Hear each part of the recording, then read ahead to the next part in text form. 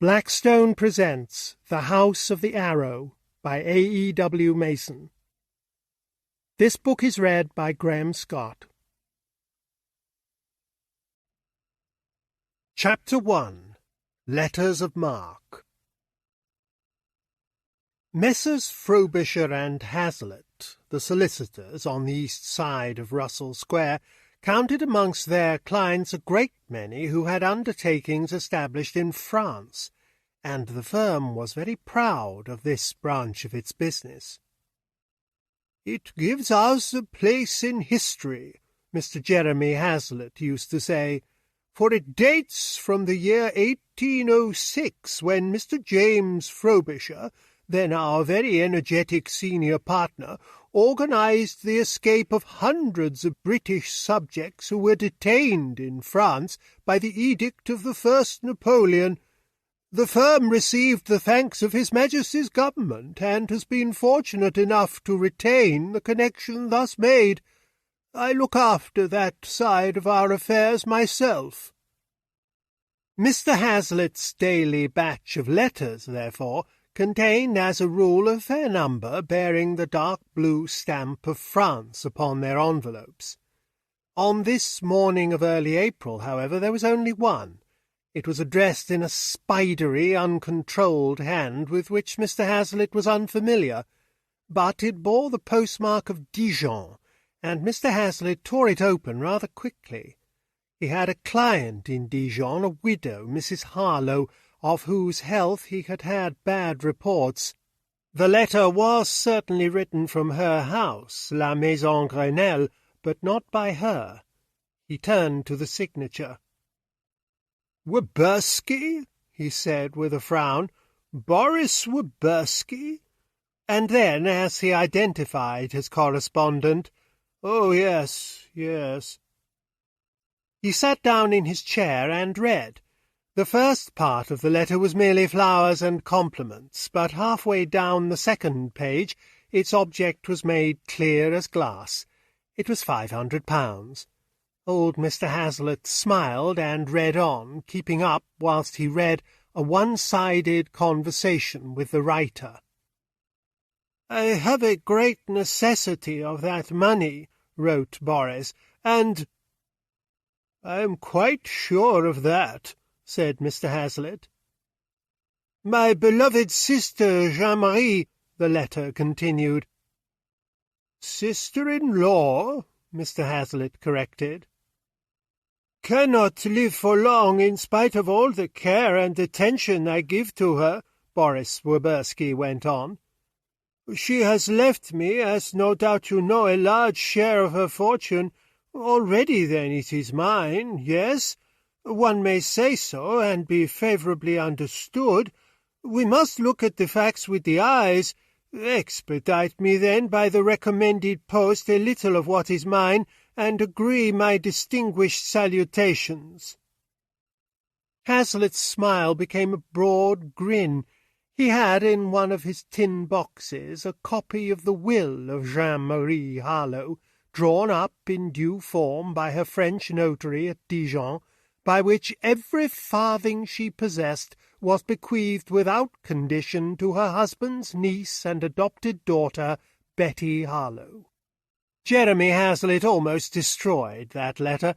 He folded it. His fingers twitched at it. There was already actually a tear at the edges of the sheets when he changed his mind. "No," he said to himself, "no, with the Boris Woberskis one never knows," and he locked the letter away on a ledge of his private safe.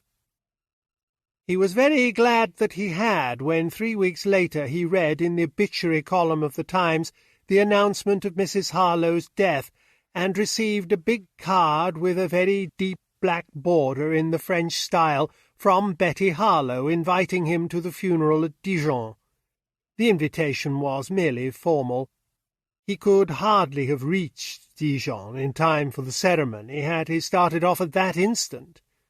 He contented himself with writing a few lines of sincere condolence to the girl, and a letter to the French notary in which he placed the services of the firm at Betty's disposal.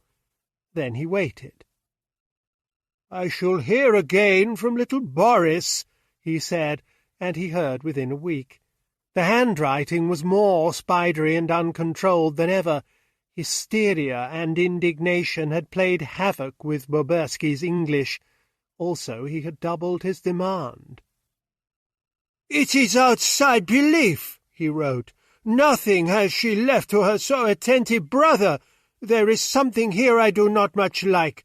It must be £1,000 now by the recommended post. You have always had the world against you, my poor Boris," she say, with the tears all big in her dear eyes. "But I make all right for you in my will, and now nothing. I speak, of course, to my niece. Ah, that hard one. She snap her the fingers at me. Is that a behaviour? £1,000, mister. Otherwise there would be awkwardnesses. Yes, people do not snap them the fingers at Boris Woberski without the payment. So £1,000 by the recommended post or awkwardnesses."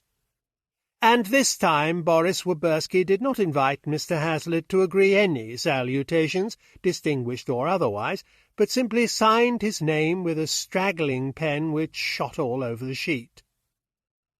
Mr. Hazlitt did not smile over this letter. He rubbed the palms of his hands softly together. "Then we shall have to make some awkwardnesses too," he said hastily, and he locked this second letter away with the first. But Mr. Hazlitt found it a little difficult to settle to his work. There was that girl out there in the big house at Dijon, and no one of her race near her. He got up from his chair abruptly and crossed the corridor to the offices of his junior partner. "Jim, you were at Monte Carlo this winter?" he said. "For a week," answered Jim Frobisher. "I think I asked you to call on a client of ours who has a villa there, Mrs. Harlow." Jim Frobisher nodded. "I did, but Mrs. Harlow was ill. There was a niece, but she was out." "You saw no one, then?" Jeremy Hazlitt asked. "No, that's wrong," Jim corrected. "I saw a strange creature who came to the door to make Mrs. Harlow's excuses. A Russian." "Boris Woberski," said Mr. Hazlitt. "That's the name." Mr. Hazlitt sat down in a chair. "Tell me about him, Jim." Jim Frobisher stared at nothing for a few moments. He was a young man of 26 who had only during this last year succeeded to his partnership. Though quick enough when action was imperative, he was naturally deliberate in his estimates of other people's characters, and a certain awe he had of old Jeremy Hazlitt doubled that natural deliberation in any matters of the firm's business. He answered at length. "He is a tall, shambling fellow with a shock of grey hair standing up like wires above a narrow forehead and a pair of wild eyes. He made me think of a marionette whose limbs have not been properly strung. I should imagine that he was rather extravagant and emotional. He kept twitching at his moustache with very long tobacco-stained fingers, the sort of man who might go off at the deep end at any moment." Mr. Hazlitt smiled. "That's just what I thought." "Is he giving you any trouble?" asked Jim. "Not yet," said Mr. Hazlitt, "but Mrs. Harlow is dead, and I think it very likely that he will. Did he play at the tables?" "Yes, rather high," said Jim. "I suppose that he lived on Mrs. Harlow." "I suppose so," said Mr. Hazlitt, and he sat for a little while in silence. Then, "It's a pity you didn't see Betty Harlow. I stopped at Dijon once on my way to the south of France 5 years ago when Simon Harlow, the husband, was alive. Betty was then a long-legged slip of a girl in black silk stockings, with a pale, clear face and dark hair and big eyes, rather beautiful." Mr. Hazlitt moved in his chair uncomfortably. That old house, with its great garden of chestnuts and sycamores, and that girl alone in it with an aggrieved and half-crazed man thinking out awkwardnesses for her. Mr. Hazlitt did not like the picture. "Jim," he said suddenly, "could you arrange your work so that you could get away at short notice if it becomes advisable?" Jim looked up in surprise. Excursions and alarms, as the old stage directions have it, were not recognized as a rule by the firm of Frobisher and Hazlitt. If its furniture was dingy, its methods were stately. Clients might be urgent, but haste and hurry were words for which the firm had no use. No doubt somewhere round the corner there would be an attorney who understood them, yet here was Mr. Hazlitt himself, with his white hair and his curious round face, half babyish, half supremely intelligent, actually advocating that his junior partner should be prepared to skip to the Continent at a word. "No doubt I could," said Jim, and Mr. Hazlitt looked him over with approbation. Jim Frobisher had an unusual quality of which his acquaintances, even his friends, knew only the outward signs. He was a solitary person. Very few people up till now had mattered to him at all, and even those he could do without. It was his passion to feel that his life and the means of his life did not depend upon the purchased skill of other people, and he had spent the spare months of his life in the fulfilment of his passion. A half-decked sailing boat which one man could handle, an ice-axe, a rifle, an inexhaustible volume or two like The Ring and the Book, these, with the stars and his own thoughts, had been his companions on many lonely expeditions, and in consequence he had acquired a queer little look of aloofness which made him at once noticeable amongst his fellows. A misleading look, since it encouraged a confidence for which there might not be sufficient justification. It was just this look which persuaded Mr. Hazlitt now.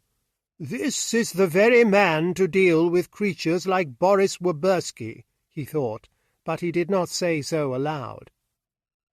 What he did say was, "It may not be necessary after all. Betty Harlow has a French lawyer. No doubt he is adequate. Besides," and he smiled as he recollected a phrase in Woberski's second letter, "Betty seems very capable of looking after herself. We shall see." He went back to his own office, and for a week he heard no more from Dijon. His anxiety, indeed, was almost forgotten, when suddenly startling news arrived, and by the most unexpected channel. Jim Frobisher brought it. He broke into Mr. Hazlitt's office at the sacred moment when the senior partner was dictating to a clerk the answers to his morning letters. "Sir!" cried Jim, and stopped short at the sight of the clerk. Mr. Hazlitt took a quick look at his young partner's face, and said, "We will resume these answers, Godfrey, later on." The clerk took his shorthand notebook out of the room, and Mr. Hazlitt turned to Jim Frobisher. "Now, what's your bad news, Jim?" Jim blurted it out. "Woberski accuses Betty Harlow of murder." "What?" Mr. Hazlitt sprang to his feet. Jim Frobisher could not have said whether incredulity or anger had the upper hand with the old man. The one so creased his forehead, the other so blazed in his eyes. "Little Betty Harlow," he said in a wondering voice. "Yes, Woberski has laid a formal charge with the prefect of police at Dijon. He accuses Betty of poisoning Mrs. Harlow on the night of April the 27th. "But Betty's not arrested," Mr. Hazlitt exclaimed. "No, but she's under surveillance."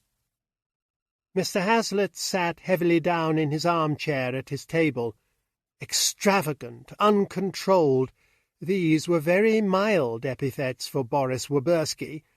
Here was a devilish malignity at work in the rogue, a passion for revenge just as mean as could be imagined. "How do you know all this, Jim?" he asked suddenly. "I have had a letter this morning from Dijon." "You?" exclaimed Mr. Hazlitt, and the question caught hold of Jim Frobisher and plunged him too among perplexities. In the first shock of the news, the monstrous fact of the accusation had driven everything else out of his head. Now he asked himself why, after all, had the news come to him, and not to the partner who had the Harlow estate in his charge. "Yes, it is strange," he replied, "and here's another queer thing. The letter doesn't come from Betty Harlow, but from a friend, a companion of hers, Anne Upcott." Mr. Hazlitt was a little relieved. "Betty had a friend with her, then? That's a good thing." He reached out his hand across the table. "Let me read the letter, Jim." Frobisher had been carrying it in his hand, and he gave it now to Jeremy Hazlitt. It was a letter of many sheets, and Jeremy let the edges slip and nicker under the ball of his thumb. "Have I got to read all this?" he said ruefully, and he set himself to his task. Boris Woberski had first of all accused Betty to her face. Betty had contemptuously refused to answer the charge, and Woberski had gone straight off to the prefect of police. He had returned in an hour's time, wildly gesticulating and talking aloud to himself. He had actually asked Anne Upcott to back him up. Then he had packed his bags and retired to an hotel in the town. The story was set out in detail, with quotations from Woberski's violent, crazy talk, and as the old man read, Jim Frobisher became more and more uneasy, more and more troubled. He was sitting by the tall, broad window which looked out upon the square, expecting some explosion of wrath and contempt, but he saw anxiety peep out of Mr. Hazlitt's face and stay there as he read. More than once he stopped altogether in his reading, like a man seeking to remember or perhaps to discover. "But the whole thing's as clear as daylight," Jim said to himself impatiently. And yet, Mr. Hazlitt had sat in that armchair during the better part of the day, during the better part of 30 years. How many men and women during those years had crossed the roadway below this window and crept into this quiet, oblong room with their grievances, their calamities, their confessions, and had passed out again, each one contributing his little to complete the old man's knowledge and sharpen the edge of his wit? Then if Mr. Hazlitt was troubled, there was something in that letter, or some mission from it, which he himself in his novitiate had overlooked. He began to read it over again in his mind to the best of his recollection, but he had not got far before Mr. Hazlitt put the letter down. "Surely, sir," cried Jim, "it's an obvious case of blackmail." Mr. Hazlitt awoke with a little shake of his shoulders. "Blackmail? Oh, that of course, Jim." Mr. Hazlitt got up and unlocked his safe. He took from it the 2 Woberski letters and brought them across the room to Jim. "Here's the evidence, as damning as anyone could wish." Jim read the letters through and uttered a little cry of delight. "The rogue has delivered himself over to us." "Yes," said Mr. Hazlitt. But to him, at all events, that was not enough. He was still looking through the lines of the letter for something beyond, which he could not find. "Then what's troubling you?" asked Frobisher. Mr. Hazlitt took his stand upon the worn hearthrug with his back towards the fire. "This, Jim," and he began to expound. "In 95 of these cases out of 100, there is something else, something behind the actual charge which isn't mentioned, but on which the blackmailer is really banking. As a rule, it's some shameful little secret, some blot on the family honour, which any sort of public trial would bring to light. And there must be something of that kind here. The more preposterous Woberski's accusation is, the more certain it is that he knows something to the discredit of the Harlow name which any Harlow would wish to keep dark. only I haven't an idea what the wretched thing could be." "It might be some trifle," Jim suggested, "which a crazy person like Woburski would exaggerate." "Yes," Mr. Hazlitt agreed. "That happens. A man brooding over imagined wrongs, and flighty and extravagant besides. Yes, that might well be, Jim." Jeremy Hazlitt spoke in a more cheerful voice. "Let us see exactly what we do know of the family," he said, and he pulled up a chair to face Jim Frobisher and the window. But he had not yet sat down in it when there came a discreet knock upon the door, and a clerk entered to announce a visitor. "Not yet," said Mr. Hazlitt, before the name of the visitor had been mentioned. "Very good, sir," said the clerk, and he retired. The firm of Frobisher and Hazlitt conducted its business in that way. It was the real thing as a firm of solicitors, and clients who didn't like its methods were very welcome to take their affairs to the attorney round the corner, just as people who go to the real thing in the line of tailors must put up with the particular style in which he cuts their clothes. Mr. Hazlitt turned back to Jim. "Let us see what we know," he said, and he sat down in the chair. Chapter 2. A Cry for Help. "Simon Harlow," he began, "was the owner of the famous Clos du Prince vineyards on the Côte d'Or to the east of Dijon. He had an estate in Norfolk, this big house, the Maison Grenelle in Dijon, and a villa at Monte Carlo, but he spent most of his time in Dijon, where at the age of 45 he married a French lady, Jeanne-Marie Raviard. There was, I believe, quite a little romance about the affair. Jeanne-Marie was married and separated from her husband, and Simon Harlow waited, I think, for 10 years until the husband, Raviard, died." Jim Frobisher moved quickly, and Mr. Hazlitt, who seemed to be reading of this history in the pattern of the carpet, looked up. "Yes, I see what you mean," he said, replying to Jim's movement. "Yes, there might have been some sort of affair between those two before they were free to marry. But nowadays, my dear Jim, opinion takes a more human view than it did in my youth. Besides, don't you see, this little secret, to be of any value to Boris Woburski, must be near enough to Betty Harlow. I don't say to affect her if published, but to make Woburski think that she would hate to have it published. Now, Betty Harlow doesn't come into the picture at all until 2 years after Simon and Jeanne-Marie were married, when it became clear that they were not likely to have any children. No, the love affairs of Simon Harlow are sufficiently remote for us to leave them aside." Jim Frobisher accepted the demolition of his idea with a flush of shame. "I was a fool to think of it," he said. "Not a bit," replied Mr. Hazlitt cheerfully. "Let us look at every possibility. That's the only way which will help us to get a glimpse of the truth. I resume, then. Simon Harlow was a collector. Yes, he had a passion for collecting, and a very catholic one. His one sitting-room at the Maison Grenelle was a perfect treasure-house, not only of beautiful things, but of out-of-the-way things, too.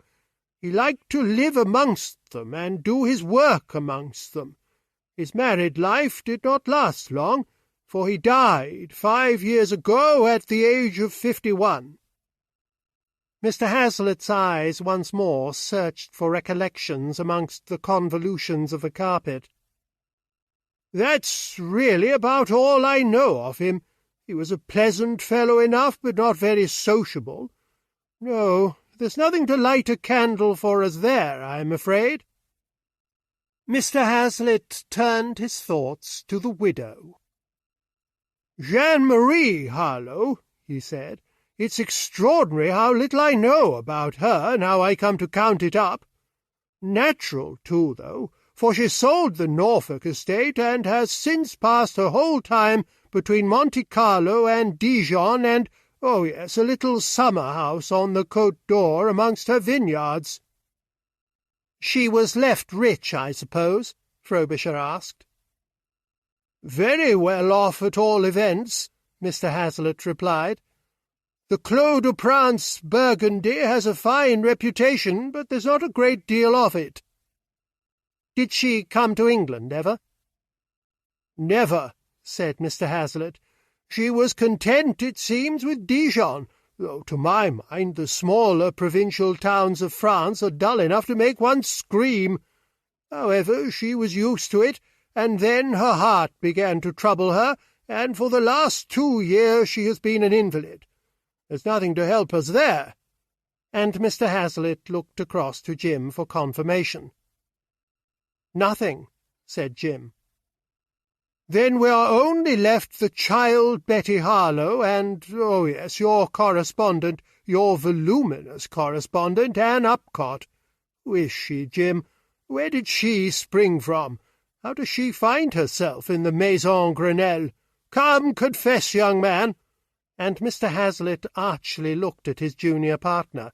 "Why should Boris Woberski expect her support?" Jim Frobisher threw his arms wide. "I haven't an idea," he said. "I have never seen her. I have never heard of her. I never knew of her existence until that letter came this morning, with her name signed at the end of it." Mr. Hazlitt started up. He crossed the room to his table, and, fixing his folding glasses on the bridge of his nose, he bent over the letter. "But she writes to you, Jim," he objected. "Dear Mr. Frobisher," she writes. She doesn't address the firm at all." And he waited, looking at Jim, expecting him to withdraw his denial. Jim, however, only shook his head. "It's the most bewildering thing," he replied. "I can't make head or tail of it." And Mr. Hazlitt could not doubt now that he spoke the truth, so utterly and frankly baffled the young man was. Why should Anne Upcott write to me? I've been asking myself that question for the last half-hour. And why didn't Betty Harlow write to you, who have had her affairs in your care? Ah! That last question helped Mr. Hazlitt to an explanation. His face took a livelier expression. "The answer to that is in Woberski's second letter. Betty, she snap her fingers at his awkwardnesses. She doesn't take the charge seriously. She will have left it to the French notary to dispose of it. Yes, I think that makes Anne Upcott's letter to you intelligible, too. The ceremonies of the law in a foreign country would frighten a stranger, as this girl is apparently, more than they would Betty Harlow, who has lived for 4 years in the midst of them. So she writes to the first name in the title of the firm, and writes to him as a man. That's it, Jim." And the old man rubbed his hands together in his satisfaction. "A girl in terror wouldn't get any comfort out of writing to an abstraction. She wants to know that she's in touch with a real person. So she writes, 'Dear Mr. Frobisher.' That's it. You can take my word for it." Mr. Hazlitt walked back to his chair, but he did not sit down in it. He stood with his hands in his pockets, looking out of the window over Frobisher's head. "But that doesn't bring us any nearer to finding out what is Boris Woberski's strong suit, does it? We haven't a clue to it," he said ruefully. To both of the men, indeed, Mr. Hazlitt's flat, unillumined narrative of facts, without a glimpse into the characters of any of the participants in the little drama, seemed the most unhelpful thing. Yet the whole truth was written there, the truth not only of Woberski's move, but of all the strange terrors and mysteries into which the younger of the two men was now to be plunged. Jim Frobisher was to recognize that when, shaken to the soul, he resumed his work in the office, for it was interrupted now. Mr. Hazlitt, looking out of the window over his partner's head, saw a telegraph boy come swinging across the square and hesitate in the roadway below. "I expect that's a telegram for us," he said, with the hopeful anticipation people in trouble have that something from outside will happen and set them right.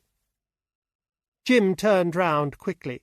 The boy was still upon the pavement, examining the numbers of the houses. "We ought to have a brass plate upon the door," said Jim with a touch of impatience, and Mr. Hazlitt's eyebrows rose half the height of his forehead towards his thick white hair. He was really distressed by the Woberski incident, but this suggestion, and from a partner in the firm, shocked him like a sacrilege.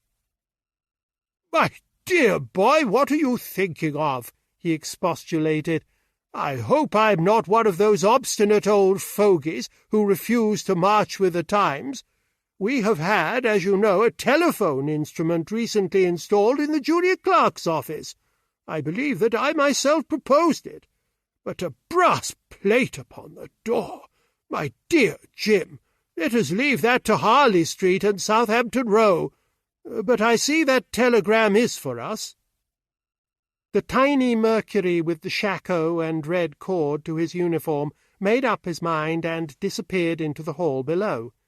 The telegram was brought upstairs, and Mr. Hazlitt tore it open. He stared at it blankly for a few seconds.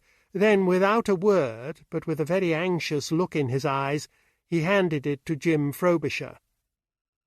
Jim Frobisher read, "Please, please send someone to help me at once. The prefect of police has called in Hanaud, a great detective of the Sûreté in Paris. They must think me guilty. Betty Harlow." The telegram fluttered from Jim's fingers to the floor. It was like a cry for help at night coming from a great distance. "I must go, sir, by the night boat," he said. "To be sure," said Mr. Hazlitt, a little absently. Jim, however, had enthusiasm enough for both. His chivalry was fired, as is the way with lonely men, by the picture his imagination drew.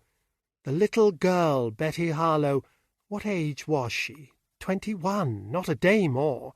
She had been wandering with all the proud indifference of her sex and youth, until suddenly she found her feet caught in some trap set by a traitor, and looked about her, and terror came, and with it a wild cry for help.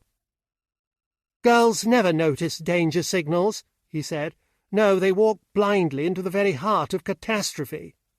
Who could tell what links of false and cunning evidence Boris Woberski had been hammering away at in the dark, to slip swiftly at the right moment over her wrist and ankle? And with that question he was seized with a great discouragement. "We know very little of criminal procedure even in our own country in this office," he said regretfully. "Happily," said Mr. Hazlitt with some tartness. With him it was the firm, first and last. Messrs. Frobisher and Hazlitt never went into the criminal courts. Litigation, indeed, even of the purest kind, was frowned upon. It is true there was a small special staff, under the leadership of an old managing clerk, tucked away upon an upper floor, like an unpresentable relation in a great house, which did a little of that kind of work, but it only did it for hereditary clients, and then as a favour. "However," said Mr. Hazlitt, as he noticed Jim's discomfort, "I haven't a doubt, my boy, that you will be equal to whatever is wanted. But remember, there's something at the back of this which we here don't know."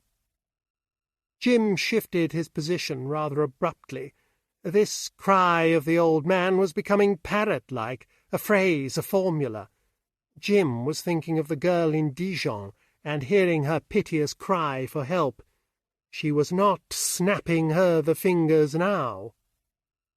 "It's a matter of common sense," Mr. Hazlitt insisted. "Take a comparison.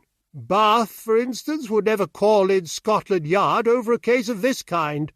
There would have to be the certainty of a crime first, and then grave doubt as to who was the criminal. This is a case for an autopsy and the doctors. If they call in this man Hanaud—" and he stopped. He picked the telegram up from the floor and read it through again. "Yes, Hanaud," he repeated, his face clouding and growing bright and clouding again, like a man catching at and just missing a very elusive recollection. He gave up the pursuit in the end. "Well, Jim, you had better take the 2 letters of Woburski, and Anne Upcott's 3-volume novel, and Betty's telegram." He gathered the papers together and enclosed them in a long envelope. "And I shall expect you back again with a smiling face in a very few days.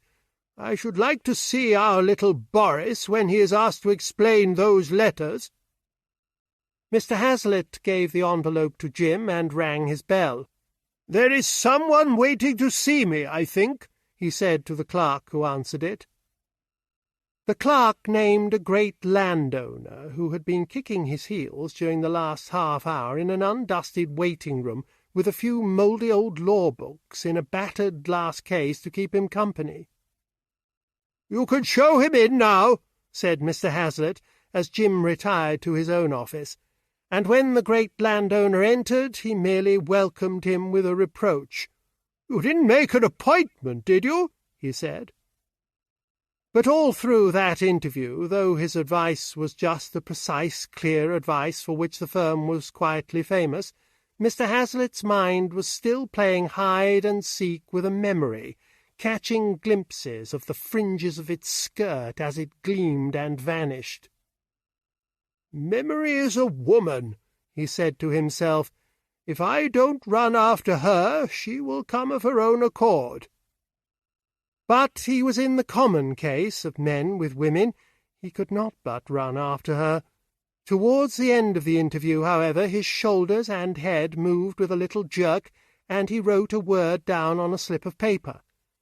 As soon as his client had gone, he wrote a note and sent it off by a messenger who had orders to wait for an answer. The messenger returned within the hour, and Mr. Hazlitt hurried to Jim Frobisher's office. Jim had just finished handing over his affairs to various clerks, and was locking up the drawers of his desk. "Jim, I have remembered where I have heard the name of this man Hanaud before. You have met Julius Ricardo? He's one of our clients." "Yes," said Frobisher, "I remember him, a rather finicking person in Grosvenor Square." "That's the man. He's a friend of Hanaud, and absurdly proud of the friendship. He and Hanaud were somehow mixed up in a rather scandalous crime some time ago, at Aix-les-Bains, I think. Well, Ricardo will give you a letter of introduction to him, and tell you something about him, if you will go round to Grosvenor Square at 5 this afternoon." "Capital," said Jim Frobisher. He kept the appointment, and was told how he must expect to be awed at one moment, leaped upon unpleasantly at the next, ridiculed at a third, and treated with great courtesy and friendship at the fourth. Jim discounted Mr. Ricardo's enthusiasm, but he got the letter and crossed the Channel that night. On the journey it occurred to him that if Hanaud was a man of such high mark, he would not be free, even at an urgent call, to pack his bags and leave for the provinces in an instant. Jim broke his journey, therefore, at Paris, and in the course of the morning found his way to the direction of the Sûreté on the Quai de l'Horloge, just behind the Palais de Justice. "Monsieur Hanaud?" he asked eagerly, and the porter took his card and his letter of introduction. The great man was still in Paris, then, he thought with relief. He was taken to a long dark corridor, lit with electric globes even on that bright morning of early summer. There he rubbed elbows with malefactors and gendarmes for half an hour, whilst his confidence in himself ebbed away. Then a bell rang, and a policeman in plain clothes went up to him. One side of the corridor was lined with a row of doors. "It is for you, sir," said the policeman, and he led Frobisher to one of the doors and opened it, and stood aside. Frobisher straightened his shoulders and marched in. Chapter 3. Servants of Chance. Frobisher found himself at one end of an oblong room. Opposite to him a couple of windows looked across the shining river to the big Théâtre du Châtelet. On his left hand was a great table with a few neatly arranged piles of papers, at which a big, rather heavily built man was sitting. Frobisher looked at that man as a novice in a duelling held might look at the master swordsman whom he was committed to fight, with a little shock of surprise that after all he appeared to be just like other men. Hanaud, on his side, could not have been said to have looked at Frobisher at all. Yet when he spoke it was obvious that somehow he had looked, and to very good purpose. He rose with a little bow and apologized. "I have kept you waiting, Mr. Frobisher. My dear friend Mr. Ricardo did not mention your object in his letter. I had the idea that you came with the usual wish to see something of our underworld. Now that I see you, I recognize your wish is more serious." Hanaud was a man of middle age, with a head of thick dark hair, and the round face and shaven chin of a comedian. A pair of remarkably light eyes under rather heavy lids alone gave a significance to him, at all events when seen for the first time in a mood of good-will. He pointed to a chair. "Will you take a seat? I will tell you, Mr. Frobisher, I have a very soft place in my heart for Mr. Ricardo and a friend of his. These are words, however. What can I do?" Jim Frobisher laid down his hat and stick upon a side table and took the chair in front of Hanaud's table. "I am a partner in a firm of lawyers which looks after the English interests of a family in Dijon," he said, and he saw all life and expression smoothed out of Hanaud's face. A moment ago he had been in the company of a genial and friendly companion. Now he was looking at a Chinaman. "Yes," said Hanaud. "The family has the name of Harlow," Jim continued. "Oh," said Hanaud. The ejaculation had no surprise in it, and hardly any interest. Jim, however, persisted. "And the surviving member of it, a girl of 20, Betty Harlow, has been charged with murder by a Russian who is connected with the family by marriage, Boris Wabursky." "Aha," said Hanaud. "And why do you come to me, Mr. Frobisher?" Jim stared at the detective. The reason of his coming was obvious. And yet he was no longer sure of his ground. Hanaud had pulled open a drawer in his table and was beginning to put away in it one of his files. "Yes," he said, as who should say, "I am listening." "Well, perhaps I am under a mistake," said Jim, "but my firm has been informed that you, Monsieur Hanaud, are in charge of the case," he said, and Hanaud's movements were at once arrested. He sat with the file poised on the palm of his hand, as though he was weighing it, extraordinarily still, and Jim had a swift impression that he was more than disconcerted. Then Hanaud put the file into the drawer and closed the drawer softly. As softly he spoke, but in a sleek voice which to Frobisher's ears had a note in it which was actually alarming. "So you have been informed of that, Mr. Frobisher, and in London. And yes, this is only Wednesday. News travels very quickly nowadays, to be sure. Well, your firm is correctly informed. I congratulate you. A point is scored by you." Jim Frobisher was quick to seize upon that word. He had thought out upon his journey in what spirit he might most usefully approach the detective. Hanaud's bitter little remark gave him the very opening which he needed. "But, Monsieur Hanaud, I don't take that point of view at all," he argued earnestly. "I am happy to believe that there is going to be no antagonism between us, for if there were, I should assuredly get the worst of it. No, I am certain that the one wish you have in this matter is to get at the truth. whilst my wish is that you should just look upon me as a very second-rate colleague, who by good fortune can give you a little help." A smile nickered across Hanaud's face and restored it to some of its geniality. "It has always been a good rule to lay it on with a trowel," he observed. "Now, what kind of help, Mr. Frobisher?" "This kind of help, Monsieur Hanaud. 2 letters from Boris Woberski demanding money, the second one with threats. Both were received by my firm before he brought this charge, and both, of course, remain unanswered." He took the letters from the long envelope and handed them across the table to Hanaud, who read them through slowly, mentally translating the phrases into French as he read.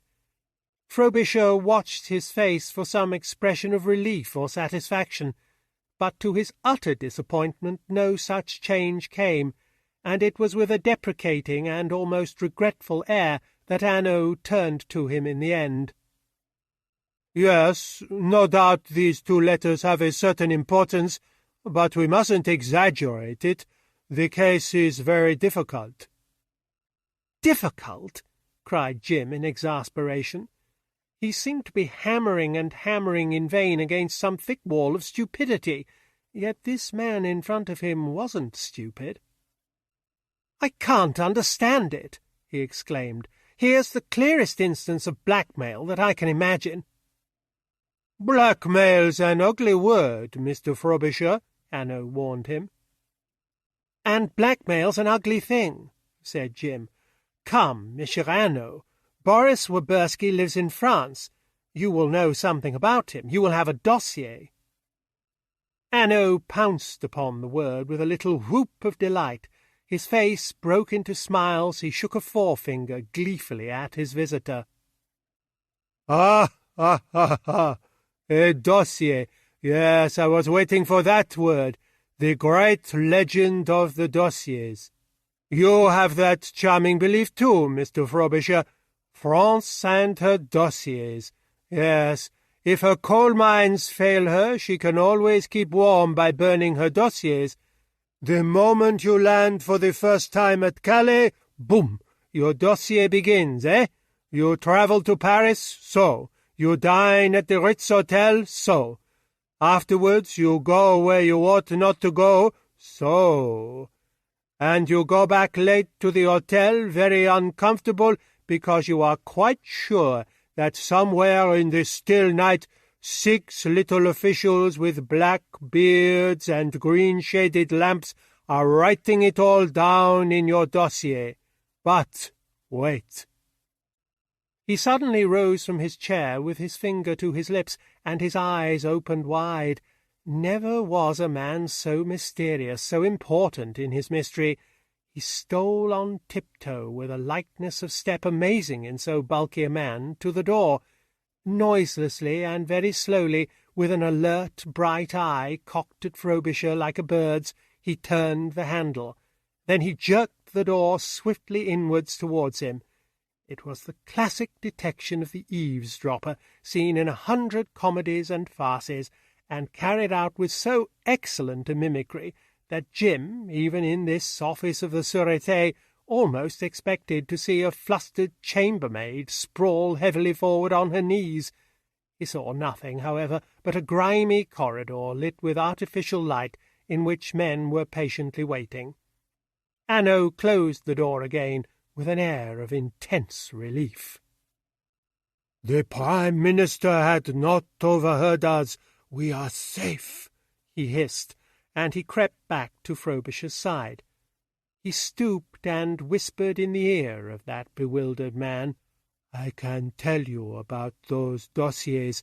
They are for 9/10 the gossip of the concierge, translated into the language of a policeman who thinks that everybody had better be in prison.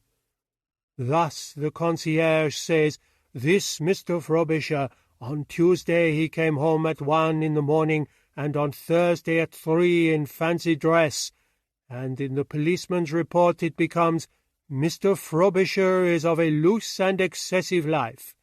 And that goes into your dossier. Yes, my friend, just so. But here in the Sûreté, never breathe a word of it, or you ruin me. Here we are like your Miss Betty Harlow. We snap us the fingers at those dossiers. Jim Frobisher's mind was of the deliberate order.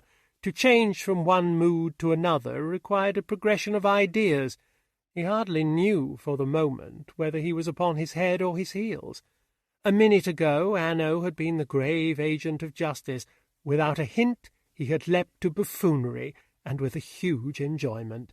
He had become half urchin, half clown. Jim could almost hear the bells of his cap still tinkling. He simply stared, and Hanaud, with a rueful smile, resumed his seat. "If we work together at Dijon, Monsieur Frobisher," he said with whimsical regret, "I shall not enjoy myself as I did with my dear little friend Mr. Ricardo at Aix. No, indeed. Had I made this little pantomime for him, he would have sat with the eyes popping out of his head. He would have whispered, 'The Prime Minister comes in the morning to spy outside your door. Oh!' and he would have been thrilled to the marrow of his bones. But you look at me all cold and stony, and you say to yourself, 'This Hanaud, he is a comic.'" "No," said Jim earnestly, and Hanaud interrupted the protest with a laugh. "It does not matter." "I am glad," said Jim, "for you just now said something which I am very anxious you should not withdraw. You held me out a hope that we should work together." Hanaud leaned forward with his elbows on his desk. "Listen," he said genially, "you have been frank and loyal with me, so I relieve your mind. This Warburski affair, the prefect at Dijon does not take it very seriously, and neither do I here.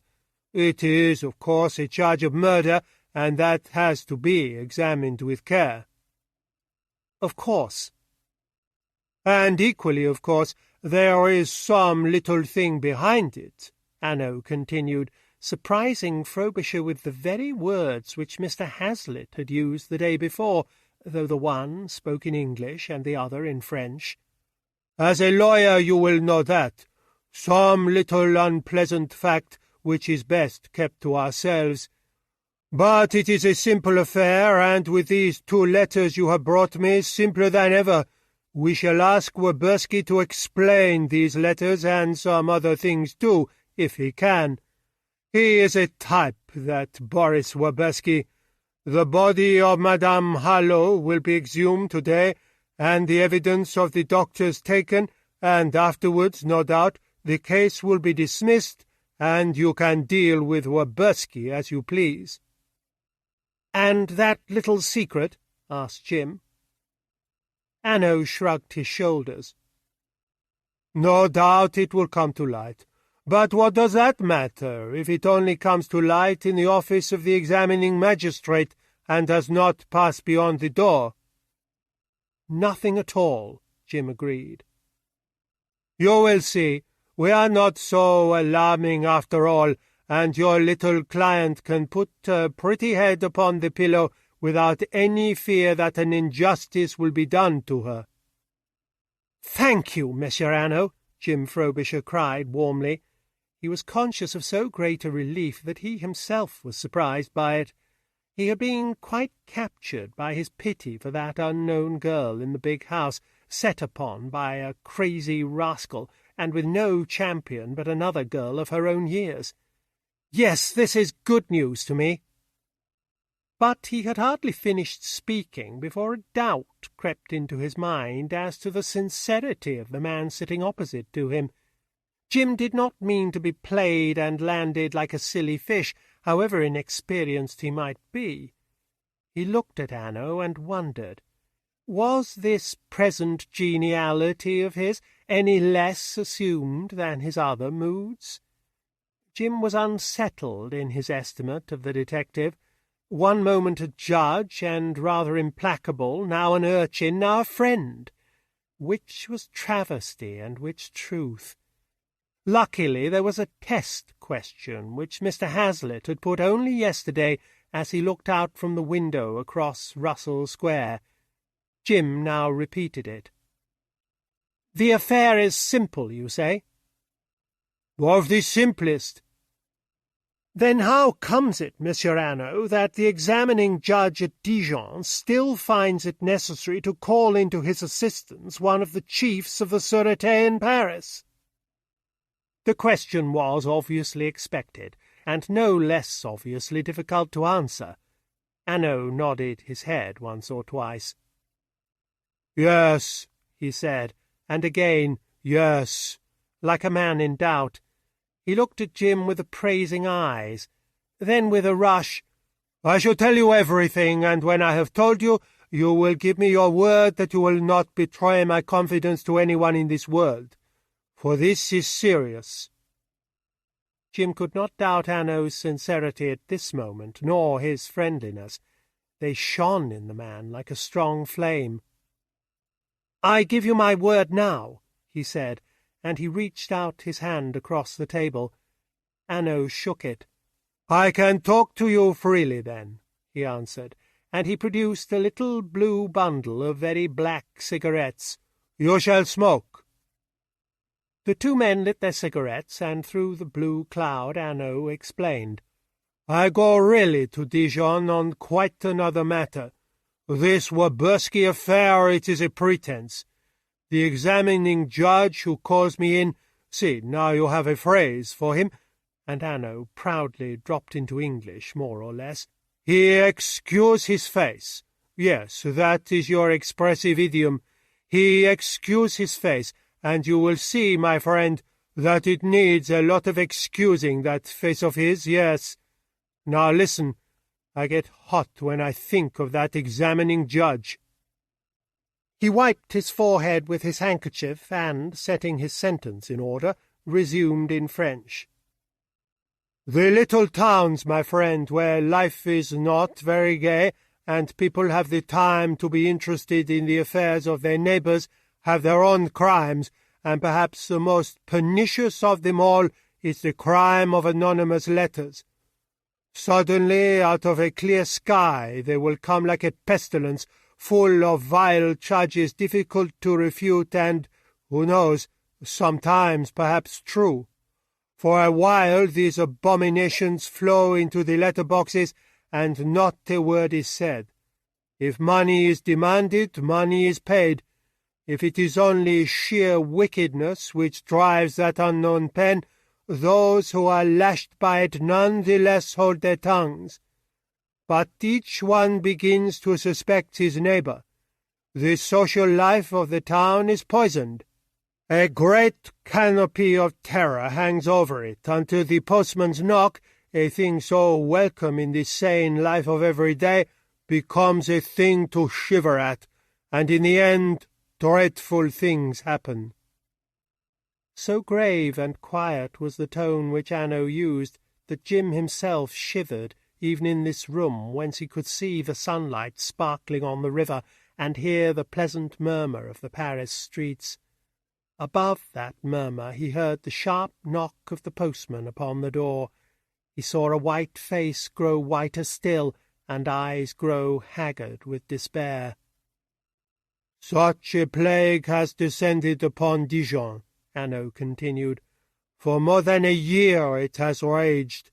The police would not apply to Paris for help. No, they did not need help. They would solve this pretty problem for themselves. Yes, but the letters go on, and the citizens complain. The police say, 'Hush, the examining magistrate, he has a clue, give him time.' But the letters still go on. Then, after a year, comes this godsend of the Warburski affair. At once the prefect of police and the magistrate put their heads together. We will send for Hanaud over this simple affair, and he will find for us the author of the anonymous letters. We will send for him very privately, and if anyone recognizes him in the street and cries, 'There is Hanaud,' we can say he is investigating the Warburski affair. Thus the writer of the letters will not be alarmed, and we excuse our faces. Yes, concluded Hanaud heatedly, but they should have sent for me a year ago. They have lost a year. And during that time the dreadful things have happened? Asked Jim. Hanaud nodded angrily.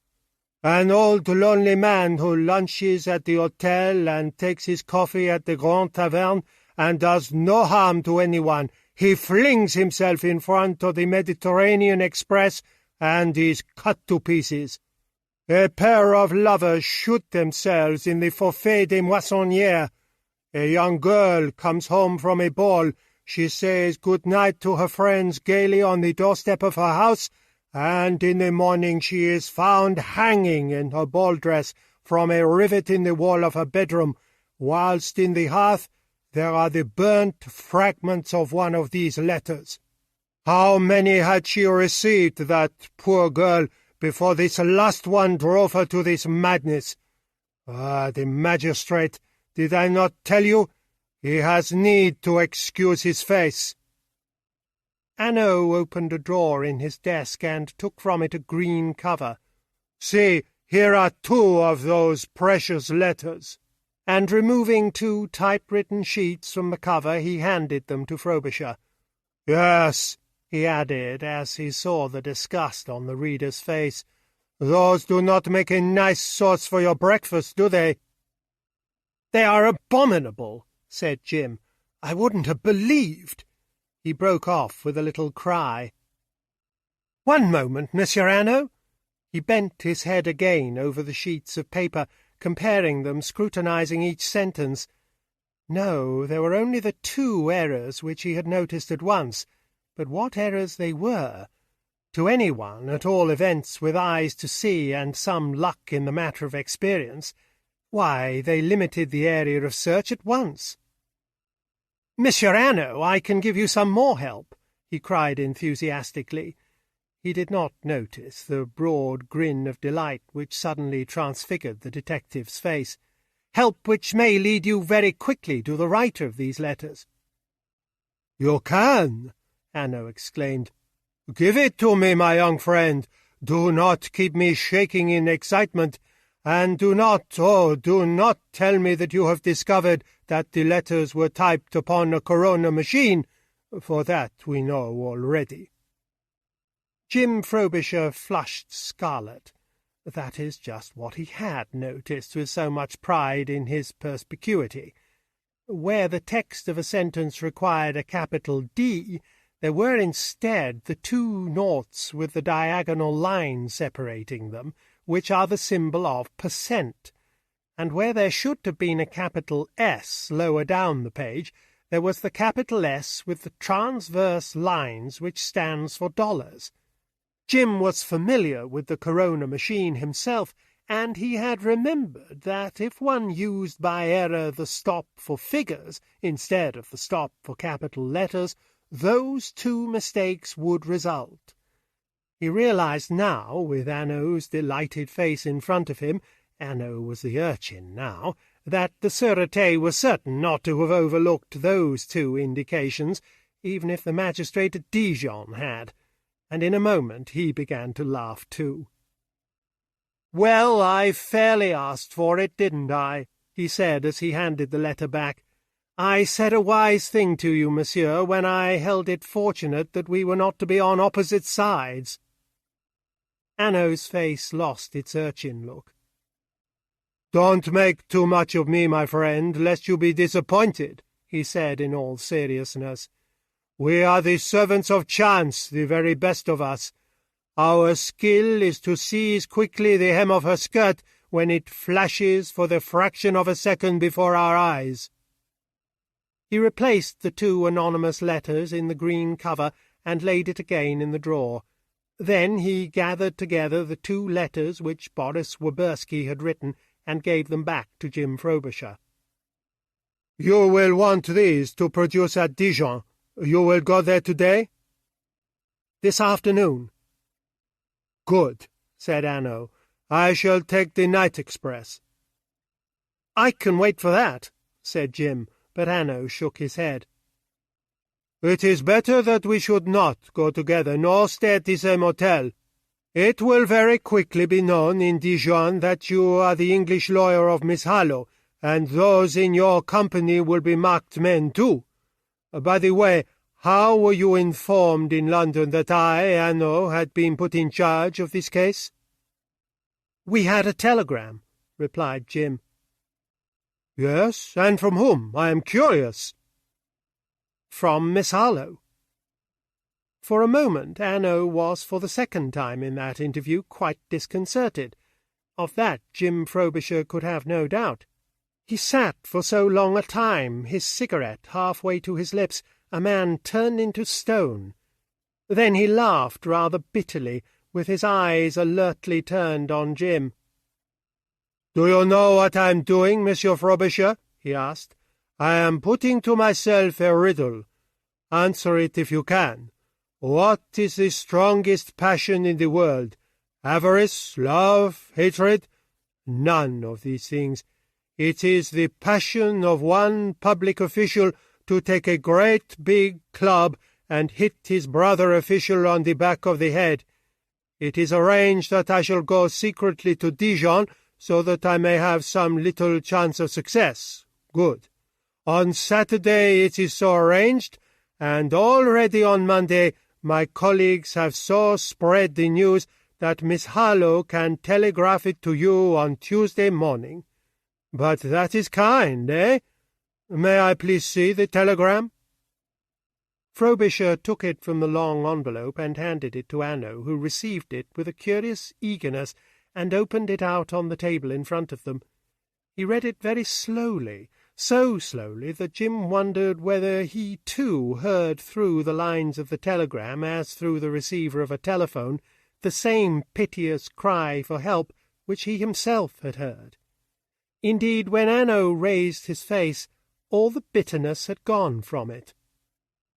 "The poor little girl, she is afraid now, eh? The slender fingers, they do not snap themselves any longer, eh? Well, in a few days we make all right for her." "Yes," said Jim stoutly. "Meanwhile I tear this, do I not?" And Hanaud held up the telegraph form. "It mentions my name. It will be safe with you, no doubt, but it serves no purpose. Everything which is torn up here is burnt in the evening. It is for you to say," and he dangled the telegram before Jim Frobisher's eyes. "By all means," said Jim, and Hanaud tore the telegram across. Then he placed the torn pieces together and tore them through once again and dropped them into his waste-paper basket. "So, that is done," he said. "Now tell me, there is another young English girl in the Maison Grenelle." "Anne Upcott," said Jim with a nod. "Yes, tell me about her." Jim made the same reply to Hanaud which he had made to Mr. Hazlitt.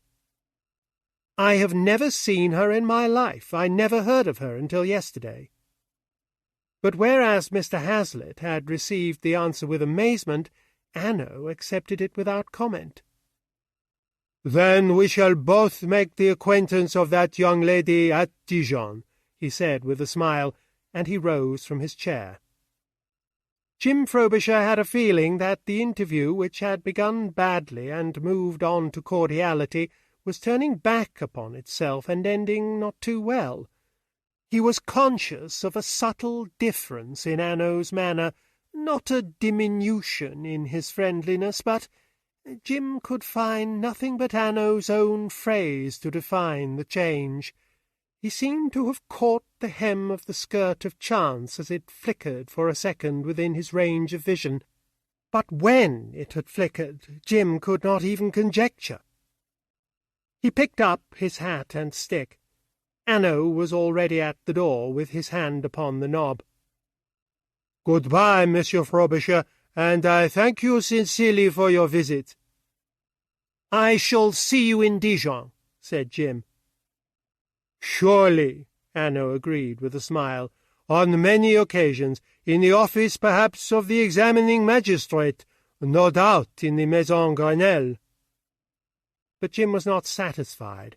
It was a real collaboration which Hanaud had appeared a few minutes ago not merely to accept, but even to look forward to. Now, on the contrary, he was evading it. "But if we are to work together," Jim suggested. "You might want to reach me quickly," Hanaud continued. "Yes, and I might want to reach you, if not so quickly, still very secretly. Yes." He turned the question over in his mind. "You will stay at the Maison Grenelle, I suppose?" "No," said Jim, and he drew a little comfort from Hanaud's little start of disappointment. "There will be no need for that," he explained. "Boris Webersky can attempt nothing more. Those two girls will be safe enough." "That's true," Hanaud agreed. "You will go then to the big hotel in the Place d'Arcy. For me, I shall stay in one that is more obscure, and not under my own name. Whatever chance of secrecy is still left for me, that I shall cling to." He did not volunteer the name of the obscure hotel, or the name under which he proposed to masquerade, and Jim was careful not to inquire. Hanaud stood with his hand upon the knob of the door, and his eyes thoughtfully resting upon Frobisher's face. "I will trust you with a little trick of mine," he said, and a smile warmed and lit his face to good humour. "Do you like the pictures? No? Yes? For me, I adore them. Wherever I go, I snatch an hour for the cinema. I behold wonderful things, and I behold them in the dark, so that while I watch I can talk quietly with a friend, and when the lights go up we are both gone, and only our empty box are left to show where we were sitting. The cinemas, yes, with their audiences which constantly change, and new people coming in who sit plump down upon your lap because they cannot see an inch beyond their noses. The cinemas are useful, I tell you. But you will not betray my little secret?" He ended with a laugh. Jim Frobisher's spirits were quite revived by this renewal of Hanaud's confidence. He felt with a curious elation that he had travelled a long way from the sedate dignities of Russell Square. He could not project in his mind any picture of Messrs. Frobisher and Hazlitt meeting a client in a dark corner of a cinema theatre off the Marylebone Road. Such manoeuvres were not amongst the firm's methods, and Jim began to find the change exhilarating. Perhaps, after all, Messrs. Frobisher and Hazlitt were a little musty, he reflected. They missed, and he coined a phrase, Jim Frobisher, they missed the ozone of police work. "Of course I'll keep your secret," he said with a thrill in his voice. "I should never have thought of so capital a meeting-place." "Good," said Hanaud. "Then at 9 o'clock each night, unless there is something serious to prevent me, I shall be sitting in the big hall of the Grand Taverne. The Grand Taverne is at the corner across the square from the railway station. You can't mistake it.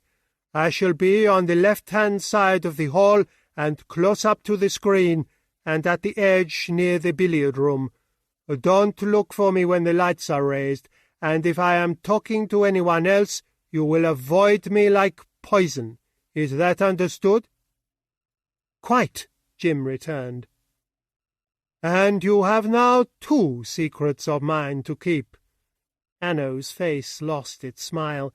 In some strange way it seemed to sharpen. The light-coloured eyes became very still and grave. "That also is understood, Monsieur Frobisher," he said. "For I begin to think that we may both of us see strange things before we leave Dijon again for Paris." The moment of gravity passed. With a bow he held open the door, but Jim Frobisher, as he passed out into the corridor, was once again convinced that at some definite point in the interview Hanaud had at all events caught a glimpse of the flickering skirts of chance, even if he had not grasped them in his hands. Chapter 4. Betty Harlow.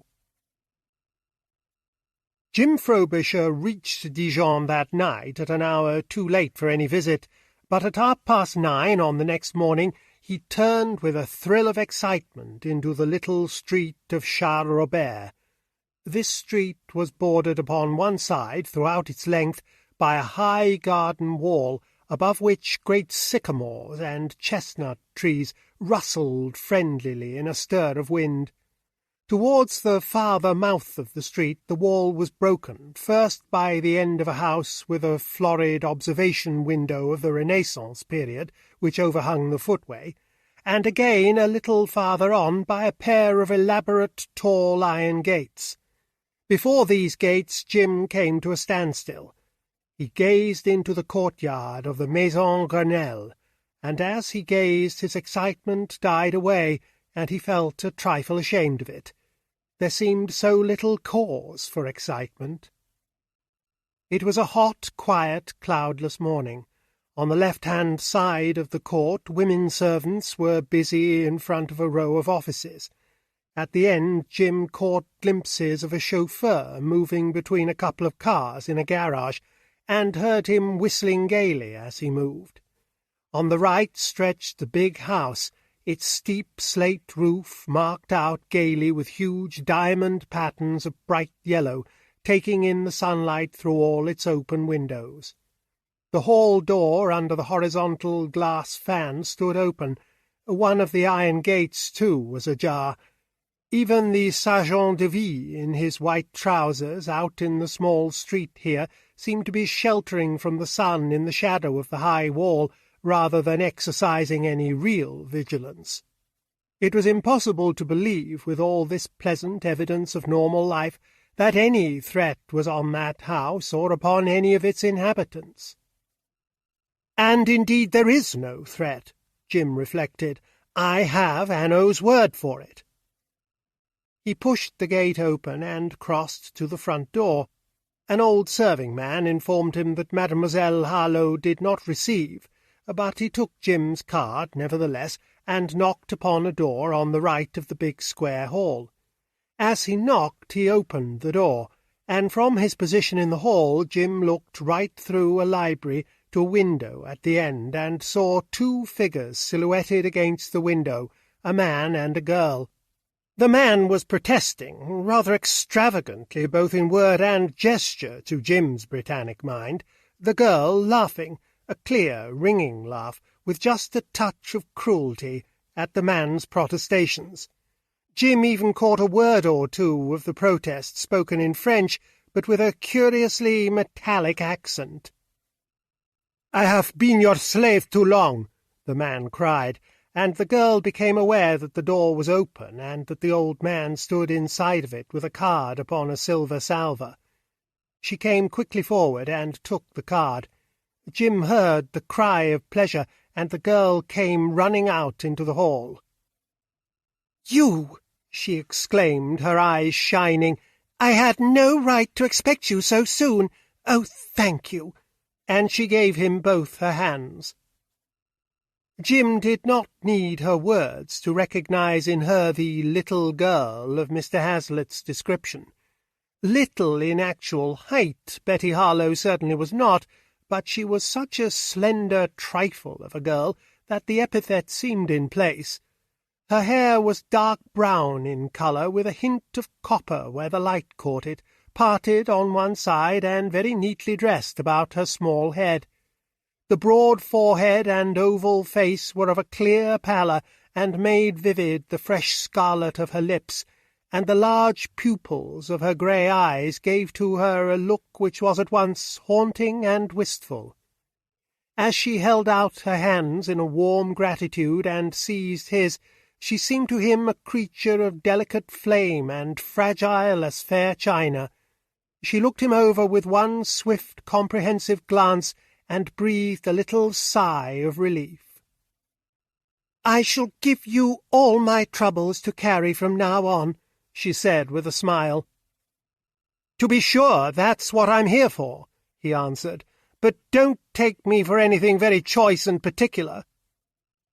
Betty laughed again, and, holding him by the sleeve, drew him into the library. "Monsieur Espinosa," she said, presenting the stranger to Jim.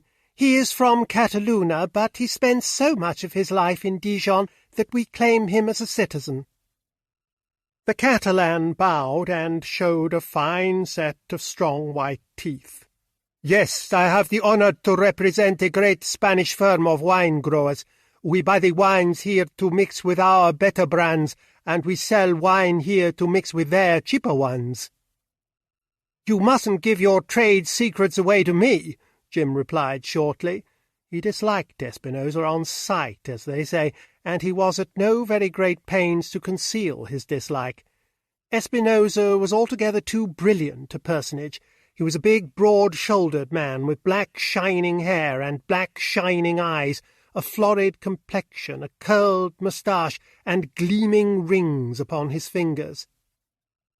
"Mr. Frobisher has come from London to see me on quite different business," Betty interposed. "Yes," said the Catalan, a little defiantly, as though he meant to hold his ground. "Yes," replied Betty, and she held out her hand to him. Espinosa raised it reluctantly to his lips and kissed it. "I shall see you when you return," said Betty, and she walked to the door. "If I go away," Espinosa replied stubbornly, "it is not certain, Mademoiselle Betty, that I shall go." And with a ceremonious bow to Jim, he walked out of the room, but not so quickly but that Betty glanced swiftly from one man to the other with keen comparing eyes, and Jim detected the glance. She closed the door and turned back to Jim with a friendly little grimace which somehow put him in a good humour. He was being compared to another man to his advantage, and however modest one may be, such a comparison promotes a pleasant warmth. "More trouble, Miss Harlowe," he said with a smile, "but this time the sort of trouble which you must expect for a good many years to come." He moved towards her, and they met at one of the two side windows which looked out upon the courtyard. Betty sat down in the window-seat. "I really ought to be grateful to him," she said, "for he made me laugh, and it seems to me ages since I laughed." She looked out of the window, and her eyes suddenly filled with tears. "Oh, don't, please!" cried Jim in a voice of trouble. The smile trembled once more on Betty's lips deliciously. "I won't," she replied. "I was so glad to hear you laugh," he continued, "after your unhappy telegram to my partner, and before I told you my good news." Betty looked up at him eagerly. "Good news?" Jim Frobisher took once more from his long envelope the two letters which Woberski had sent to his firm, and handed them to Betty. "Read them," he said, "and notice the dates." Betty glanced at the handwriting. "From Monsieur Boris," she cried, and she settled down in the window-seat to study them. In her short black frock, with her slim legs in their black silk stockings extended, and her feet crossed, and her head and white neck bent over the sheets of Woberski's letters, she looked to Jim like a girl fresh from school. She was quick enough, however, to appreciate the value of the letters. "Of course, I always knew that it was money that Monsieur Boris wanted," she said. "And when my aunt's will was read, and I found that everything had been left to me, I made up my mind to consult you and make some arrangements for him." "There was no obligation upon you," Jim protested. "He wasn't really a relation at all. He married Mrs. Harlowe's sister, that's all." "I know," replied Betty, and she laughed. "He always objected to me because I would call him Monsieur Boris instead of uncle, but I meant to do something nevertheless, only he gave me no time. He bullied me, first of all, and I do hate being bullied. Don't you, Mr. Frobisher?" "I do." Betty looked at the letters again. "That's when I snapped me the fingers at him, I suppose," she continued, with a little gurgle of delight in the phrase. "Afterwards he brought this horrible charge against me, and to have suggested any arrangement would have been to plead guilty." "You were quite right, it would indeed," Jim agreed cordially. Up to this moment a suspicion had been lurking at the back of Jim Frobisher's mind that this girl had been a trifle hard in her treatment of Boris Woberski. He was a sponger, a wastrel, with no real claim upon her, it was true. On the other hand, he had no means of livelihood, and Mrs. Harlow, from whom Betty drew her fortune, had been content to endure and support him. Now, however, the suspicion was laid, the little blemish upon the girl removed, and by her own frankness. "Then it is all over," Betty said, handing back the letters to Jim with a sigh of relief. Then she smiled ruefully. "But just for a little while I was really frightened," she confessed. "You see, I was sent for and questioned by the examining magistrate. Oh, I wasn't frightened by the questions, but by him, the man. I've no doubt it's his business to look severe, but I couldn't help thinking that if anyone looked as terrifically severe as he did, it must be because he hadn't any brains and wanted you not to know. And people without brains are always dangerous, aren't they?" "Yes, that wasn't encouraging," Jim agreed. "Then he forbade me to use a motor car, as if he expected me to run away. And to crown everything, when I came away from the Palais de Justice, I met some friends outside who gave me a long list of people who had been condemned and only found to be innocent when it was too late." Jim stared at her. "The brutes!" he cried. "Well, we have all got friends like that," Betty returned philosophically. "Mine, however, were particularly odious, for they actually discussed, as a reason of course why I should engage the very best advocate, whether since Mrs. Harlow had adopted me the charge couldn't be made one of matricide, in which case there could be no pardon, and I must go to the guillotine with a black veil over my head and naked feet." She saw horror and indignation in Jim Frobisher's face, and she reached out a hand to him. "Yes, malice in the provinces is apt to be a little blunt, though," and she lifted a slim foot in a shining slipper and contemplated it whimsically.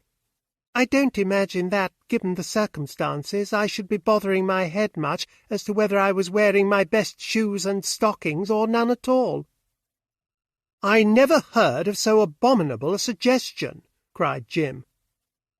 "You can imagine at all events that I came home a little rattled," continued Betty, "and why I sent off that silly panicky telegram. I would have recalled it when I rose to the surface again, but it was then too late. The telegram had—" She broke off abruptly with a little rise of inflection and a sharp indraw of her breath. "Who is that?" she asked in a changed voice. She had been speaking quietly and slowly, with an almost humorous appreciation of the causes of her fear. Now her question was uttered quickly, and anxiety was predominant in her voice. "Yes, who is that?" she repeated. A big, heavily built man sauntering past the great iron gates had suddenly whipped into the courtyard. A fraction of a second before he was an idler strolling along the path. Now he was already disappearing under the big glass fan of the porch. "It's Hanaud," Jim replied, and Betty rose to her feet as though a spring in her had been released, and stood swaying. "You have nothing to fear from Hanaud," Jim Frobisher reassured her. "I have shown him those 2 letters of Woberski. From first to last he is your friend. Listen, this is what he said to me only yesterday in Paris." "Yesterday in Paris?" Betty asked suddenly. "Yes, I called upon him at the Sûreté. These were his words. I remembered them particularly so that I could repeat them to you just as they were spoken. 'Your little client can lay her pretty head upon her pillow, confident that no injustice will be done to her.'" The bell of the front door shrilled through the house as Jim finished. "Then why is he in Dijon? Why is he at the door now?" Betty asked stubbornly. But that was the one question which Jim must not answer. He had received a confidence from Hanaud. He had pledged his word not to betray it. For a little while longer Betty must believe that Werberski's accusation against her was the true reason of Hanaud's presence in Dijon, and not merely an excuse for it. "Hanaud acts under orders," Jim returned. "He is here because he was bidden to come." And to his relief the answer sufficed. In truth, Betty's thoughts were diverted to some problem to which he had not the key. "So you called upon Monsieur Hanaud in Paris," she said with a warm smile. "You have forgotten nothing which could help me." She laid a hand upon the sill of the open window. "I hope that he felt all the flattery of my panic-stricken telegram to London." "He was simply regretful that you should have been so distressed." "So you showed him the telegram?" "And he destroyed it. It was my excuse for calling upon him with the letters." Betty sat down again on the window-seat and lifted a finger for silence. Outside the door voices were speaking. Then the door was opened, and the old manservant entered. He carried this time no card upon a salver, but he was obviously impressed and a trifle flustered. "Mademoiselle," he began, and Betty interrupted him. All trace of anxiety had gone from her manner. She was once more mistress of herself. "I know, Gaston. Show Monsieur Hanaud in at once." But Monsieur Hanaud was already in. He bowed with a pleasant ceremony to Betty Harlow, and shook hands cordially with Jim Frobisher. "I was delighted as I came through the court, mademoiselle, to see that my friend here was already with you, for he will have told you that I am not, after all, the ogre of the fairy books." "But you never looked up at the windows once," cried Betty in perplexity. Hanaud smiled gaily. "Mademoiselle, it is in the technique of my trade never to look up at windows, and yet to know what is going on behind them. With your permission?" And he laid his hat and cane upon a big writing-table in the middle of the room. Chapter 5. Betty Harlow Answers. "But we cannot see even through the widest of windows," Hanaud continued, "what happened behind them a fortnight ago. In those cases, mademoiselle, we have to make ourselves a nuisance and ask the questions." "I am ready to answer you," returned Betty quietly. "Oh, of that not a doubt," Hanaud cried genially. "It is permitted to me to seat myself, yes?" Betty jumped up, the pallor of her face flushed to pink. "I beg your pardon. Of course, Monsieur Hanaud." That little omission in her manners alone showed Jim Frobisher that she was nervous. But for it he would have credited her with a self-command almost unnatural in her years. "It is nothing," said Hanaud with a smile. "After all, we are the gentlest of us disturbing guests." He took a chair from the side of the table and drew it up close so that he faced Betty. But whatever advantage was to be gained from the positions he yielded to her, for the light from the window fell in all its morning strength upon his face, whilst hers was turned to the interior of the room. "So," he said as he sat down, "mademoiselle, I will first give you a plan of our simple procedure as at present I see it. The body of Madame Harlow was exhumed the night before last in the presence of your notary." Betty moved suddenly, with a little shiver of revolt. "I know," he continued quickly, "these necessities are distressing, but we do Madame Harlow no hurt, and we have to think of the living one, you, Miss Betty Harlow, and make sure that no suspicion shall rest upon you. No, not even amongst your most loyal friends. Isn't that so?" Well, next I put my questions to you here. Then we wait for the analyst's report. Then the examining magistrate will no doubt make you his compliments, and I, Hanaud, will, if I am lucky, carry back with me to that dull Paris a signed portrait of the beautiful Miss Harlowe against my heart." "And that will be all?" cried Betty, clasping her hands together in her gratitude. "For you, mademoiselle, yes, but for our little Boris, no." Hanaud grinned with a mischievous anticipation. "I look forward to half an hour with that broken-kneed one. I shall talk to him, and I shall not be dignified. No, not at all. I shall take care, too, that my good friend Monsieur Frobisher is not present. He would take from me all my enjoyment. He would look at me all prim like my maiden aunt, and he would say to himself, 'Shocking! Oh, that comic! What a fellow! He is not proper.' No, and I shall not be proper. But on the other hand, I will laugh all the way from Dijon to Paris." Monsieur Hanaud had indeed begun to laugh already, and Betty suddenly joined in with him.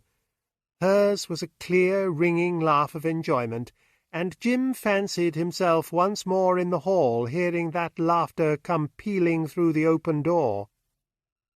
"Ah, that is good!" exclaimed Hanaud. "You can laugh, mademoiselle, even at my foolishnesses. You must keep Monsieur Frobisher here in Dijon, and not let him return to London until he, too, has learnt that divinest of the arts." Hanaud hitched his chair a little nearer, and a most uncomfortable image sprang at once into Jim Frobisher's mind. Just so, with light words and little jokes squeezed out to tenuity, did doctors hitch up their chairs to the bedsides of patients in a dangerous case. It took quite a few minutes of Hanaud's questions before that image entirely vanished from his thoughts. "Good," said Hanaud. "Now let us do business and get the facts all clear and ordered." "Yes," Jim agreed, and he, too, hitched his chair a little closer. It was curious, he reflected, how little he did know of the actual facts of the case. "Now tell me, mademoiselle, Madame Harlowe died, so far as we know, quite peacefully in her bed during the night?"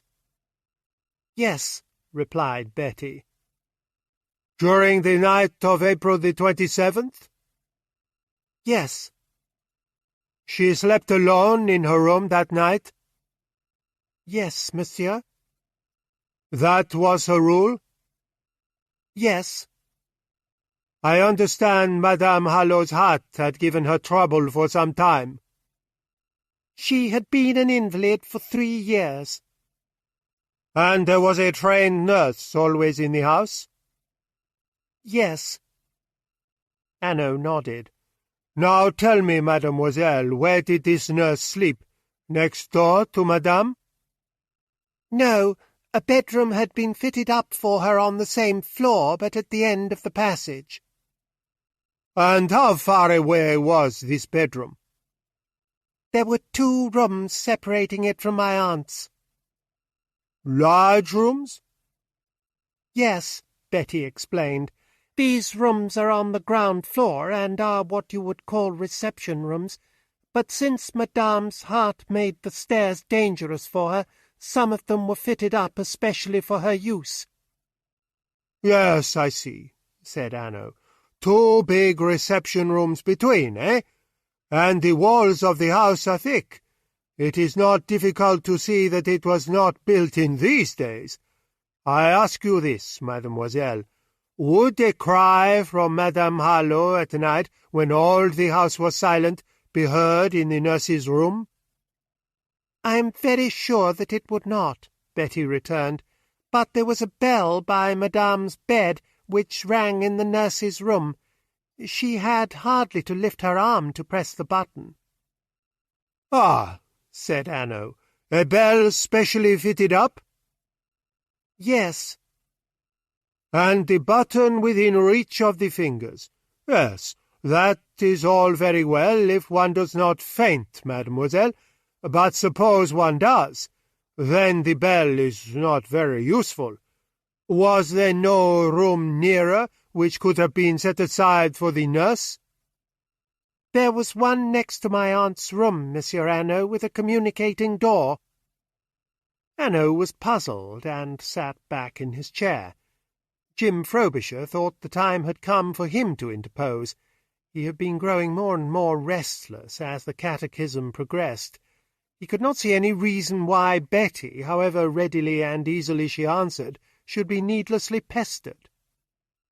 "Surely, Monsieur Hanaud," he said, "it would save a great deal of time if we paid a visit to these rooms and saw them for ourselves." Hanaud swung round like a thing on a swivel. Admiration beamed in his eyes. He gazed at his junior colleague in wonder. "But what an idea!" he cried enthusiastically. "What a fine idea! How ingenious! How difficult to conceive! And it is you, Monsieur Frobisher, who have thought of it. I make you my distinguished compliments." Then all his enthusiasm declined into lassitude, and he sighed. "A pity." Hanaud waited intently for Jim to ask for an explanation of that sigh, but Jim simply got red in the face and refused to oblige. He had obviously made an asinine suggestion, and was being rallied for it in front of the beautiful Betty Harlow, who looked to him for her salvation. And on the whole he thought Hanaud to be a rather insufferable person, as he sat there brightly watching for some second inanity. Hanaud, in the end, had to explain. "We should have visited those rooms before now, Monsieur Frobisher, but the commissaire of police has sealed them up, and without his presence we must not break the seals." An almost imperceptible movement was made by Betty Harlow in the window. An almost imperceptible smile flickered for the space of a lightning flash upon her lips, and Jim saw Hanaud stiffen like a watchdog when he hears a sound at night. "You are amused, mademoiselle?" he asked sharply. "On the contrary, monsieur," and the smile reappeared upon her face, and was seen to be what it was, pure wistfulness. "I had a hope those great seals with their linen bands across the doors were all now to be removed. It is fanciful, no doubt, but I have a horror of them. They seem to me like an interdict upon the house." Hanaud's manner changed in an instant. "That I can very well understand, mademoiselle," he said, "and I will make it my business to see that those seals are broken. Indeed, there was no great use in affixing them, since they were only affixed when the charge was brought, and 10 days after Madame Hanaud died." He turned to Jim. "But we in France are all tied up in red tape too. However, the question at which I am driving does not depend upon any aspect of the rooms. It is this, mademoiselle," and he turned back to Betty. "Madame Hanaud was an invalid with a nurse in constant attendance. How is it that the nurse did not sleep in that suitable room with the communicating door? Why must she be where she could hear no cry, no sudden call?" Betty nodded her head. Here was a question which demanded an answer. She leaned forward, choosing her words with care. "Yes, but for that, monsieur, you must understand something of Madame, my aunt, and put yourself for a moment in her place. She would have it so. She was, as you say, an invalid. For 3 years she had not gone beyond the garden, except in a private saloon once a year to Monte Carlo. But she would not admit her malady. No, she was in her mind strong and a fighter. She was going to get well. It was always a question of a few weeks with her, and a nurse in her uniform, always near with the door open, as though she were in the last stages of illness. That distressed her. Betty paused and went on again. Of course, when she had some critical attack, the nurse was moved. I myself gave the order, but as soon as the attack subsided, the nurse must go. Madame would not endure it. Jim understood that speech. Its very sincerity gave him a glimpse of the dead woman, made him appreciate her tough vitality. She would not give in. She did not want the paraphernalia of malady always about her. No, she would sleep in her own room and by herself like other women of her age. Yes, Jim understood that and believed every word that Betty spoke. Only, she was keeping something back. It was that which troubled him. What she said was true, but there was more to be said. There had been hesitation in Betty's speech, too nice a choice of words, and then suddenly a little rush of phrases to cover up the hesitations. He looked at Hanaud, who was sitting without a movement, and with his eyes fixed upon Betty's face, demanding more from her by his very impassivity. They were both, Jim felt sure, upon the edge of that little secret which, according to Hazlitt, as to Hanaud, was always at the back of such wild charges as Wabeski brought. The little shameful family secret which must be buried deep from the world's eyes. And while Jim was pondering upon this explanation of Betty's manner, he was suddenly startled out of his wits by a passionate cry which broke from her lips. "Why do you look at me like that?" she cried to Hanaud, her eyes suddenly ablaze in her white face and her lips shaking. Her voice rose to a challenge.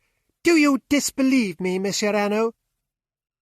Hanaud raised his hands in protest. He leaned back in his chair.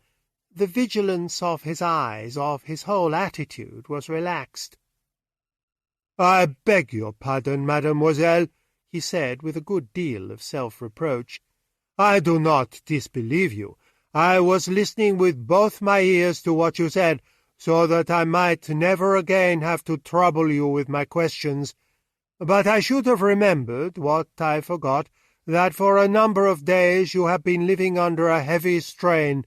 My manner was at fault." The small tornado of passion passed.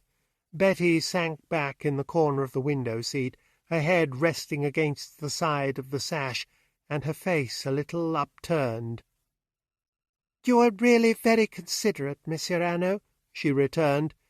"It is I who should beg your pardon, for I was behaving like a hysterical schoolgirl. Will you go on with your questions?" "Yes," Hanaud replied gently. "It is better that we finish with them now. Let us come back to the night of the 27th. "Yes, monsieur." "Madame was in her usual health that night, neither better nor worse." "If anything, a little better," returned Betty. "So that you did not hesitate to go on that evening to a dance given by some friends of yours?" Jim started. So Betty was actually out of the house on that fatal night. Here was a new point in her favour. "A dance!" he cried, and Hanaud lifted his hand. "If you please, Monsieur Frobisher," he said, "let mademoiselle speak." "I did not hesitate," Betty explained. "The life of the household had to go on normally. It would never have done for me to do unusual things. Madame was quick to notice. I think that although she would not admit that she was dangerously ill, at the bottom of her mind she suspected that she was, and one had to be careful not to alarm her." "By such acts, for instance, as staying away from a dance to which she knew that you had meant to go," said Hanaud. "Yes, mademoiselle, I quite understand that." He cocked his head at Jim Frobisher, and added with a smile, "Ah, you did not know that, Monsieur Frobisher. No, nor our friend Boris Wabeski, I think, or he would hardly have rushed to the prefect of police in such a hurry. Yes, Mademoiselle was dancing with her friends on this night when she is supposed to be committing the most monstrous of crimes. By the way, Mademoiselle, where was Boris Wabersky on the night of the 27th? He was away, returned Betty. He went away on the 27th to fish for trout at a village on the river Ouche, and he did not come back until the morning of the 28th. Exactly, said Hanaud. What a type, that fellow! Let us hope he had a better landing net for his trout than the one he prepared so hastily for Mademoiselle Hallot. Otherwise his 3 days' sport cannot have amounted to much. His laugh and his words called up a faint smile upon Betty's face, and then he swept back to his questions.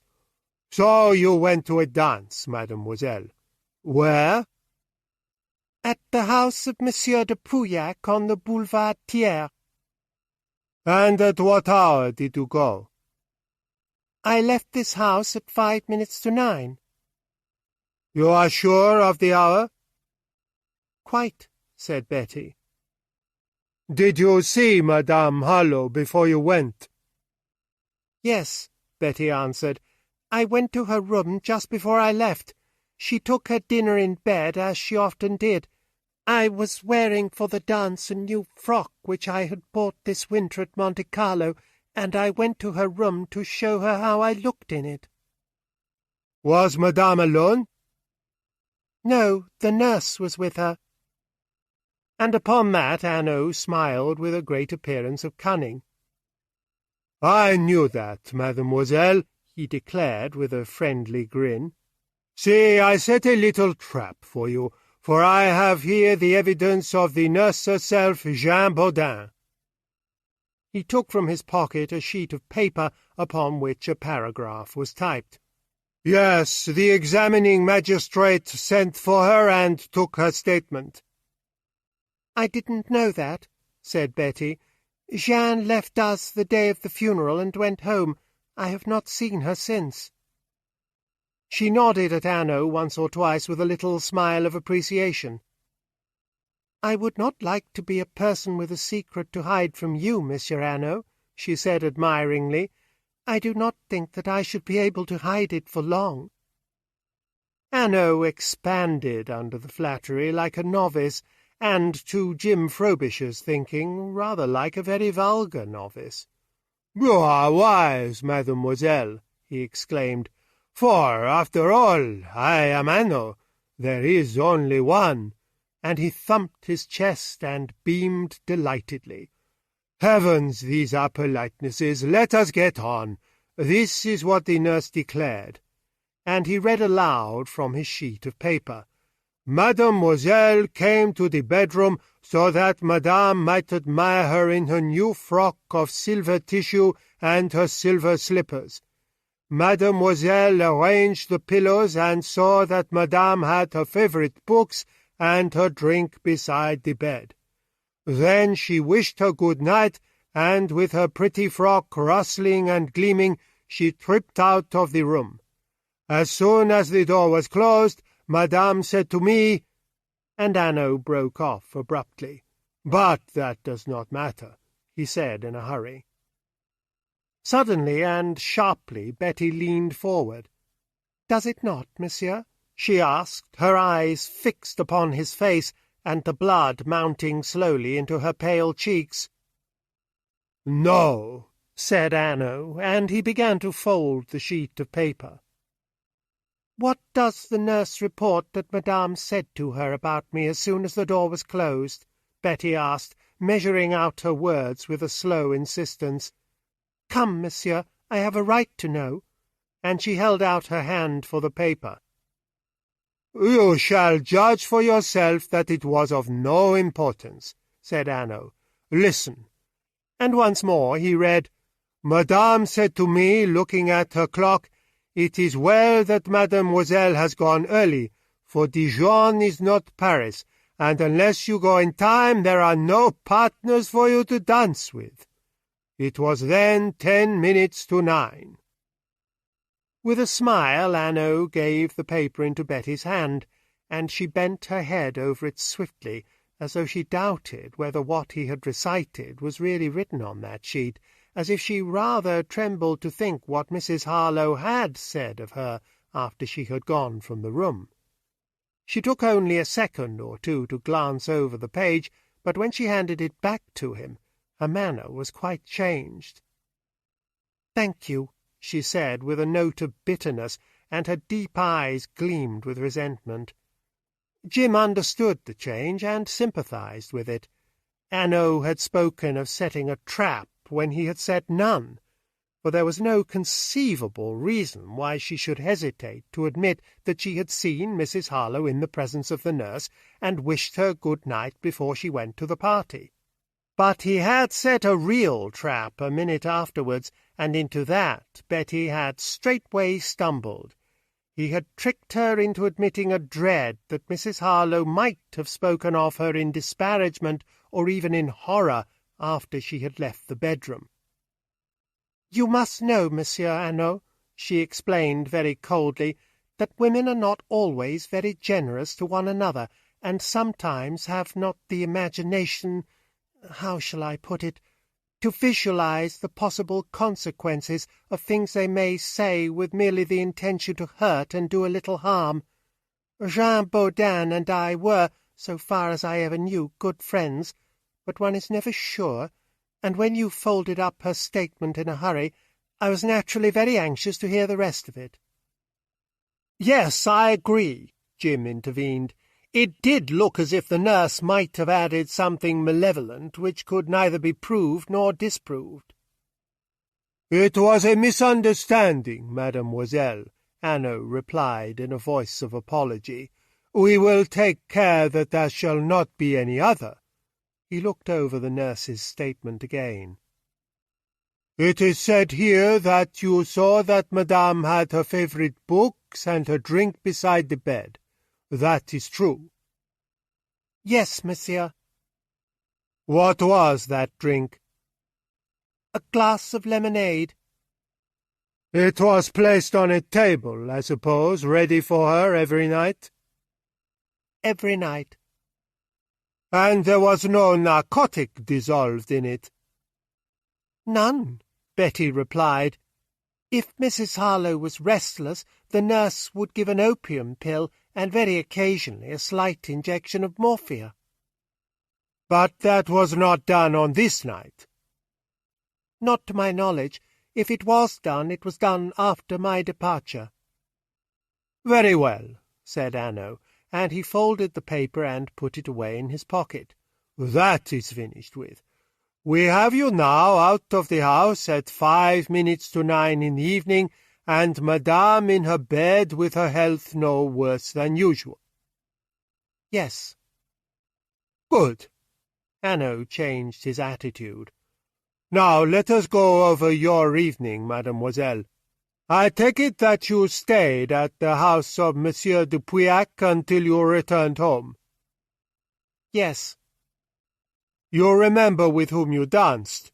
If it was necessary, could you give me a list of your partners?" She rose and, crossing to the writing-table, sat down in front of it. She drew a sheet of paper towards her and took up a pencil. Pausing now and again to jog her memory with the blunt end of the pencil at her lips, she wrote down a list of names. "These are all, I think," she said, handing the list to Hanaud. He put it in his pocket. "Thank you." He was all contentment now. Although his questions followed without hesitation one upon the other, it seemed to Jim that he was receiving just the answers which he expected. He had the air of a man engaging upon an inevitable formality, and anxious to get it completely accomplished, rather than of one pressing keenly a strict investigation. "Now, mademoiselle, at what hour did you arrive home?" "At 20 minutes past 1. "You are sure of that exact time? You looked at your watch, or at the clock in the hall, or what? How are you sure that you reached the Maison Grenelle exactly at 20 minutes past 1? Hanaud hitched his chair a little more forward, but he had not to wait a second for the answer. "There is no clock in the hall, and I had no watch with me," Betty replied. "I don't like those wrist-watches which some girls wear. I hate things round my wrists." And she shook her arm impatiently as though she imagined the constriction of a bracelet. "And I did not put my watch in my handbag, because I am so liable to leave that behind. So I had nothing to tell me the time when I reached home. I was not sure that I had not kept Georges, the chauffeur, out a little later than he cared for, so I made him my excuse, explaining that I didn't really know how late it was." "I see. It was Georges who told you the time at the actual moment of your arrival?" "Yes." "And Georges is no doubt the chauffeur whom I saw at work as I crossed the courtyard?" "Yes. He told me that he was glad to see me have a little gaiety, and he took out his watch and showed it to me with a laugh." "This happened at the front door or at those big iron gates, mademoiselle?" Hanaud asked. "At the front door. There is no lodge-keeper, and the gates are left open when anyone is out." "And how did you get into the house?" "I used my latchkey." "Good. All this is very clear." Betty, however, was not mollified by Hanaud's satisfaction with her replies. Although she answered him without delay, her answers were given mutinously. Jim began to be a little troubled. She should have met Hanaud half-way. She was imprudently petulant. "She'll make an enemy of this man before she has done," he reflected uneasily. But he glanced at the detective and was relieved, for Hanaud was watching her with a smile which would have disarmed any less offended young lady, a smile half friendliness and half amusement. Jim took a turn upon himself. "After all," he argued, "this very imprudence pleads for her better than any calculation. The guilty don't behave like that." And he waited for the next stage in the examination with an easy mind. "Now we have got you back home, and within the Maison Grenelle before 1:30 in the morning," resumed Hanaud. "What did you do then?"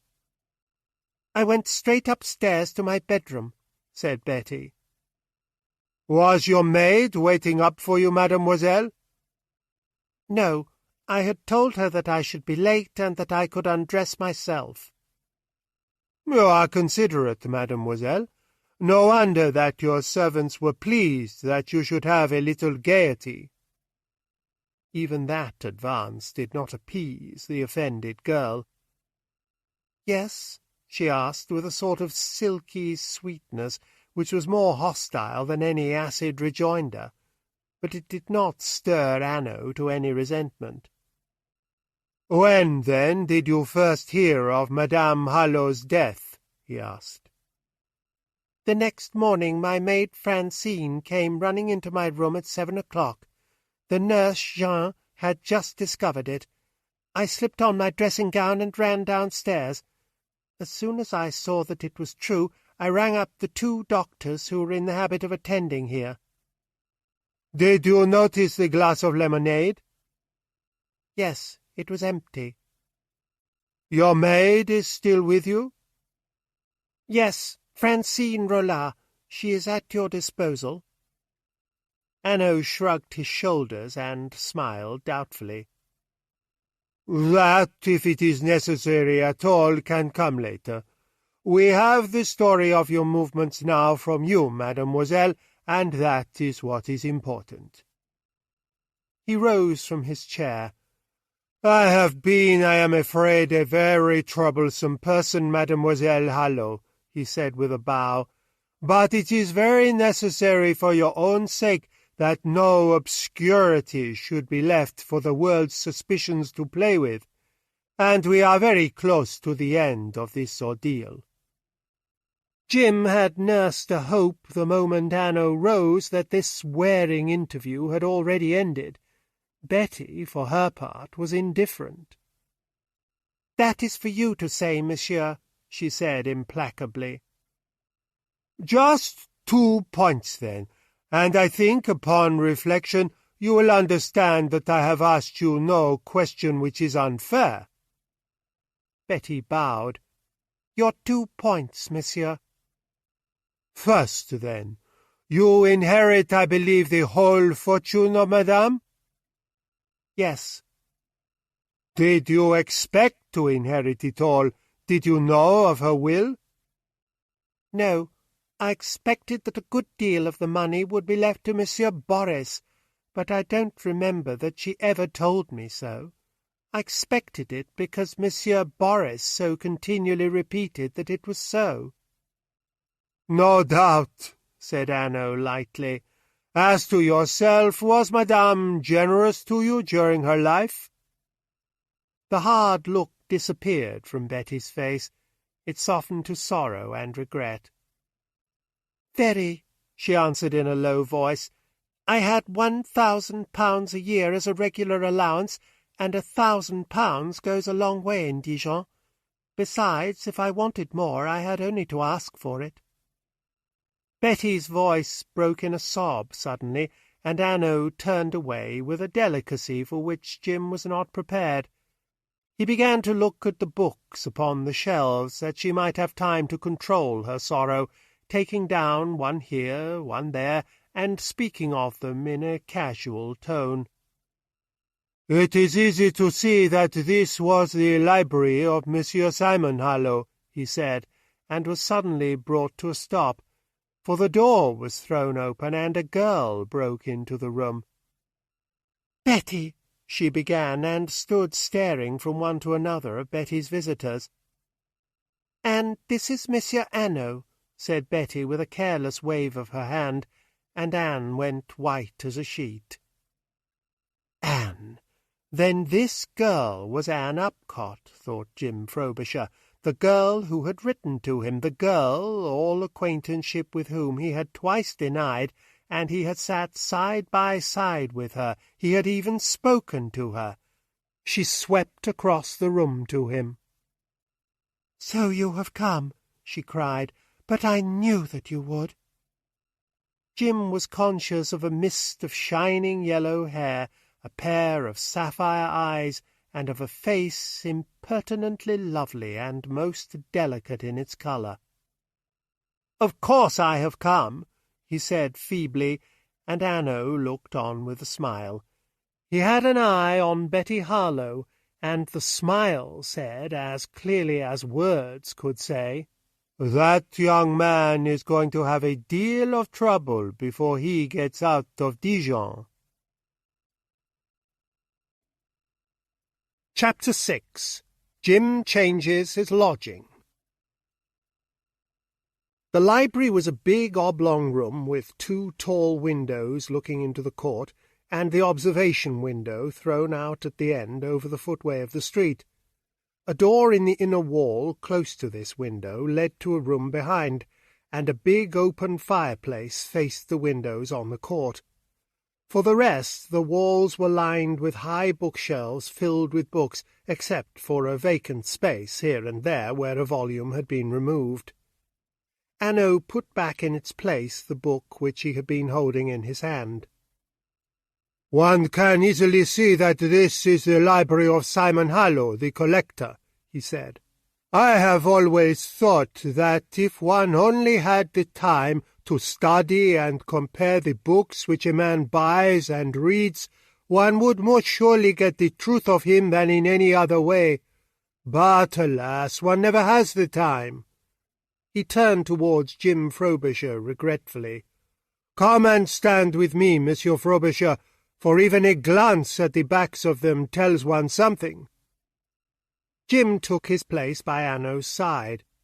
"Look, here is a book on Old English gold plate, and another. Pronounce that title for me, if you please." Jim read the title of the book on which Hanaud's finger was placed. "Marks and Monograms on Pottery and Porcelain." Hanaud repeated the inscription and moved along. From a shelf at the level of his breast, and just to the left of the window in which Betty was sitting, he took a large, thinnish volume in a paper cover and turned over the plates. It was a brochure upon Battersea enamel. "There should be a second volume," said Jim Frobisher with a glance at the bookshelf. It was the idlest of remarks. He was not paying any attention to the paper-covered book upon Battersea enamel, for he was really engaged in speculating why Hanaud had called him to his side. Was it on the chance that he might detect some swift look of understanding as it was exchanged by the two girls, some sign that they were in a collusion? If so, he was to be disappointed. For though Betty and Anne were now free from Hanaud's vigilant eye, neither of them moved, neither of them signalled to the other. Hanaud, however, seemed entirely interested in his book. He answered Jim's suggestion. "Yes, one would suppose that there were a second volume, but this is complete," he said, and he put back the book in its place. There was room next to it for another quarto book, so long as it was no thicker, and Hanaud rested his finger in the vacant place on the shelf, with his thoughts clearly far away. Betty recalled him to his surroundings. "Monsieur Hanaud," she said in her quiet voice from her seat in the window, "there was a second point, you said, on which you would like to ask me a question." "Yes, mademoiselle, I had not forgotten it." He turned with a curiously swift movement, and stood so that he had both girls in front of him, Betty on his left in the window, Anne Upcott standing a little apart upon his right, gazing at him with a look of awe. "Have you, mademoiselle," he asked, "been pestered since Boris Wabersky brought his accusation with any of these anonymous letters which seem to be flying about Dijon?" "I have received one," answered Betty, and Anne Upcott raised her eyebrows in surprise. "It came on Sunday morning. It was very slanderous, of course, and I should have taken no notice of it but for one thing. It told me that you, Monsieur Hanaud, were coming from Paris to take up the case." "Oh-ho," said Hanaud softly. "And you received this letter on this Sunday morning? Can you show it to me, mademoiselle?" Betty shook her head. "No, monsieur." Hanaud smiled. "Of course not. You destroyed it, as such letters should be destroyed." "No, I didn't," Betty answered. "I kept it. I put it away in a drawer of my writing-table in my own sitting-room, but that room is sealed up, Monsieur Hanaud. The letter is in the drawer still." Hanaud received the statement with a frank satisfaction. "It cannot run away, then, mademoiselle," he said contentedly. But the contentment passed. "So the commissaire of police actually sealed up your private sitting-room? That, to be sure, was going a little far." Betty shrugged her shoulders. "It was mine, you see, where I keep my private things, and after all I was accused," she said bitterly. But Anne Upcott was not satisfied to leave the matter there. She drew a step nearer to Betty and then looked at Hanaud. "But that is not all the truth," she said. "Betty's room belongs to that suite of rooms in which Madame Harlowe's bedroom was arranged. It is the last room of the suite opening onto the hall, and for that reason, as the commissaire said with an apology, it was necessary to seal it up with the others." "I thank you, mademoiselle," said Hanaud with a smile. "Yes, that of course softens his action." He looked whimsically at Betty in the window-seat. "It has been my misfortune, I am afraid, to offend Mademoiselle Hallot. Will you help me to get all these troublesome dates now clear?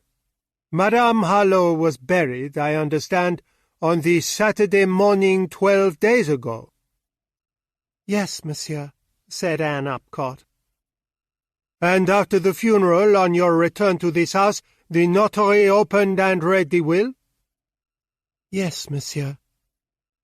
"And in Boris Wabersky's presence?" "Yes." "Then exactly a week later, on Saturday the 7th of May, he goes off quickly to the prefecture of police?" "Yes." "And on Sunday morning by the post comes the anonymous letter?" Hanaud turned away to Betty, who bowed her head in answer. And a little later on the same morning comes the commissaire, who seals the doors?" "At 11 o'clock, to be exact," replied Anne Upcott. Hanaud bowed low. "You are both wonderful young ladies. You notice the precise hour at which things happen. It is a rare gift, and very useful to people like myself." Anne Upcott had been growing easier and easier in her manner with each answer that she gave. Now she could laugh outright. "I do, at all events, Monsieur Hanaud," she said. "But alas, I was born to be an old maid. A chair out of place, a book disarranged, a clock not keeping time, or even a pin on the carpet. I cannot bear these things. I notice them at once, and I must put them straight. Yes, it was precisely 11 o'clock when the commissaire of police rang the bell." "Did he search the rooms before he sealed them?" Hanaud asked. "No, we both of us thought his negligence strange," Anne replied, "until he informed us that the examining magistrate wanted everything left just as it was." Hanaud laughed genially. "That was on my account," he explained. "Who could tell what wonderful things Hanaud might not discover with his magnifying glass when he arrived from Paris? What fatal fingerprints! Oh, ho, ho! What scraps of burnt letter! Ah, ha, ha! But I tell you, mademoiselle, that if a crime has been committed in this house, even Hanaud would not expect to make any startling discoveries in rooms which had been open to the whole household for a fortnight since the crime. However," and he moved towards the door, "since I am here now—" Betty was upon her feet like a flash of lightning. Hanaud stopped and swung round upon her swiftly, with his eyes very challenging and hard. "You are going to break those seals now?" she asked with a curious breathlessness. "Then may I come with you? Please, please! It is I who am accused. I have a right to be present." And her voice rose into an earnest cry. "Calm yourself, mademoiselle," Hanaud returned gently. "No advantage will be taken of you. I am going to break no seals. That, as I have told you, is the right of the commissaire, who is a magistrate, and he will not move until the medical analysis is ready. No, what I was going to propose was that mademoiselle here," and he pointed to Anne, "should show me the outside of those reception rooms and the rest of the house." "Of course," said Betty, and she sat down again in the window-seat. "Thank you," said Hanaud. He turned back to Anne Upcott. "Shall we go? And as we go, will you tell me what you think of Boris Wabersky?" "He has some nerve, I can tell you that, Monsieur Hanaud," Anne cried. "He actually came back to this house after he had lodged his charge and asked me to support him." And she passed out of the room in front of Hanaud. Jim Frobisher followed the couple to the door and closed it behind them. The last few minutes had set his mind altogether at rest. The author of the anonymous letters was the detective's real quarry. His manner had quite changed when putting his questions about them. The flamboyancies and the indifference, even his amusement at Betty's ill humour, had quite disappeared. He had got to business watchfully, quietly. Jim came back into the room. He took his cigarette case from his pocket and opened it. "May I smoke?" he asked. As he turned to Betty for permission, a fresh shock brought his thoughts and words alike to a standstill. She was staring at him with panic naked in her eyes, and her face set like a tragic mask. "He believes me guilty," she whispered. "No," said Jim, and he went to her side, but she would not listen. "He does, I'm sure of it. Don't you see that he was bound to? He was sent from Paris. He has his reputation to think of. He must have his victim before he returns." Jim was sorely tempted to break his word. He had only to tell the real cause which had fetched Hanaud out of Paris, and Betty's distress was gone. But he could not. Every tradition of his life strove to keep him silent. He dared not even tell her that this charge against her was only an excuse. She must live in anxiety for a little while longer. He laid his hand gently upon her shoulder. "Betty, don't believe that," he said, with a consciousness of how weak that phrase was compared with the statement he could have made. "I was watching Hanaud, listening to him. I am sure that he already knew the answers to the questions he was asking you. Why, he even knew that Simon Harlowe had a passion for collecting, though not a word had been said of it. He was asking questions to see how you would answer them, setting now and then a little trap, as he admitted." "Yes," said Betty in trembling voice. "All the time he was setting traps." "And every answer that you gave, even your manner in giving them," Jim continued stoutly, "more and more made clear your innocence."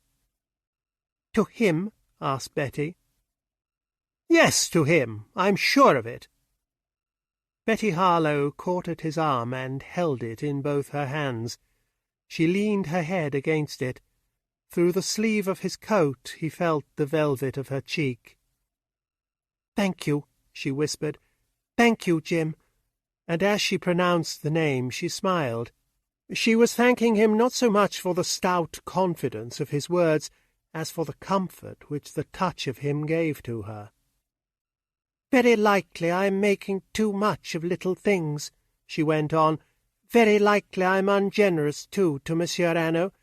But he lives amidst crimes and criminals. He must be so used to seeing people condemned and passing out of sight into blackness and horrors that one, more or less, whether innocent or guilty, going that way, wouldn't seem to matter very much." "Yes, Betty, I think that is a little unjust," Jim Frobisher remarked gently. "Very well, I take it back," she said, and she let his arm go. "All the same, Jim, I am looking to you, not to him," and she laughed with an appealing tremor in the laugh which took his heart by storm. "Luckily," said he, "you don't have to look to anyone." And he had hardly finished the sentence before Anne Upcott came back alone into the room. She was about Betty's height and Betty's age, and had the same sort of boyish slenderness and carriage which marks the girls of this generation. But in other respects, even to the colour of her clothes, she was as dissimilar as one girl can be from another. She was dressed in white, from her coat to her shoes, and she wore a big gold hat, so that one was almost at a loss to know where her hat ended and her hair began. "And Monsieur Hanaud?" Betty asked. "He is prowling about by himself," she replied. "I showed him all the rooms and who used them, and he said that he would have a look at them and send me back to you." "Did he break the seals on the reception rooms?" Betty Harlowe asked. "Oh, no," said Anne. "Why, he told us that he couldn't do that without the commissaire." "Yes, he told us that," Betty remarked dryly. "But I was wondering whether he meant what he told us." "Oh, I don't think Monsieur Hanaud's alarming," said Anne. She gave Jim Frobisher the impression that at any moment she might call him a dear old thing. She had quite got over the first little shock which the announcement of his presence had caused her. Besides, and she sat down by the side of Betty in the window-seat and looked with the frankest confidence at Jim. "Besides, we can feel safe now anyway." Jim Frobisher threw up his hands in despair. That queer look of aloofness had played him false with Anne Upcott now, as it had already done with Betty. If these two girls had called on him for help when a sudden squall found them in an open sailing-boat with the sheet of the sail made fast, or on the ice-slope of a mountain, or with a rhinoceros lumbering towards them out of some forest of the Nile, he would not have shrunk from their trust. But this was quite a different matter. They were calmly pitting him against Hanaud. "You were safe before," he exclaimed. "Hanaud is not your enemy, and as for me, I have neither experience nor natural gifts for this sort of work." And he broke off with a groan. for both the girls were watching him with a smile of complete disbelief. "Good heavens, they think that I am being astute," he reflected, "and the more I confess my incapacity, the astuter they'll take me to be." He gave up all arguments. "Of course, I am absolutely at your service," he said. "Thank you," said Betty. "You will bring your luggage from your hotel and stay here, won't you?"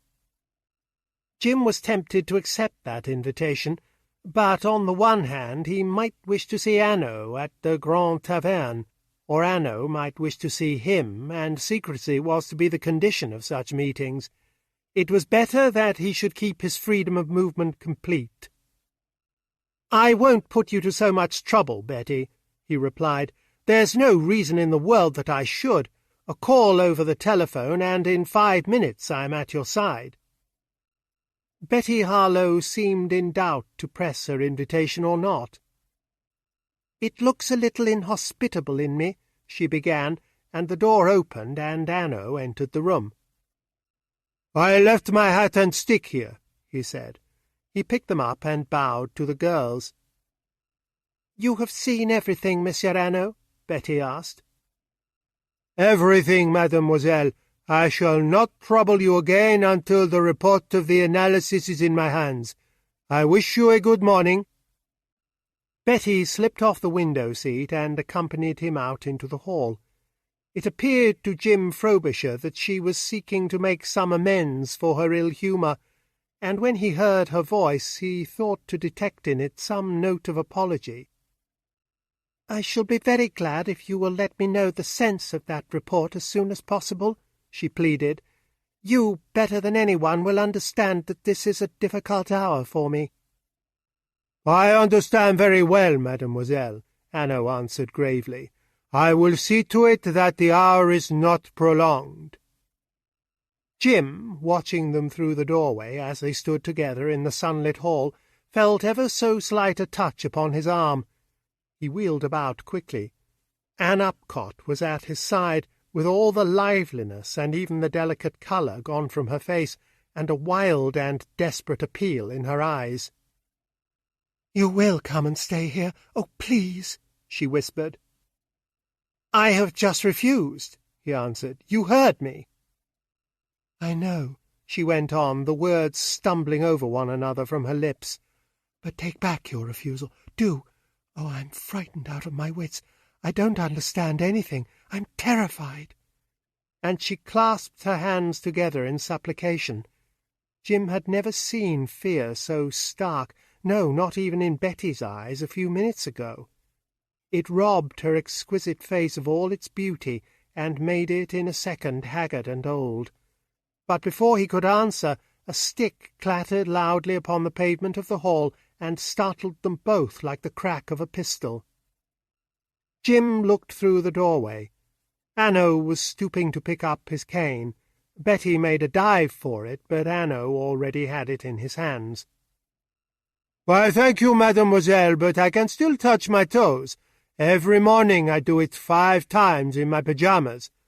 And with a laugh he ran down the couple of steps into the courtyard, and with that curiously quick saunter of his was out into the streets of Charles Robert in a moment. When Jim turned again to Anne Upcott, the fear had gone from her face so completely that he could hardly believe his eyes. "Betty, he is going to stay," she cried gaily. "So I inferred," replied Betty, with a curious smile as she came back into the room. Chapter 7. Exit Waberski. Jim Frobisher neither saw nor heard any more of Hanaud that day. He fetched his luggage away from the hotel and spent the evening with Betty Harlow and Anne Upcott at the Maison Grenelle. They took their coffee after dinner in the garden behind the house, descending to it by a short flight of stone steps from a great door at the back of the hall. And by some sort of unspoken compact they avoided all mention of Waberski's charge. They had nothing to do but to wait now for the analyst's report. but the long line of high shuttered windows just above their heads, the windows of the reception-rooms, forbade them to forget the subject, and their conversation perpetually dwindled down into long silences. It was cool out here in the dark garden, cool and very still, so that the bustle of a bird amongst the leaves of the sycamores startled them, and the rare footsteps of a passer-by in the little street of Charles Robert rang out as though they would wake a dreaming city. Jim noticed that once or twice Anne Upcott leaned swiftly forward and stared across the dark lawns and glimmering paths to the great screen of tall trees, as if her eyes had detected a movement amongst their stems. But on each occasion she said nothing, and with an almost inaudible sigh sank back in her chair. "Is there a door into the garden from the street?" Frobisher asked, and Betty answered him. "No, there is a passage at the end of the house under the reception-rooms from the courtyard which the gardeners use. The only other entrance is through the hall behind us. This old house was built in days when your house really was your castle, and the fewer the entrances, the more safely you slept." The clocks of that city of clocks clashed out the hour of 11, throwing the sounds of their strokes backwards and forwards above the pinnacles and roof-tops in a sort of rivalry. Betty rose to her feet. "There's a day gone, at all events," she said, and Anne Upcott agreed with a breath of relief. To Jim it seemed a pitiful thing that these two girls, to whom each day should be a succession of sparkling hours all too short, must be rejoicing quietly, almost gratefully, that another of them had passed. "It should be the last of the bad days," he said, and Betty turned swiftly towards him, her great eyes shining in the darkness. "Good night, Jim," she said, her voice ever so slightly lingering like a caress upon his name, and she held out her hand. "It's terribly dull for you, but we are not unselfish enough to let you go. You see, we are shunned just now. Oh, it's natural. To have you with us means a great deal. For one thing," and there came a little lilt in her voice, "I shall sleep tonight." She ran up the steps and stood for a moment against the light from the hall. "A long-legged slip of a girl in black silk stockings." Thus Mr. Hazlitt had spoken of her as she was 5 years ago, and the description fitted her still. "Good night, Betty," said Jim, and Anne Upcott ran past him up the steps and waved her hand. "Good night," said Jim, and with a little twist of her shoulders Anne followed Betty. She came back, however. She was wearing a little white frock of crepe de chine with white stockings and satin shoes, and she gleamed at the head of the steps like a slender thing of silver.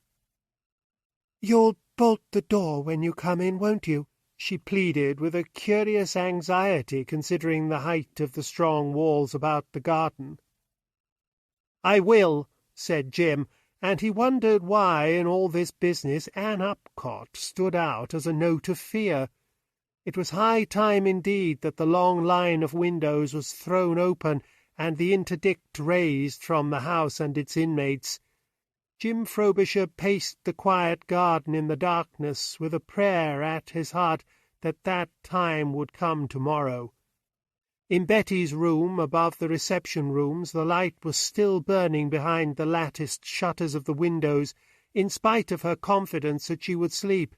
Yes, and in Anne Upcott's room, too, at the end of the house, towards the street. A fury against Boris Wabersky flamed up in him. It was late before he himself went into the house and barred the door, later still before he fell asleep. But once asleep he slept soundly, and when he waked it was to find his shutters thrown wide to the sunlight, his coffee cold by his bedside, and Gaston, the old servant, in the room. "Monsieur Hanaud asked me to tell you he was in the library," he said. Jim was out of bed in an instant. Already? What is the time, Gaston? 9 o'clock. I have prepared Monsieur's bath. He removed the tray from the table by the bed. I will bring some fresh coffee. Thank you. And will you please tell Monsieur Hanaud that I will not be long? Certainly, monsieur. Jim took his coffee while he dressed and hurried down to the library, where he found Hanaud seated at the big writing table in the middle of the room, with a newspaper spread out over the blotting-pad, and placidly reading the news. He spoke quickly enough, however, the moment Jim appeared. "So you left your hotel in the Place d'Arcy after all, my friend? The exquisite Miss Upcott. She had but to sigh out a little prayer and clasp her hands together, and it was done. Yes, I saw it all from the hall. What it is to be young. You have those 2 letters which Warbersky wrote your firm?" "Yes," said Jim. He did not think it necessary to explain that, though the prayer was Anne Upcott's, it was the thought of Betty which had brought him to the Maison Grenelle. "Good. I have sent for him," said Hanaud. "To come to this house?" "I am expecting him now." "That's capital," cried Jim. "I shall meet him then, the damned rogue. I shouldn't wonder if I thumped him." And he clenched his fist and shook it in a joyous anticipation. "I doubt if that would be so helpful as you think. No, I beg of you to place yourself in my hands this morning, Monsieur Frobisher," Hanaud interposed soberly. "If you confront Warbersky at once with those 2 letters, at once his accusation breaks down. He will withdraw it. He will excuse himself. He will burst into a torrent of complaints and reproaches, and I shall get nothing out of him. That I do not want." "But what is there to be got?" Jim asked impatiently. "Something, perhaps nothing," the detective returned with a shrug of the shoulders. "I have a second mission in Dijon, as I told you in Paris." "The anonymous letters?" "Yes. You were present yesterday when Mademoiselle Hanaud told me how she learned that I was summoned from Paris upon this case. It was not, after all, any of my colleagues here who spread the news. It is even now unknown that I am here. No, it was the writer of the letters, and in so difficult a matter I can afford to neglect no clue. Did Warbersky know that I was going to be sent for? Did he hear that at the prefecture when he lodged his charge on the Saturday, or from the examining magistrate on the same day? And if he did, to whom did he talk between the time when he saw the magistrate and the time when letters must be posted if they are to be delivered on the Sunday morning? These are questions I must have the answer to, and if we at once administer the knockout with your letters, I shall not get them. I must lead him on with friendliness. You see that." Jim very reluctantly did. He had longed to see Hanaud dealing with Warbersky in the most outrageous of his moods, pouncing and tearing and trampling with the gibes of a schoolboy and the improprieties of the gutter. Hanaud indeed had promised him as much, but he found him now all for restraint and sobriety, and more concerned apparently with the authorship of the anonymous letters than with the writing of Betty Harlow. Jim felt that he had been defrauded. "But I am to meet this man," he said. "That must not be forgotten." "And it shall not be," Hanaud assured him. He led him over to the door in the inner wall, close to the observation window, and opened it. "See, if you will please to wait in here." And as the disappointment deepened on Jim's face, he added, "Oh, I do not ask you to shut the door. No, bring up a chair to it, so, and keep the door ajar, so. Then you will see and hear and yet not be seen. You are content? Not very. You would prefer to be on the stage the whole time like an actor. Yes, we all do. But at all events you do not throw up your part." And with a friendly grin he turned back to the table. A shuffling step which merged into the next step with a curiously slovenly sound rose from the courtyard. "It was time we made our little arrangements," said Hanaud in an undertone, "for here comes our hero from the steps." Jim popped his head through the doorway. "Monsieur Hanaud," he whispered excitedly, "Monsieur Hanaud, it cannot be wise to leave those windows open on the courtyard, for if we can hear a footstep so loudly in this room, anything said in this room will be easily overheard in the court." "But how true that is!" Hanaud replied in the same voice, and struck his forehead with his fist in anger at his folly. "But what are we to do? The day is so hot. This room will be an oven. The ladies and Warburski will all faint. Besides, I have an officer in plain clothes already stationed in the court to see that it is kept empty. Yes, we will risk it." Jim drew back. "That man doesn't welcome advice from anyone," he said indignantly, but he said it only to himself. And almost before he had finished, the bell rang. A few seconds afterwards Gaston entered. "Monsieur Boris," he said. "Yes," said Hanaud with a nod. "And will you tell the ladies that we are ready?" Boris Warburski, a long, round-shouldered man with bent knees and clumsy feet, dressed in black and holding a soft black felt hat in his hand, shambled quickly into the room and stopped dead at the sight of Hanaud. Hanaud bowed, and Warburski returned the bow, and then the two men stood looking at one another. Hanaud all geniality and smiles, Warburski a rather grotesque figure of uneasiness, like one of those many grim caricatures carved by the imagination of the Middle Ages on the columns of the churches of Dijon. He blinked in perplexity at the detective, and with his long tobacco-stained fingers tortured his grey moustache. "Will you be seated?"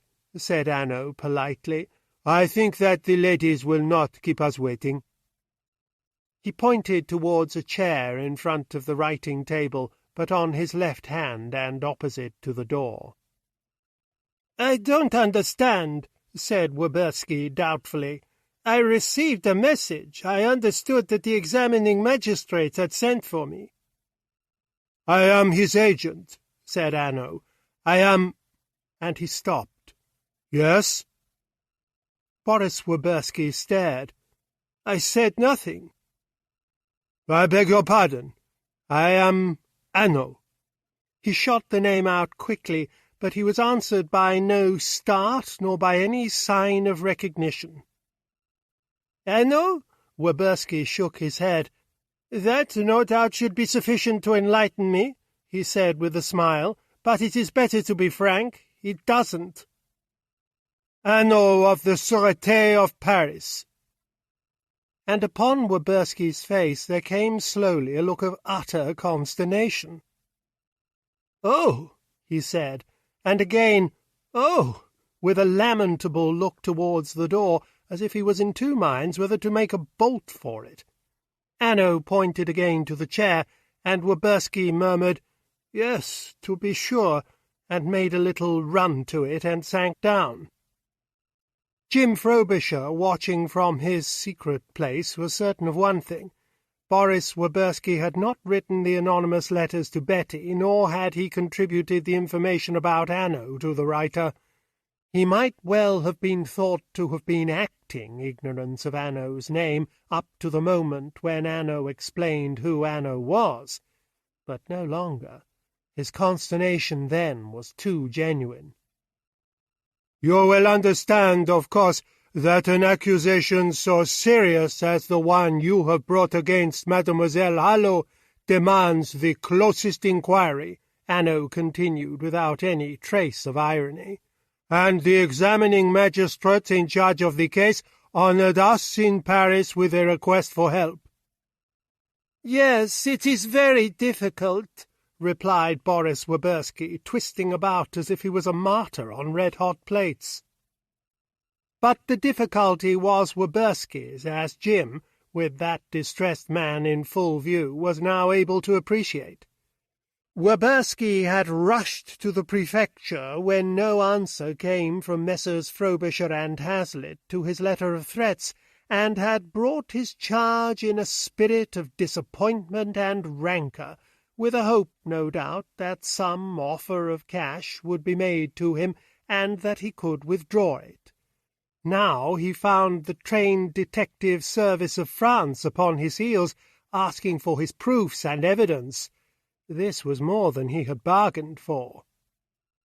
"I thought," Hanaud continued easily, "that a little informal conversation between you and me and the two young ladies, without shorthand writers or secretaries, might be helpful." "Yes, indeed," said Woberski hopefully. "As a preliminary, of course," Hanaud added dryly, "a preliminary to the more serious and now inevitable procedure." Woberski's gleam of hopefulness was extinguished.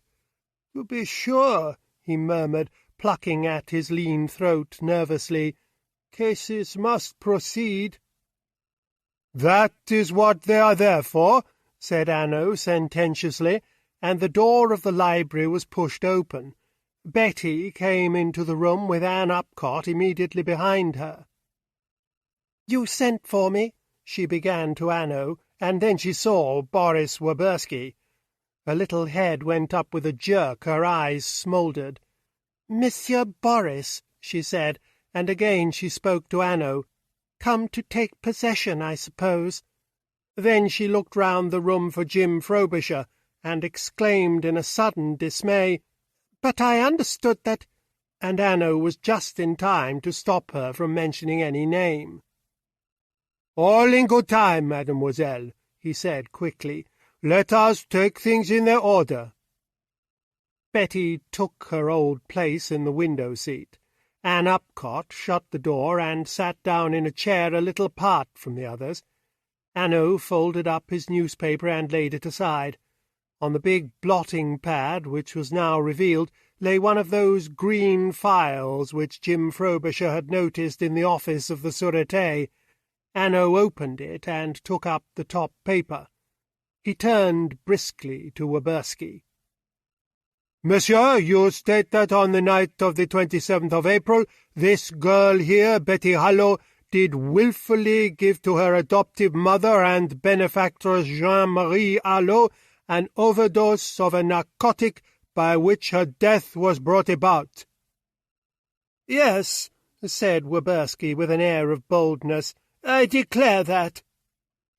"You do not specify the narcotic?" "It was probably morphine, but I cannot be sure." "And administered, according to you, if this summary which I hold here is correct, in the glass of lemonade which Madame Hanaud had always at her bedside?" "Yes." Hanaud laid the sheet of foolscap down again. "You do not charge the nurse, Jean Baudin, with complicity in this crime?" he asked. "Oh, no!" Woberski exclaimed with a sort of horror, with his eyes open wide and his eyebrows running up his forehead towards his hedge of wiry hair. "I have not a suspicion of Jean Baudin. I pray you, Monsieur Hanaud, to be clear upon that point. There must be no injustice. No. Oh, it is well that I came here today. Jean Baudin, listen, I would engage her to nurse me tomorrow were my health to fail." "One cannot say more than that," replied Hanaud with a grave sympathy. "I only asked you the question because undoubtedly Jean Baudin was in Madame's bedroom when Mademoiselle entered it to wish Madame good night and show off her new dancing frock." "Yes, I understand," said Woberski. He was growing more and more confident, so suave and friendly was this Monsieur Hanaud of the Sûreté. "But the fatal drug was slipped into that glass without a doubt when Jean Bodin was not looking. I do not accuse her. No, it is that hard one," and his voice began to shake and his mouth to work, "who slipped it in and then hurried off to dance till morning whilst her victim died. It is terrible, that. Yes, Monsieur Hanaud, it is terrible. My poor sister." "Sister-in-law." The correction came with an acid calm from an armchair near the door in which Anne Upcott was reclining. "Sister to me," replied Woberski mournfully, and he turned to Hanaud. "Monsieur, I shall never cease to reproach myself. I was away fishing in the forest. If I had stayed at home, think of it, I ask you to," and his voice broke. "Yes, but you did come back, Monsieur Woberski," Hanaud said, "and this is where I am perplexed. You loved your sister. That is clear, since you cannot even think of her without tears." "Yes, yes." Woberski shaded his eyes with his hand. "Then why did you, loving her so dearly, wait for so long before you took any action to avenge her death? There will be some good reason, not a doubt, but I have not got it," Hanaud continued, spreading out his hands. "Listen to the dates. Your dear sister dies on the night of the 27th of April. You return home on the 28th, and you do nothing, you bring no charge, you sit all quiet. She is buried on the 30th, and after that you still do nothing, you sit all quiet. It is not until 1 week after that you launch your accusation against mademoiselle. Why? I beg you, Monsieur Woberski, not to look at me between the fingers, for the answer is not written on my face, and to explain this difficulty to me."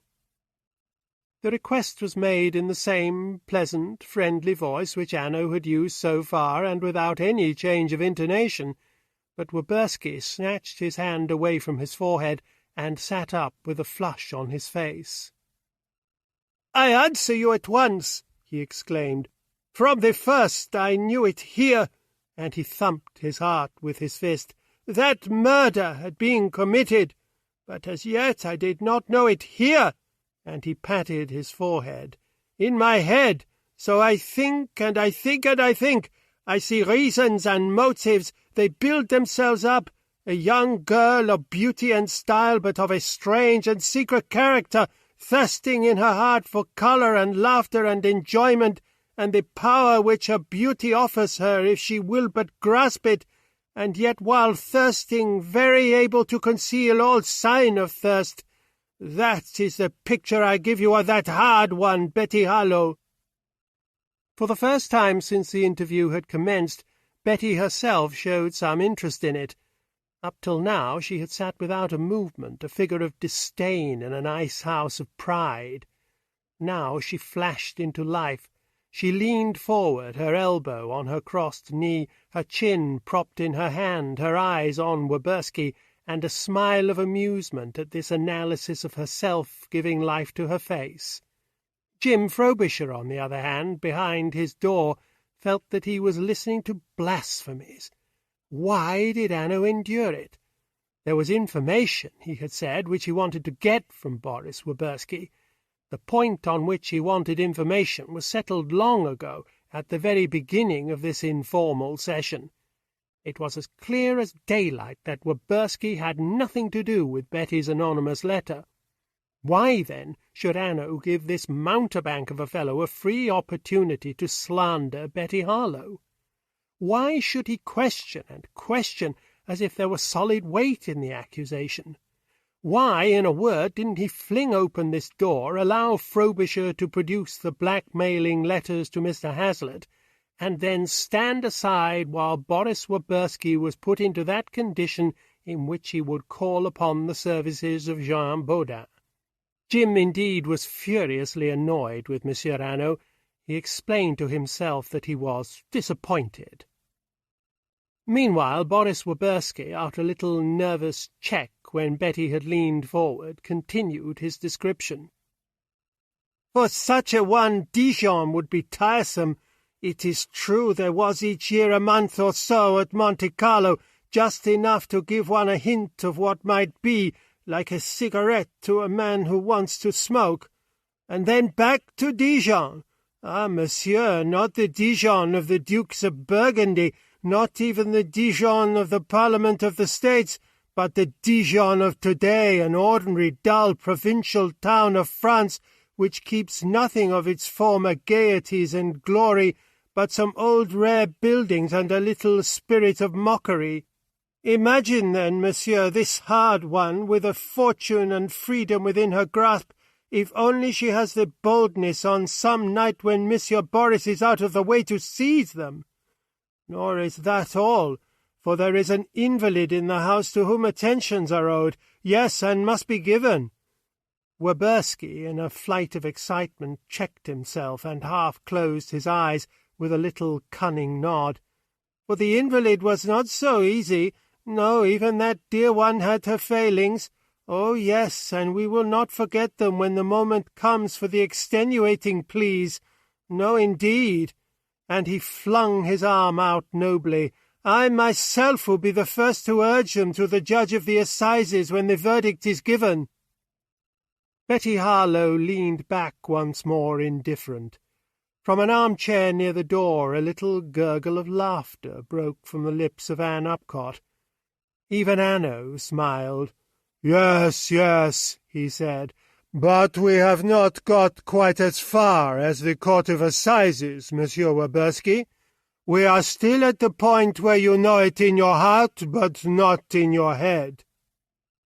"That is so," Woberski returned briskly. "On the 7th of May, a Saturday, I bring my accusation to the prefecture. Why? For on the morning of that day I am certain. I know it at last here, too," and up went his hand to his forehead, and he hitched himself forward onto the edge of his chair. "I'm in the street of Gambetta, one of the small popular new streets, a street with some little shops and a reputation not of the best. At 10 o'clock I am passing quickly through that street when from a little shop a few yards in front of me out pops that hard one, my niece." Suddenly the whole character of that session had changed. Jim Frobisher, though he sat apart from it, felt the new tension, and was aware of the new expectancy. A moment ago Boris Woberski, as he sat talking and gesticulating, had been a thing for ridicule, almost for outright laughter. Now, though his voice still jumped hysterically from high notes to low notes, and his body jerked like a marionette's, he held the eyes of everyone, that is, except Betty Harlow. He was no longer vague. He was speaking of a definite hour and a place, and of a definite incident which happened there. "Yes, in that bad little street. I see her. I do not believe my senses. I step into a little narrow alley, and I peep round the corner. I peep with my eyes," and Woberski pointed to them with two of his fingers, as though there was something peculiarly convincing in the fact that he peeped with them and not with his elbows. "And I am sure. Then I wait until she is out of sight, and I creep forward to see what shop it is she visited in that little street of squalor. Once more I do not believe my eyes, for over the door I read the name Jean Cladel, herbalist." He pronounced the name in a voice of triumph, and sat back in his chair, nodding his head violently at intervals of a second. There was not a sound in the room until Hanaud's voice broke the silence. "I don't understand," he said softly. "Who is this Jean Cladel, and why should a young lady not visit his shop?" "I beg your pardon," Woberski replied. "You are not of Dijon. No, or you would not have asked that question. Jean Cladel has no better name than the street he very suitably lives in. Ask a Dijonais about Jean Cladel, and you will see how he becomes silent and shrugs his shoulders as if here was a topic on which it was becoming to be silent. Better still, Monsieur Hanaud, ask at the prefecture. Jean Cladel, twice he has been tried for selling prohibited drugs." Hanaud was stung at last out of his calm. "What is that?" he cried in a sharp voice. "Yes, twice, monsieur. Each time he has scraped through, that is true. He has powerful friends, and witnesses have been spirited away. But he is known, Jean Cladel, yes, Jean Cladel." "Jean Cladel, herbalist of the street Gambetta," Hanaud repeated slowly. "But," and he leaned back in an easier attitude, "you will see my difficulty, Monsieur Warburski. 10 o'clock is a public hour. It is not a likely hour for anyone to choose for so imprudent a visit, even if that one was stupid." "Yes, and so I reasoned too," Warburski interposed quickly.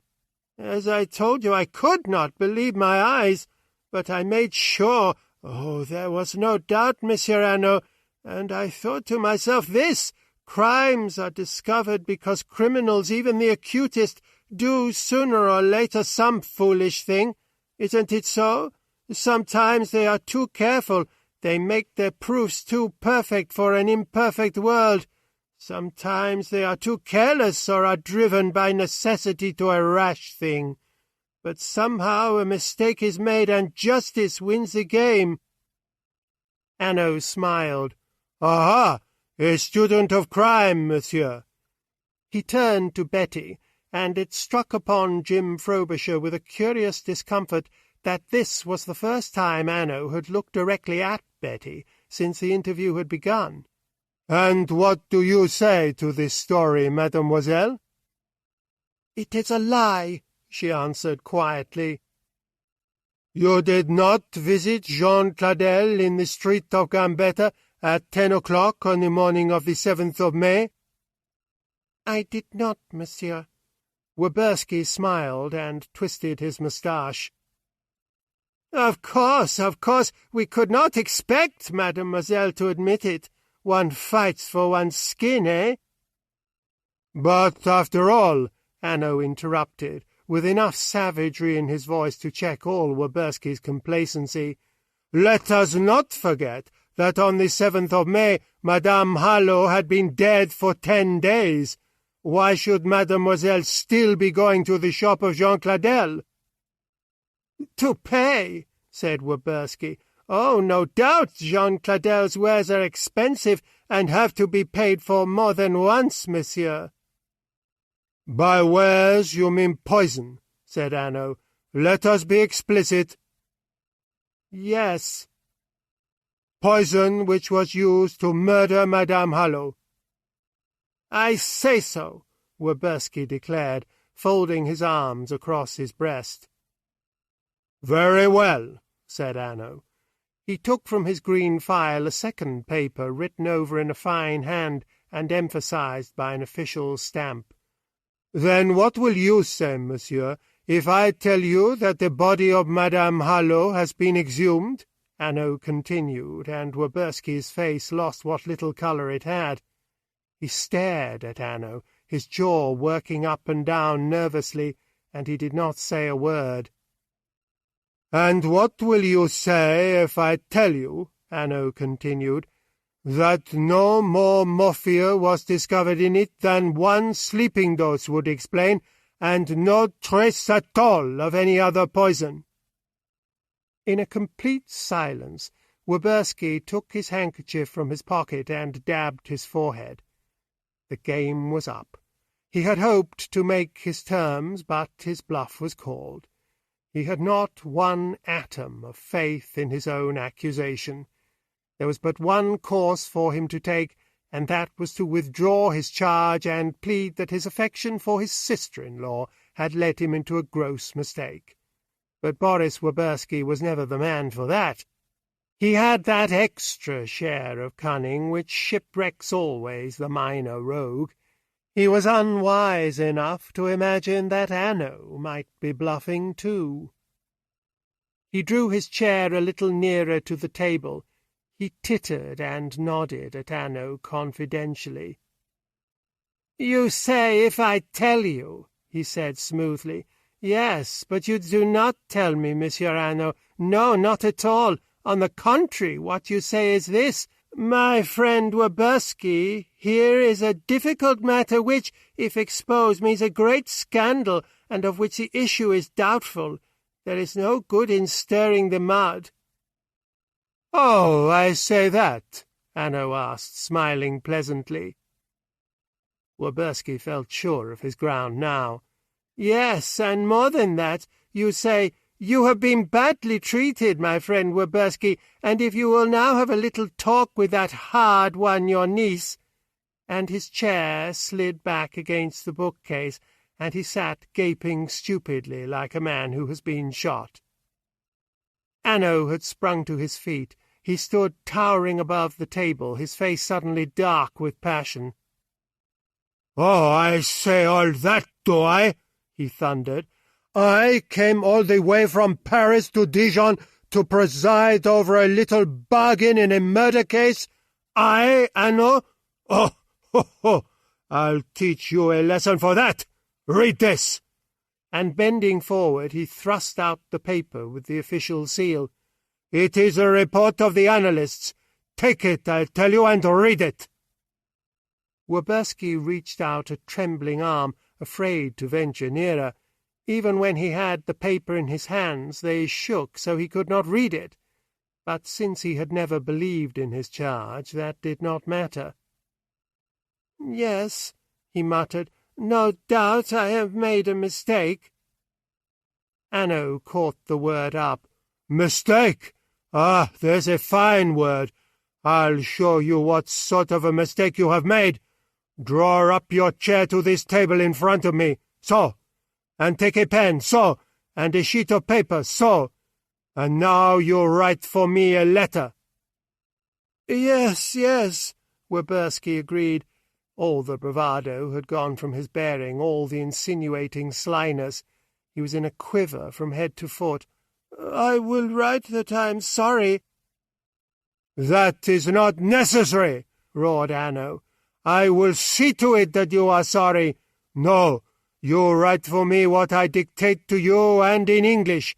You are ready? Yes? Then you begin. 'Dear Sirs,' you have that?" "Yes, yes," said Warburski, scribbling hurriedly. His head was in a whirl. He flinched as he wrote under the towering bulk of the detective. He had as yet no comprehension of the goal to which he was being led. "Good. 'Dear Sirs,'" Hanaud repeated. "But we want a date for that letter. April 30th, eh? That will do. The day Madame Hallow's will was read, and you found you were left no money. April 30th. Put it in. So. Now we go on. 'Dear Sirs, send me at once £1,000 by the recommended post, or I make some awkwardnesses.'" Warburski dropped his pen and sprang back out of his chair. "I don't understand. I can't write that. There is an error. I never meant—" he stammered, his hands raised as if to ward off an attack. "Ah, you never meant the blackmail," Hanaud cried savagely. "Ah, ha, ha! It is good for you that I now know that. For when, as you put it so delicately to mademoiselle, the moment comes for the extenuating pleas, I can rise up in the court and urge it. Yes, I will say, Mr. the President, though he did the blackmail, poor fellow, he never meant it. So please to give him 5 years more." And with that Hanaud swept across the room like a tornado and flung open the door behind which Frobisher was waiting. "Come," he said, and he led Jim into the room. "You produce the 2 letters he wrote to your firm, Monsieur Frobisher. Good." But it was not necessary to produce them. Boris Warburski had dropped into a chair and burst into tears. There was a little movement of discomfort made by everyone in that room except Hanaud, and even his anger dropped. He looked at Werbersky in silence. "You make us all ashamed. You can go back to your hotel," he said shortly. "But you will not leave Dijon, Monsieur Werbersky, until it is decided what steps we shall take with you."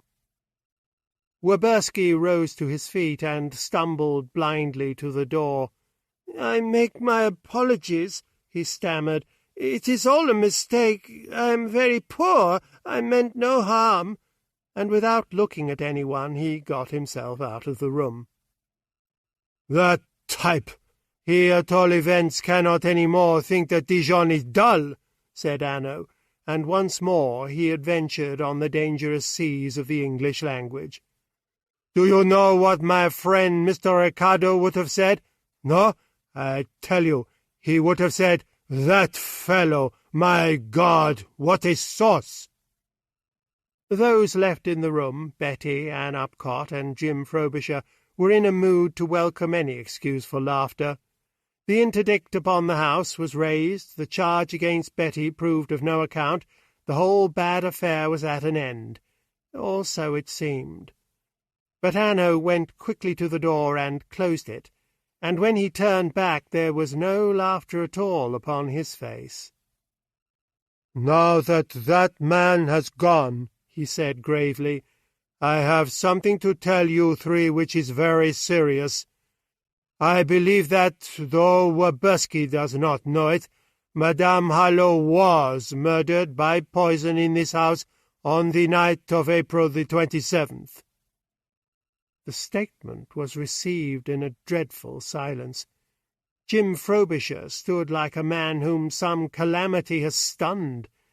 Betty leaned forward in her seat with a face of horror and incredulity, and then from the armchair by the door where Anne Upcott was sitting there burst a loud, wild cry. "There was someone in the house that night," she cried. Hanaud swung round to her, his eyes blazing. "And it is you who tell me that, mademoiselle?" he asked in a curious, steady voice. "Yes, it's the truth," she cried with a sort of relief in her voice, that at last a secret was out which had grown past endurance. "I am sure now there was a stranger in the house." And though her face was white as paper, her eyes met Hanaud's without fear. Chapter 8. The Book. The two startling declarations, one treading upon the heels of the other, set Jim Frobisher's brain whirling. Consternation and bewilderment were all jumbled together. He had no time to ask how, for he was already asking what next. His first clear thought was for Betty, and as he looked at her, a sharp anger against both Hanaud and Anne Upcott seized and shook him. Why hadn't they both spoken before? Why must they speak now? Why couldn't they leave well alone? For Betty had fallen back in the window-seat, her hands idle at her sides, and her face utterly weary and distressed. Jim thought of some stricken patient who wakes in the morning to believe for a few moments that the malady was a bad dream, and then comes the stab and the cloud of pain settles down for another day. A moment ago Betty's ordeal seemed over. Now it was beginning a new phase. "I am sorry," he said to her. The report of the analysts was lying on the writing-table just beneath his eyes. He took it up idly. It was a trick, of course, with its seals and its signatures, a trick of Hanaud's to force Werbersky to a retraction. He glanced at it, and with an exclamation began carefully to read it through from the beginning to the end. When he had finished, he raised his head and stared at Hanaud. "But this report is genuine," he cried. "Here are the details of the tests applied and the result. There was no trace discovered of any poison." "No trace at all," Hanaud replied. He was not in the least disturbed by the question. "Then I don't understand why you bring the accusation or whom you accuse," Frobisher exclaimed. "I have accused no one," said Hanaud steadily. "Let us be clear about that. As to your other question, look." He took Frobisher by the elbow and led him to that bookshelf by the window before which they had stood together yesterday. "There was an empty space here yesterday. You yourself drew my attention to it. You see that the space is filled today." "Yes," said Jim. Hanaud took down the volume which occupied the space. It was of quarto size, fairly thick, and bound in a paper cover. "Look at that," he said. And Jim Frobisher, as he took it, noticed with a queer little start that although Hanaud's eyes were on his face, they were blank of all expression. They did not see him. Hanaud's senses were concentrated on the two girls, at neither of whom he so much as glanced. He was alert to them, to any movement they might make of surprise or terror. Jim threw up his head in a sudden revolt. He was being used for another trick, as some conjurer may use a fool of a fellow whom he has persuaded out of his audience onto his platform.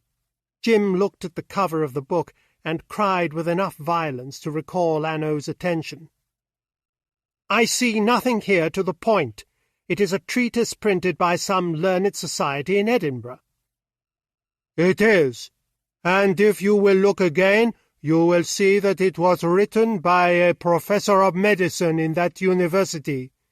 And if you will look a third time, you will see from a small inscription in ink that the copy was presented with the professor's compliments to Mr. Simon Harlow." Hanaud, whilst he was speaking, went to the second of the two windows which looked upon the court, and, putting his head out, spoke for a little while in a low voice. "We shall not need our sentry here any more," he said as he turned back into the room. "I have sent him upon an errand." He went back to Jim Frobisher, who was turning over a page of the treatise here and there, and was never a scrap the wiser. "Well?" he asked. "Strophanthus hispidus." Jim read aloud the title of the treatise.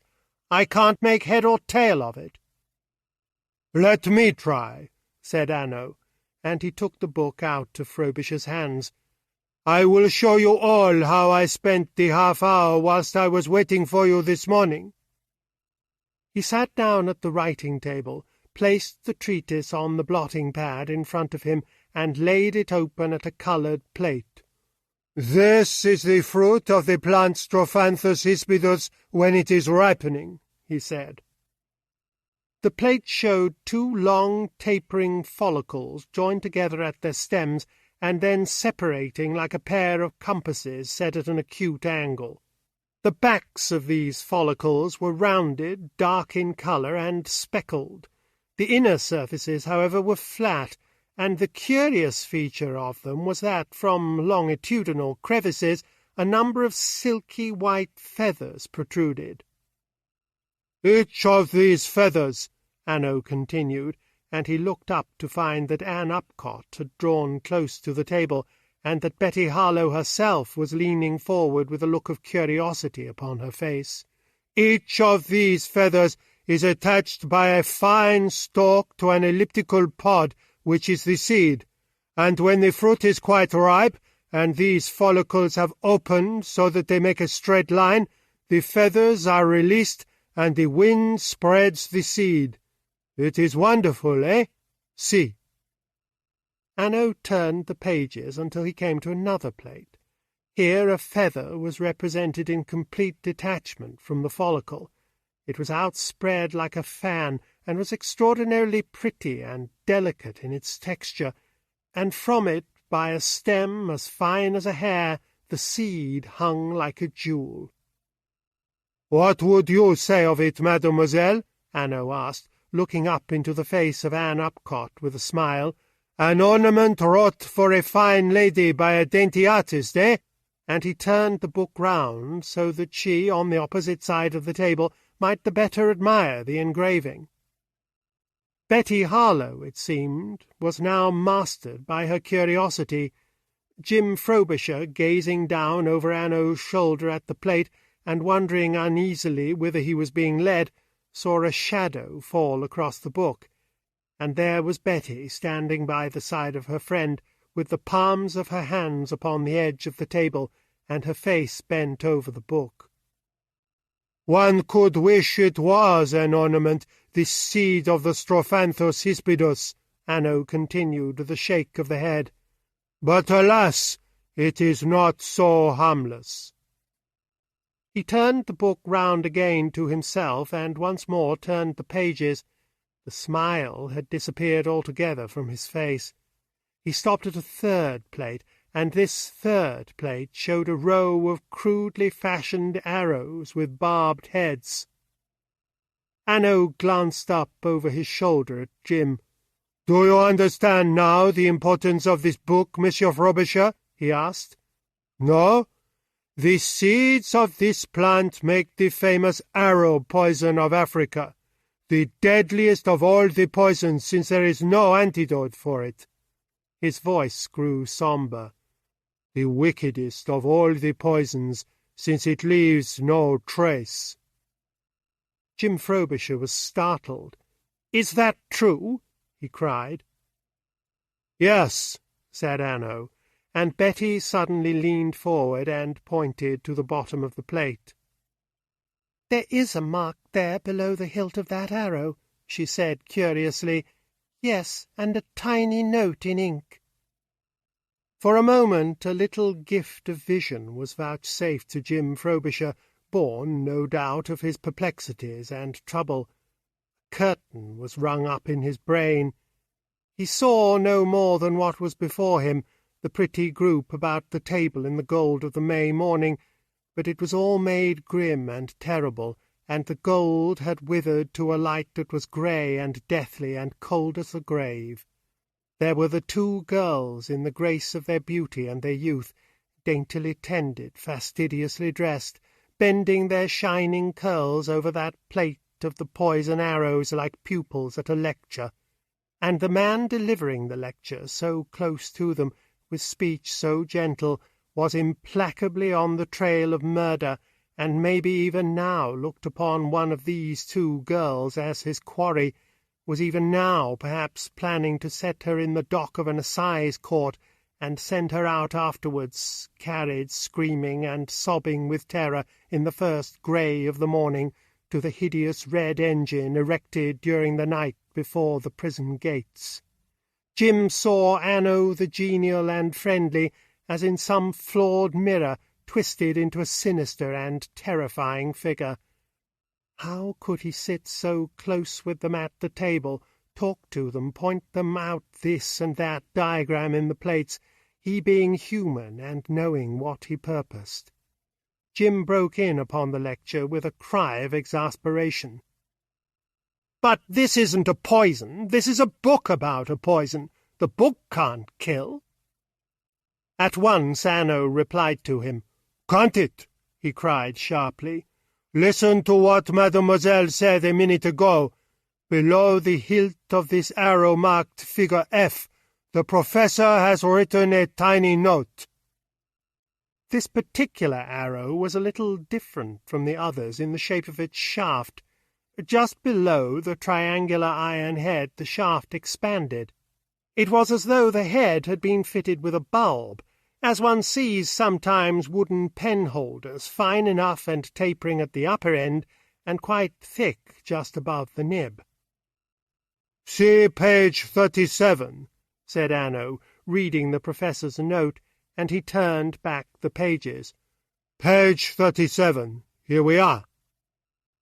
Hanaud ran a finger halfway down the page and stopped at a word in capitals. "Figure F." Hanaud hitched his chair a little closer to the table. Anne Upcott moved round the end of the table that she might see the better. Even Jim Frobisher found himself stooping above Hanaud's shoulder. They were all conscious of a queer tension. They were expectant, like explorers on the brink of a discovery. Whilst Hanaud read the paragraph aloud, it seemed that no one breathed, and this is what he read. Figure F is the representation of a poison arrow which was lent to me by Simon Hanaud, Esquire, of Blackman's, Norfolk, and the Maison Grenelle at Dijon. It was given to him by a Mr. John Carlyle, a trader on the Shire River in the Combe country, and is the most perfect example of a poison arrow which I have seen. The strophanthus seed has been pounded up in water and mixed with the reddish clay used by the Combe natives, and the compound is thickly smeared over the head of the arrow shaft and over the actual iron dart, except at the point and the edges. The arrow is quite new, and the compound fresh. Hanaud leaned back in his chair when he had come to the end of this paragraph. You see, Monsieur Frobisher, the question we have to answer. Where is today Simon Hanaud's arrow? Betty looked up into Hanaud's face. If it is anywhere in this house, monsieur, it should be in the locked cabinet in my sitting-room. Your sitting-room? Hanaud exclaimed sharply. Yes, it is what we call the treasure-room, half museum, half living-room. My Uncle Simon used it, Madame too. It was their favourite room, full of curios and beautiful things. But after Simon Hanaud died, Madame would never enter it. She locked the door which communicated with her dressing-room so that she might never even in a moment of forgetfulness enter it. The room has a door into the hall. She gave the room to me. Hanaud's forehead cleared of its wrinkles. I understand, he said. And that room is sealed? Yes. Have you ever seen the arrow, mademoiselle? Not that I remember. I only looked into the cabinet once. There are some horrible things hidden away there. And Betty shivered and shook the recollection of them from her shoulders. The chances are that it's not in the house at all, that it never came back to the house, Frobisher argued stubbornly. The professor, in all probability, would have kept it. If he could, Hanaud rejoined. But it's out of all probability that a collector of rare things would have allowed him to keep it. No. And he sat for a little time in a muse. Do you know what I am wondering? He asked at length, and then answered his own question. I am wondering whether, after all, Boris Wabersky was not in the street of Gambetta on the 7th of May, and close, very close, to the shop of Jean Cladel, the herbalist. Boris Wabersky, cried Jim. Was he, in Hanaud's eyes, the criminal? After all, why not? After all, who more likely, if criminal there was, since Boris Wabersky thought himself an inheritor under Mrs. Harlowe's will? I am wondering whether he was not doing that very thing which he attributed to you, Mademoiselle Betty, Hanaud continued. Paying, Betty cried. Paying, or making excuses for not paying, which is more probable, or recovering the poison arrow now clean of its poison, which is most probable of all. At last Hanaud had made an end of his secrecies and reticence. His suspicion, winged like the arrow in the plate, was flying straight to this evident mark. Jim drew a breath like a man waking from a nightmare. In all of that small company a relaxation was visible. Anne Upcott drew away from the table. Betty said softly, as though speaking to herself, Monsieur Boris. Oh, I never thought of that. And to Jim's admiration there was actually a note of regret in her voice. It was audible, too, to Hanaud, since he answered with a smile. But you must bring yourself to think of it, mademoiselle. After all, he was not so gentle with you that you need show him so much good. A slight rush of colour tinged Betty's cheeks, Jim was not quite sure that a tiny accent of irony had not pointed Hanaud's words. "I saw him sitting here," she replied quickly, "half an hour ago, abject, in tears, a man." She shrugged her shoulders with a gesture of distaste. "I wish him nothing worse. I was satisfied." Hanaud smiled again with a curious amusement, an appreciation which Frobisher was quite at a loss to understand. But he had from time to time received an uneasy impression that a queer little secret duel was all this while being fought by Betty Harlow and Hanaud underneath the smooth surface of questions and answers, a duel in which now one, now the other of the combatants got some trifling scratch. This time it seemed Betty was hurt. "You are satisfied, mademoiselle, but the law is not," Hanaud returned. "Boris Wabersky expected a legacy. Boris Wabersky needed money immediately, as the first of the 2 letters which he wrote to Monsieur Frobisher's firm clearly shows. Boris Wabersky had a motive." He looked from one to the other of his audience with a nod to drive the point home. "Motives, no doubt, are signposts rather difficult to read, and if one reads them amiss, they lead one very wide astray. Granted. But you must look for your signposts all the same, and try to read them aright.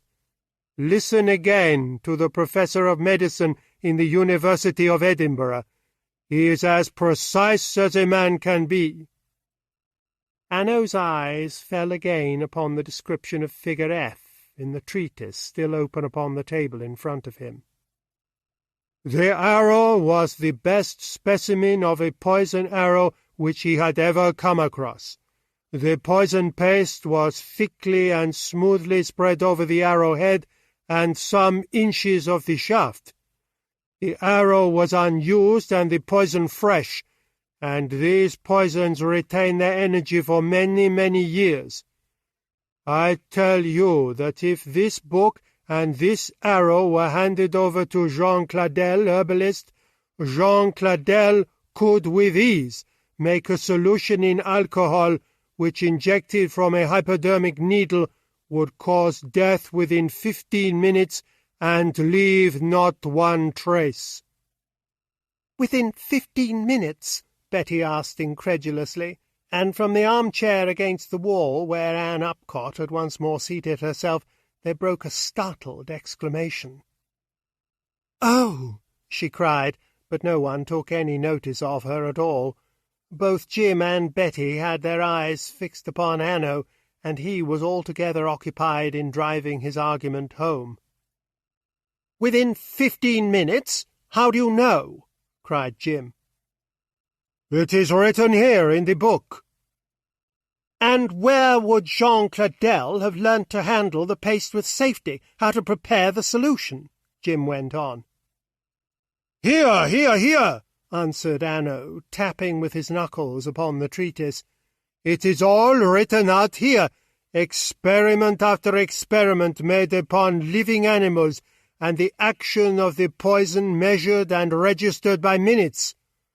Oh, given a man with a working knowledge of chemicals such as Jean Cladel must possess, and the result is certain." Betty Harlow leaned forward again over the book, and Hanaud turned it half round between them, so that both, by craning their heads, could read. He turned the pages back to the beginning, and passed them quickly in review.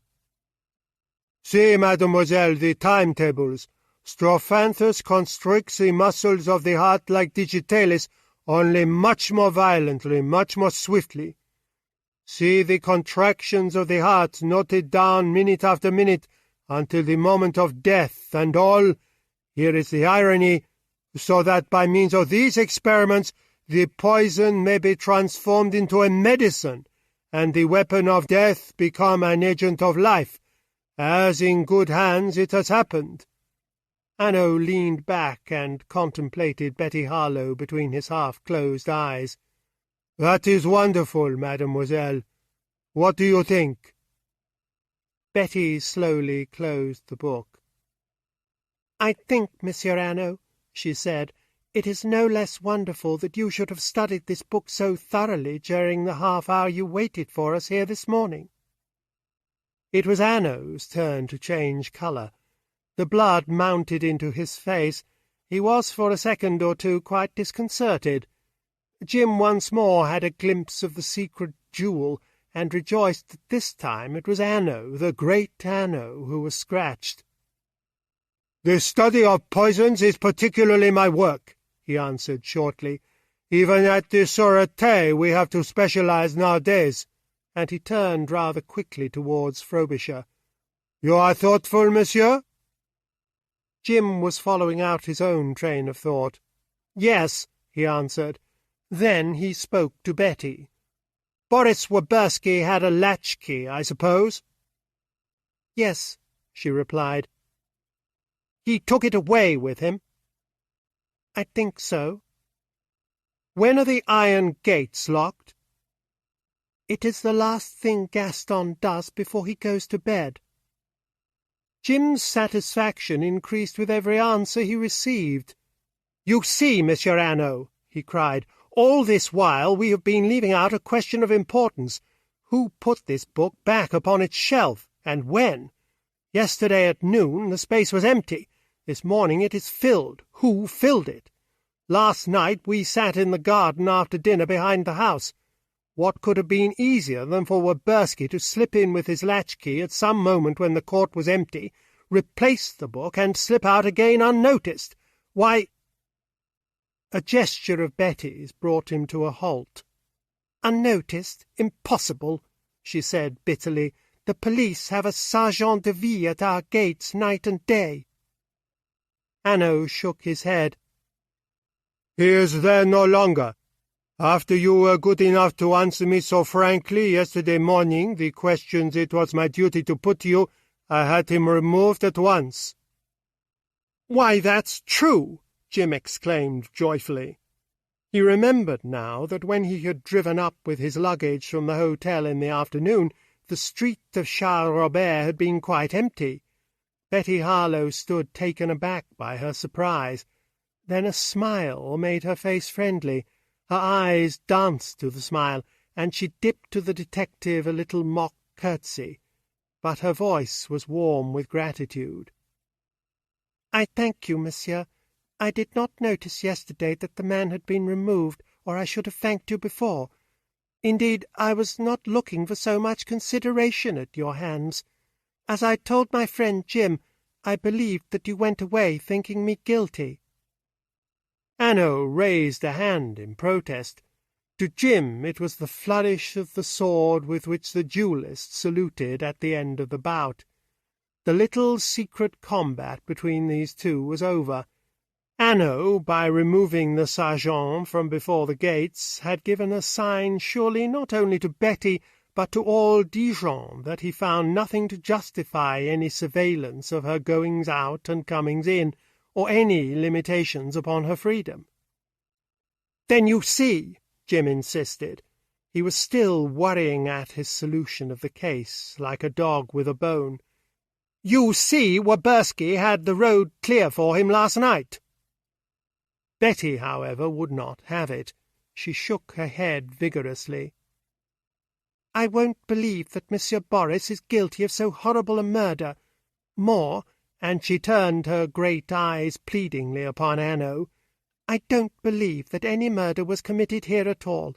I don't want to believe it." And for a moment her voice faltered. "After all, Monsieur Hanaud, what are you building this dreadful theory upon? That a book of my Uncle Simon was not in his library yesterday and is there today. We know nothing more. We don't know even whether Jean Claudel exists at all." "We shall know that, mademoiselle, very soon," said Hanaud, staring down at the book upon the table. "We don't know whether the arrow is in the house, whether it ever was." "We must make sure, mademoiselle," said Hanaud stubbornly.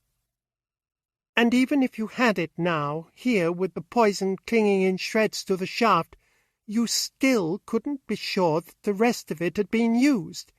Here is a report, monsieur, from the doctors. Because it says that no trace of the poison can be discovered, you can't infer that a poison was administered which leaves no trace. You never can prove it. You have nothing to go upon. It's all guesswork, and guesswork which will keep us living in a nightmare. Oh, if I thought for a moment that murder had been committed, I'd say, go on, but it hasn't. Oh, it hasn't. Betty's voice rang with so evident a sincerity, there was so strong a passion of appeal for peace, for an end of suspicion, for a right to forget and be forgotten, that Jim fancied no man could resist it. Indeed, Hanaud sat for a long while with his eyes bent upon the table before he answered her. But when at last he did, gently though his voice began, Jim knew at once that she had lost. "You argue and plead very well, Mademoiselle Betty," he said. "But we have each of us our little creeds by which we live for better or for worse. Here is mine, a very humble one. I can discover extenuations in most crimes, even crimes of violence, passion, anger, even greed. What are they but good qualities developed beyond the bounds? Things at the beginning good, and since grown monstrous. So, too, in the execution. This or that habit of life makes natural this or that weapon which to us is hideous and abnormal, and its mere use a sign of a dreadful depravity. Yes, I recognize these palliations, but there is one crime I never will forgive, murder by poison, and one criminal in whose pursuit I will never tire nor slacken, the poisoner." Through the words there ran a real thrill of hatred, and though Hanaud's voice was low, and he never once raised his eyes from the table, he held the three who listened to him in a dreadful spell.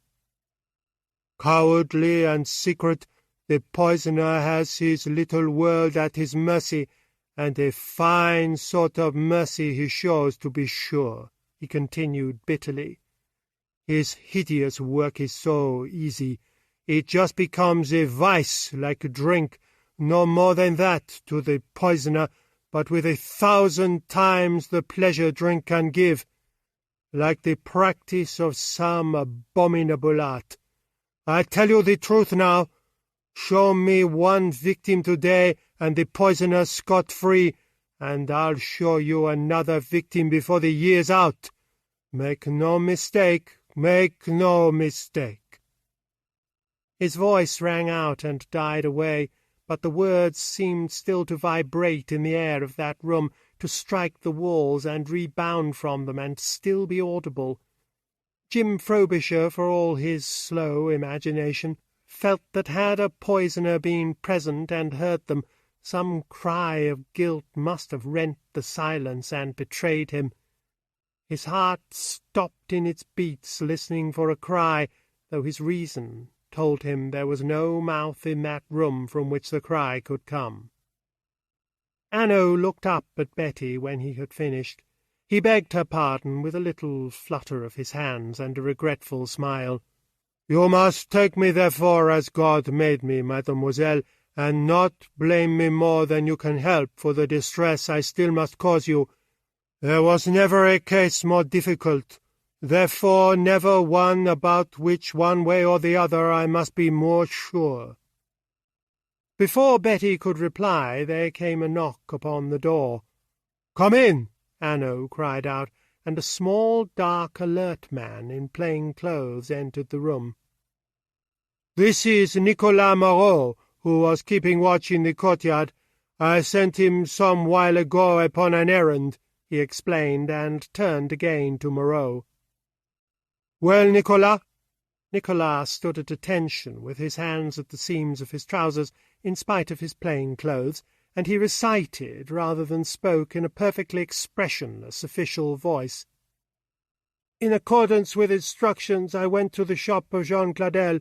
It is number 7. From the Rue Gambetta I went to the prefecture. I verified your statement. Jean Cladel has twice appeared before the police correctionnelle for selling forbidden drugs, and has twice been acquitted owing to the absence of necessary witnesses." "Thank you, Nicolas." Moreau saluted, turned on his heel, and went out of the room. There followed a moment of silence, of discouragement. Hanaud looked ruefully at Betty. "You see, I must go on. We must search in that locked cabinet of Simon Harlow's for the poison arrow, if by chance it should be there."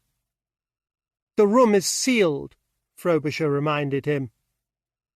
"We must have those seals removed," he replied, and he took his watch from his pocket and screwed up his face in grimace. "We need Monsieur the Commissaire, and Monsieur the Commissaire will not be in a good humour if we disturb him now, for it is 12 o'clock, the sacred hour of luncheon. You will have observed upon the stage that commissaires of police are never in a good humour. It is because—" But Hanaud's audience was never to hear his explanation of this well-known fact, for he stopped with a queer jerk of his voice, his watch still dangling from his fingers upon its chain. Both Jim and Betty looked at once where he was looking. They saw Anne Upcott standing up against the wall, with her hand upon the top rail of a chair to prevent herself from falling. Her eyes were closed, her whole face a mask of misery. Hanaud was at her side in a moment. "Mademoiselle," he asked, with a breathless sort of eagerness, "what is it you have to tell me?" "It is true, then," she whispered. "Jean Cladel exists?" "Yes." "And the poison arrow could have been used," she faltered, and the next words could not be spoken, but were spoken at the last. "And death would have followed in 15 minutes." "Upon my oath it is true," Hanaud insisted. "What is it you have to tell me?" "That I could have hindered it all. I shall never forgive myself. I could have hindered the murder." Hanaud's eyes narrowed as he watched the girl. Was he disappointed, Frobisher wondered? Did he expect quite another reply? A swift movement by Betty distracted him from these questions. He saw Betty looking across the room at them with the strangest glittering eyes he had ever seen. And then Anne Upcott drew herself away from Hanaud and stood up against the wall at her full height, with her arms outstretched. She seemed to be setting herself apart as a pariah. Her whole attitude and posture cried, "Stone me, I am waiting." Hanaud put his watch into his pocket. "Mademoiselle, we will let the commissaire eat his luncheon in peace, and we will hear your story first. But not here. In the garden, under the shade of the trees." He took his handkerchief and wiped his forehead.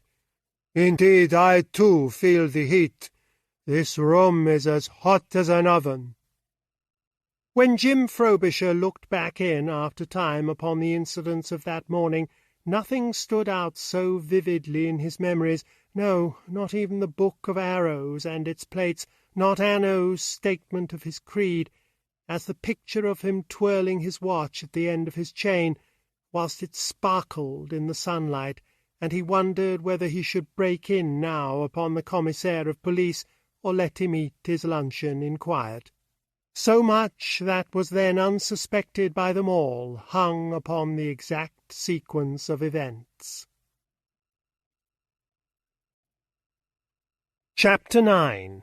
The Secret. The garden chairs were already set out upon a lawn towards the farther end of the garden, in the shadow of the great trees. Hanaud led the way towards them. "We shall be in the cool here, and with no one to overhear us but the birds," he said, and he patted and arranged the cushions in a deep arm-chair of basket-work for Anne Upcott. Jim Frobisher was reminded again of the solicitude of a doctor with an invalid, and again the parallel jarred upon him. But he was getting a clearer insight into the character of this implacable being. The little courtesies and attentions were not assumed.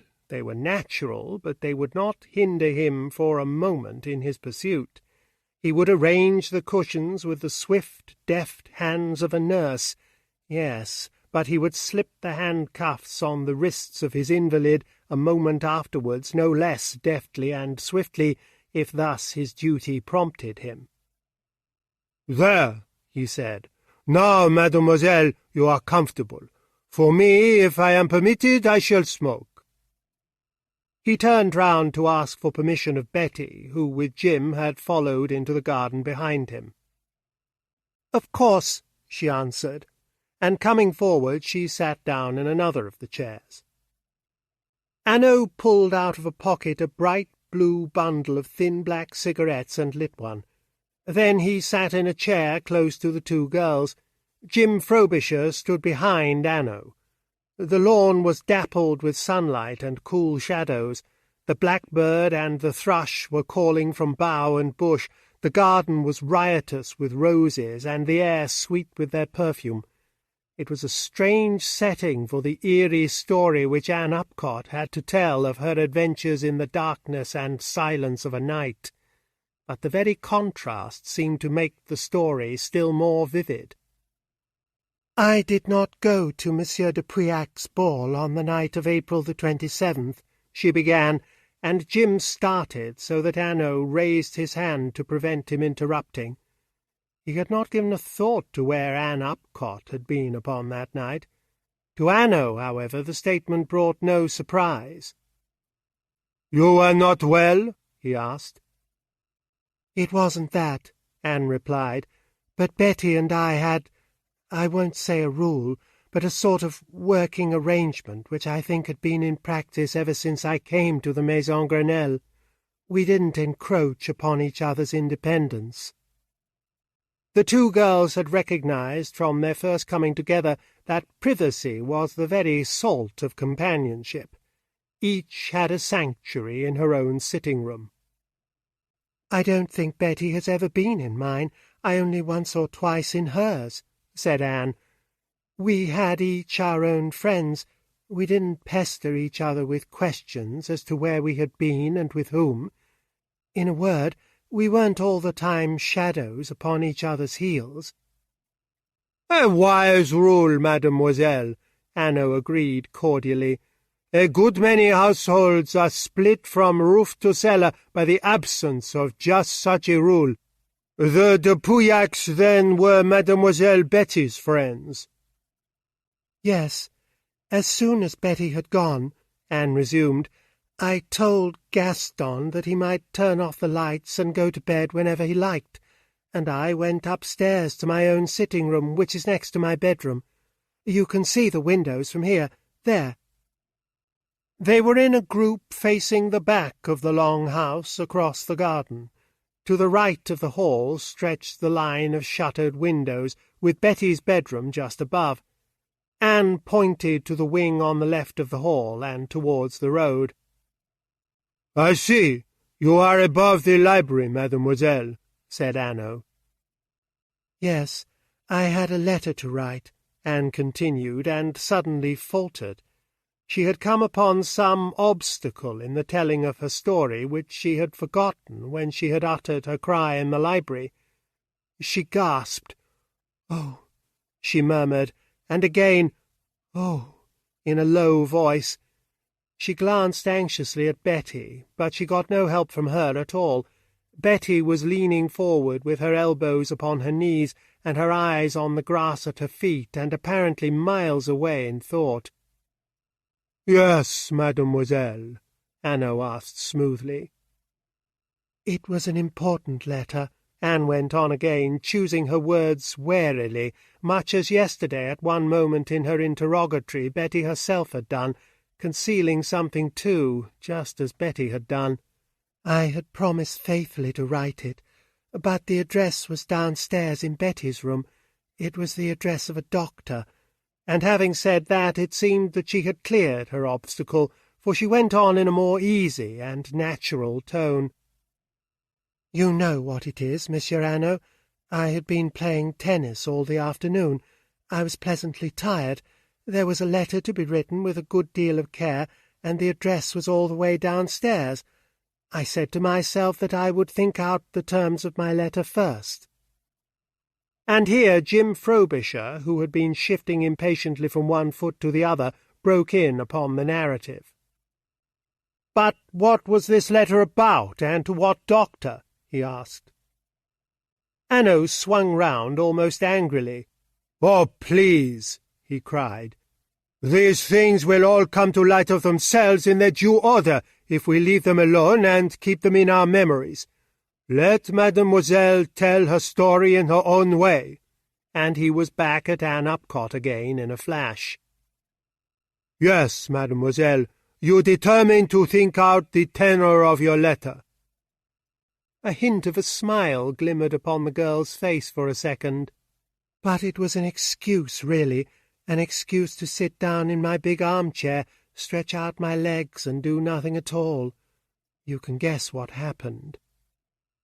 Hanaud smiled and nodded. "You fell fast asleep. Conscience does not keep young people who are healthy and tired awake," he said. "No, but it wakes up with them," Anne returned, "and upbraids at once bitterly. I woke up rather chilly, as people do who have gone to sleep in their chairs. I was wearing a little thin frock of pale blue tulle, a featherweight of a frock.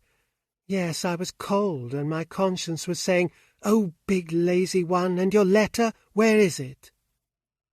In a moment I was standing up, and the next I was out of the room on the landing, and I was still half dazed with sleep.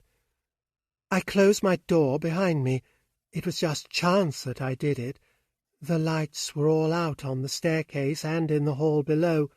The curtains were drawn across the windows. There was no moon that night.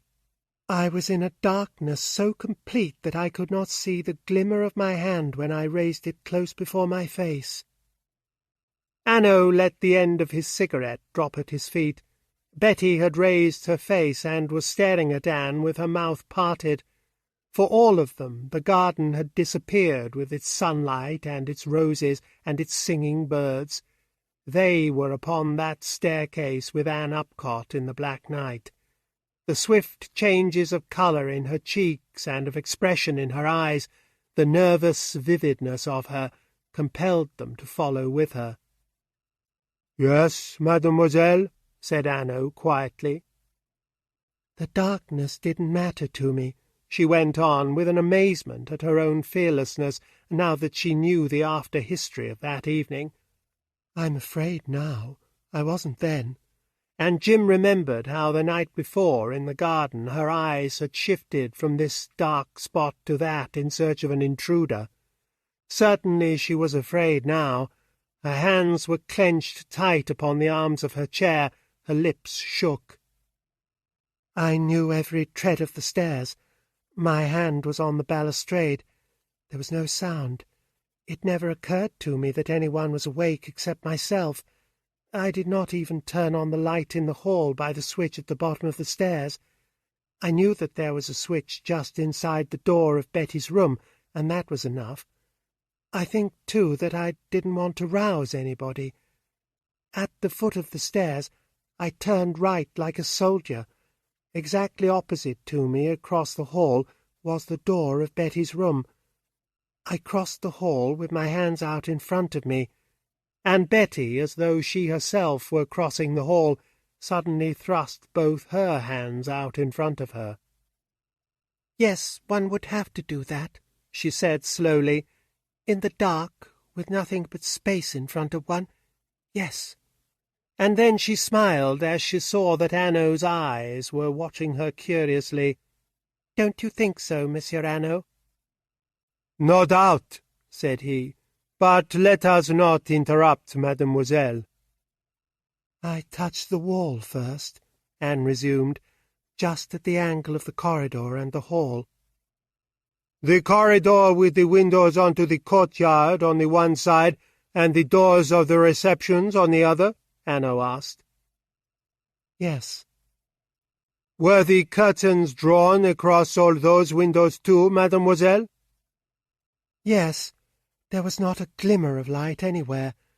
I felt my way along the wall to my right, that is, in the hall, of course, not the corridor, until my hands slipped off the surface and touched nothing. I had reached the embrasure of the doorway.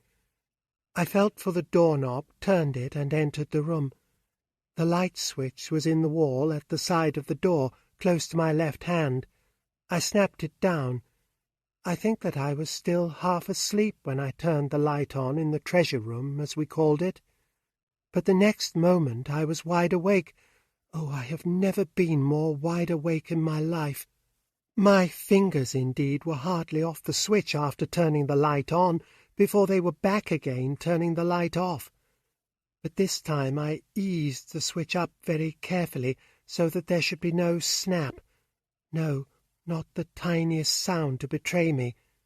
There was so short an interval between the two movements of my hand that I had just time to notice the clock on the top of the marquetry cabinet in the middle of the wall opposite to me, and then once more I stood in darkness, but stock still and holding my breath, a little frightened. Yes, no doubt a little frightened, but more astonished than frightened. For in the inner wall of the room at the other end, close by the window there, and Anne pointed to the second of those shuttered windows which stared so blankly on the garden, the door which was always locked since Simon Harlowe's death stood open, and a bright light burned beyond. Betty Harlowe uttered a little cry. "That door," she exclaimed, now at last really troubled. "It stood open. How can that have been?" Hanaud shifted his position in his chair and asked her a question. "On which side of the door was the key, mademoiselle?" "On Madame's, if the key was in the lock at all." "Oh, you don't remember whether it was?" "No," said Betty.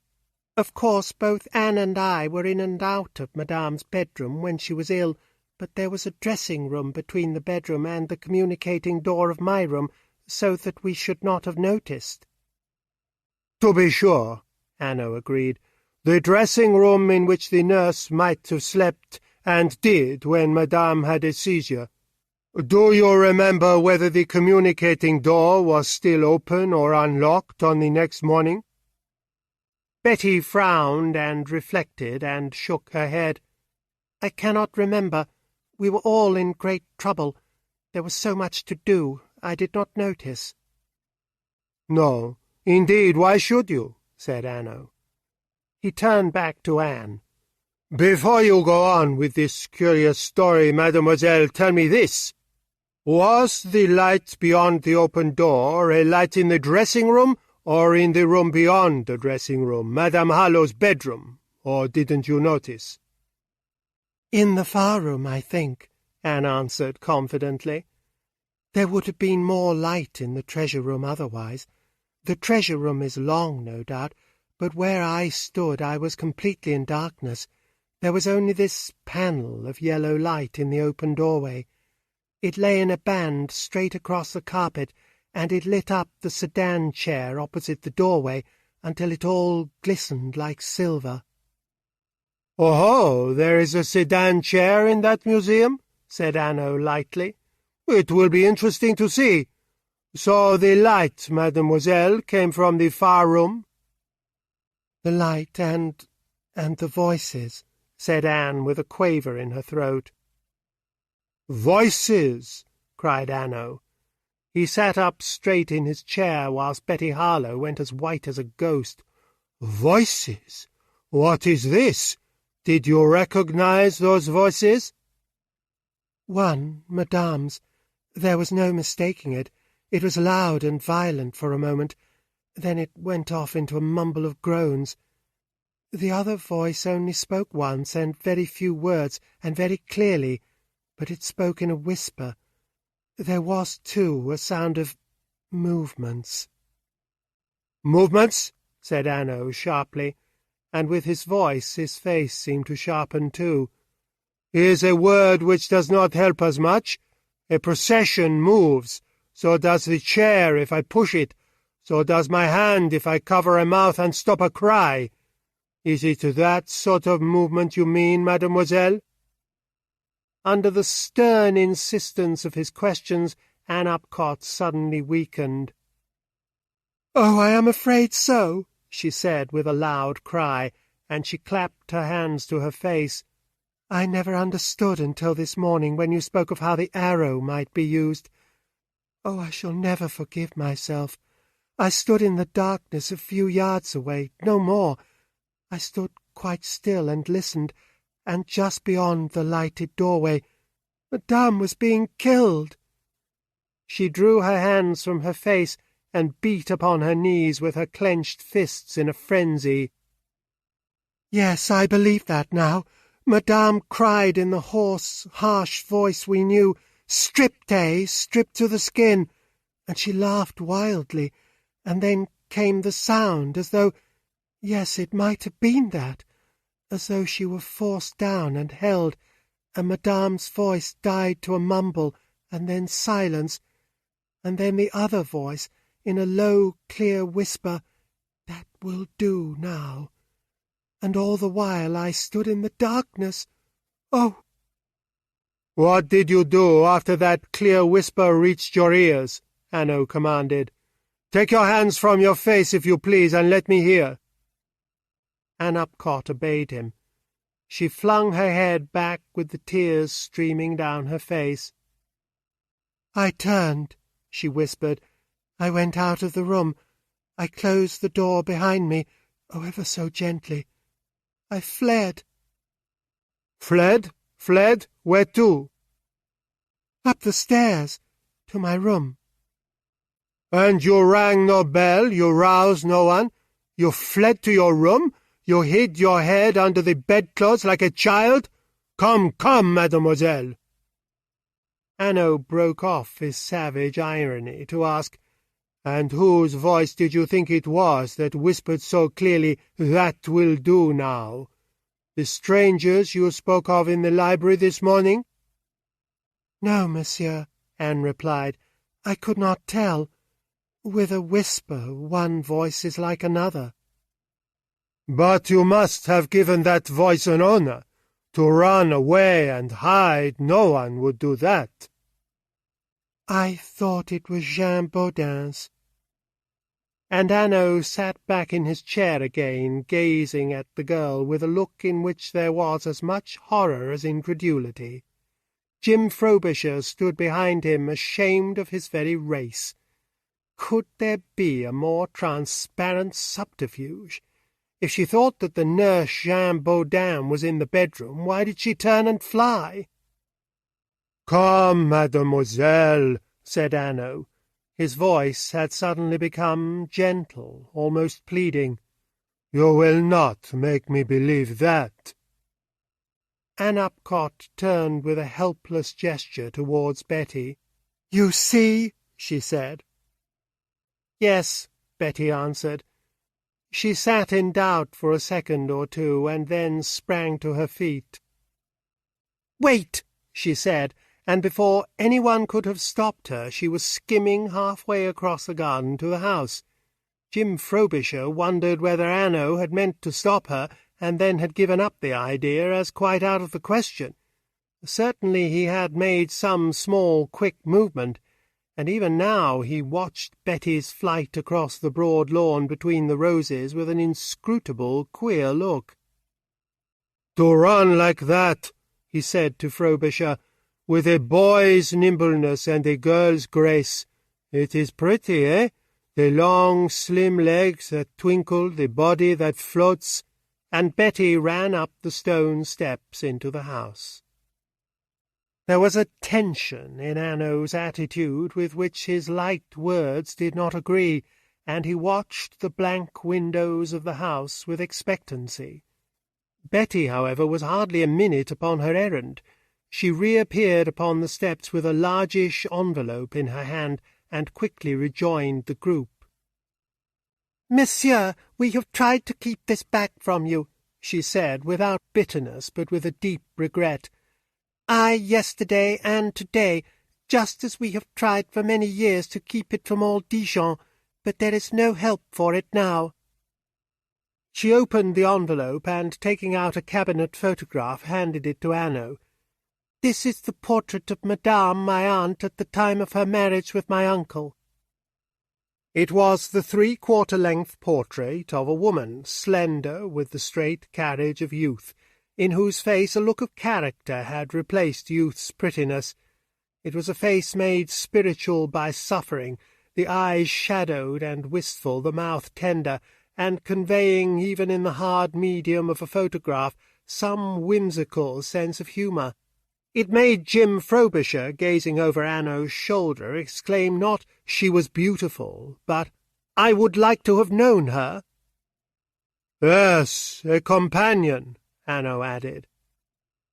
Betty took a second photograph from the envelope. "But this, monsieur, is the same lady a year ago." The second photograph had been taken at Monte Carlo, and it was difficult to believe that it was of the same woman, so tragic a change had taken place within those 10 years. Hanaud held the portraits side by side. The grace, the suggestion of humour had all gone. The figure had grown broad, the features coarse and heavy, the cheeks had fattened, the lips were pendulous, and there was nothing but violence in the eyes. It was a dreadful picture of collapse. "It is best to be precise, mademoiselle," said Hanaud gently, "though these photographs tell their unhappy story clearly enough. Madame Hanaud, during the last years of her life, drank." "Since my uncle's death," Betty explained. "Her life, as very likely you know already, had been rather miserable and lonely before she married him, but she had a dream then on which to live. After Simon Harlowe died, however," and she ended her explanation with a gesture. "Yes," Hanaud replied. "Of course, mademoiselle, we have known, Monsieur Frobisher and I, ever since we came into this affair, that there was some secret. We knew it before your reticence of yesterday, or Mademoiselle Upcott's of today. Wabersky must have known of something which you would not care to have exposed before he threatened your lawyers in London, or brought his charges against you." "Yes, he knew, and the doctors and the servants, of course, who were very loyal. We did our best to keep our secret, but we could never be sure that we had succeeded." A friendly smile broadened Hanaud's face. "Well, we can make sure now and here," he said, and both the girls and Jim stared at him. "How?" they exclaimed in an incredulous voice. Hanaud beamed. He held them in suspense. He spread out his hands. The artist, as he would have said, the mountebank, as Jim Frobisher would have expressed it, had got the upper hand in him, and prepared his effect. "By answering me one simple question," he said, "have either of you two ladies received an anonymous letter upon the subject?" The test took them all by surprise, yet each one of them recognized immediately that they could hardly have a better. All the secrets of the town had been exploited at one time or another by this unknown person or group of persons. All the secrets, that is, except this one of Mrs. Harlowe's degradation. For Betty answered, "No, I never received one." "Nor I," added Anne. "Then your secret is your secret still," said Hanaud. "For how long now?" Betty asked quickly, and Hanaud did not answer a word. He could make no promise without being false to what he had called his creed. "It is a pity," said Betty wistfully. "We have striven so hard, Anne and I," and she gave to the two men a glimpse of the life the two girls had led in the Maison Grenelle. "We could do very little. We had neither of us any authority. We were both of us dependent upon Madame's generosity, and though no one could have been kinder when Madame was herself, she was not easy when she had the attacks. There was too much difference in age between us and her for us really to do anything but keep guard." She would not brook interference. She drank alone in her bedroom. She grew violent and threatening if anyone interfered. She would turn them all into the street. If she needed any help, she could ring for the nurse, as indeed she sometimes, though rarely, did. It was a dreadful and wearing life, as Betty Harlow described it, for the two young sentinels. "We were utterly in despair," Betty continued, "for Madame, of course, was really ill with her heart, and we always feared some tragedy would happen. This letter, which Anne was to write when I was at Monsieur de Pouyac's ball, seemed our one chance. It was to a doctor in England, he called himself a doctor at all events, who advertised that he had a certain remedy which could be given without the patient's knowledge in her food and drink. Oh, I had no faith in it, but we had got to try it." Hanaud looked round at Frobisher triumphantly. "What did I say to you, Monsieur Frobisher, when you wanted to ask a question about this letter? You see, these things disclose themselves in their due order if you leave them alone." The triumph went out of his voice. He rose to his feet, and bowing to Betty with an unaffected stateliness and respect, he handed her back the photographs. "Mademoiselle, I am very sorry," he said. "It is clear that you and your friend have lived amongst difficulties which we did not suspect, and for the secret I shall do what I can." Jim quite forgave him the snub which had been administered to him for the excellence of his manner towards Betty. He had a hope, even, that now he would forswear his creed, so that the secret might still be kept, and the young sentinels receive their reward for their close watch. But Hanaud sat down again in his chair, and once more turned towards Anne Upcott. He meant to go on, then. He would not leave well alone. Jim was all the more disappointed because he could not but realize that the case was more and more clearly building itself from something unsubstantial into something solid, from a conjecture to an argument. This case against someone. Chapter 10. The Clock upon the Cabinet. Anne Upcott's story was in the light of this new disclosure intelligible enough. Standing in the darkness, she had heard, as she thought, Mrs. Harlow in one of her violent outbreaks.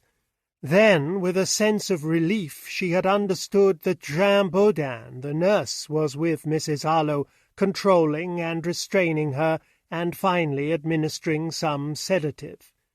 She had heard the outcries diminish and cease, and a final whisper from the nurse to her patient, or even perhaps to herself, "That will do now." Then she had turned and fled, taking care to attract no attention to herself. Real cowardice had nothing to do with her flight. The crisis was over. Her intervention, which before would only have been a provocation to a wilder outburst on the part of Mrs. Harlow, was now altogether without excuse. It would once more have aroused the invalid, and next day would have added to the discomfort and awkwardness of life in the Maison Grenelle. For Mrs. Harlow sober would have known that Anne had been a witness to one more of her dreadful exhibitions. The best thing which Anne could do, she did, given that her interpretation of the scene was the true one. She ran noiselessly back in the darkness to her room.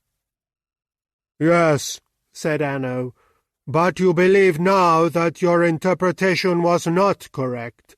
You believe now that whilst you stood in the darkness with the door open and the light beyond, Madame Harlow was being murdered, coldly and cruelly murdered, a few feet away from you." Anne Upcott shivered from head to foot. "I don't want to believe it," she cried. "It's too horrible."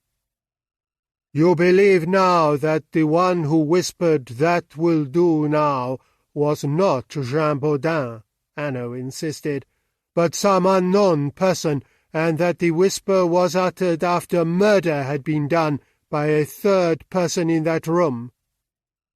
Anne twisted her body from this side to that.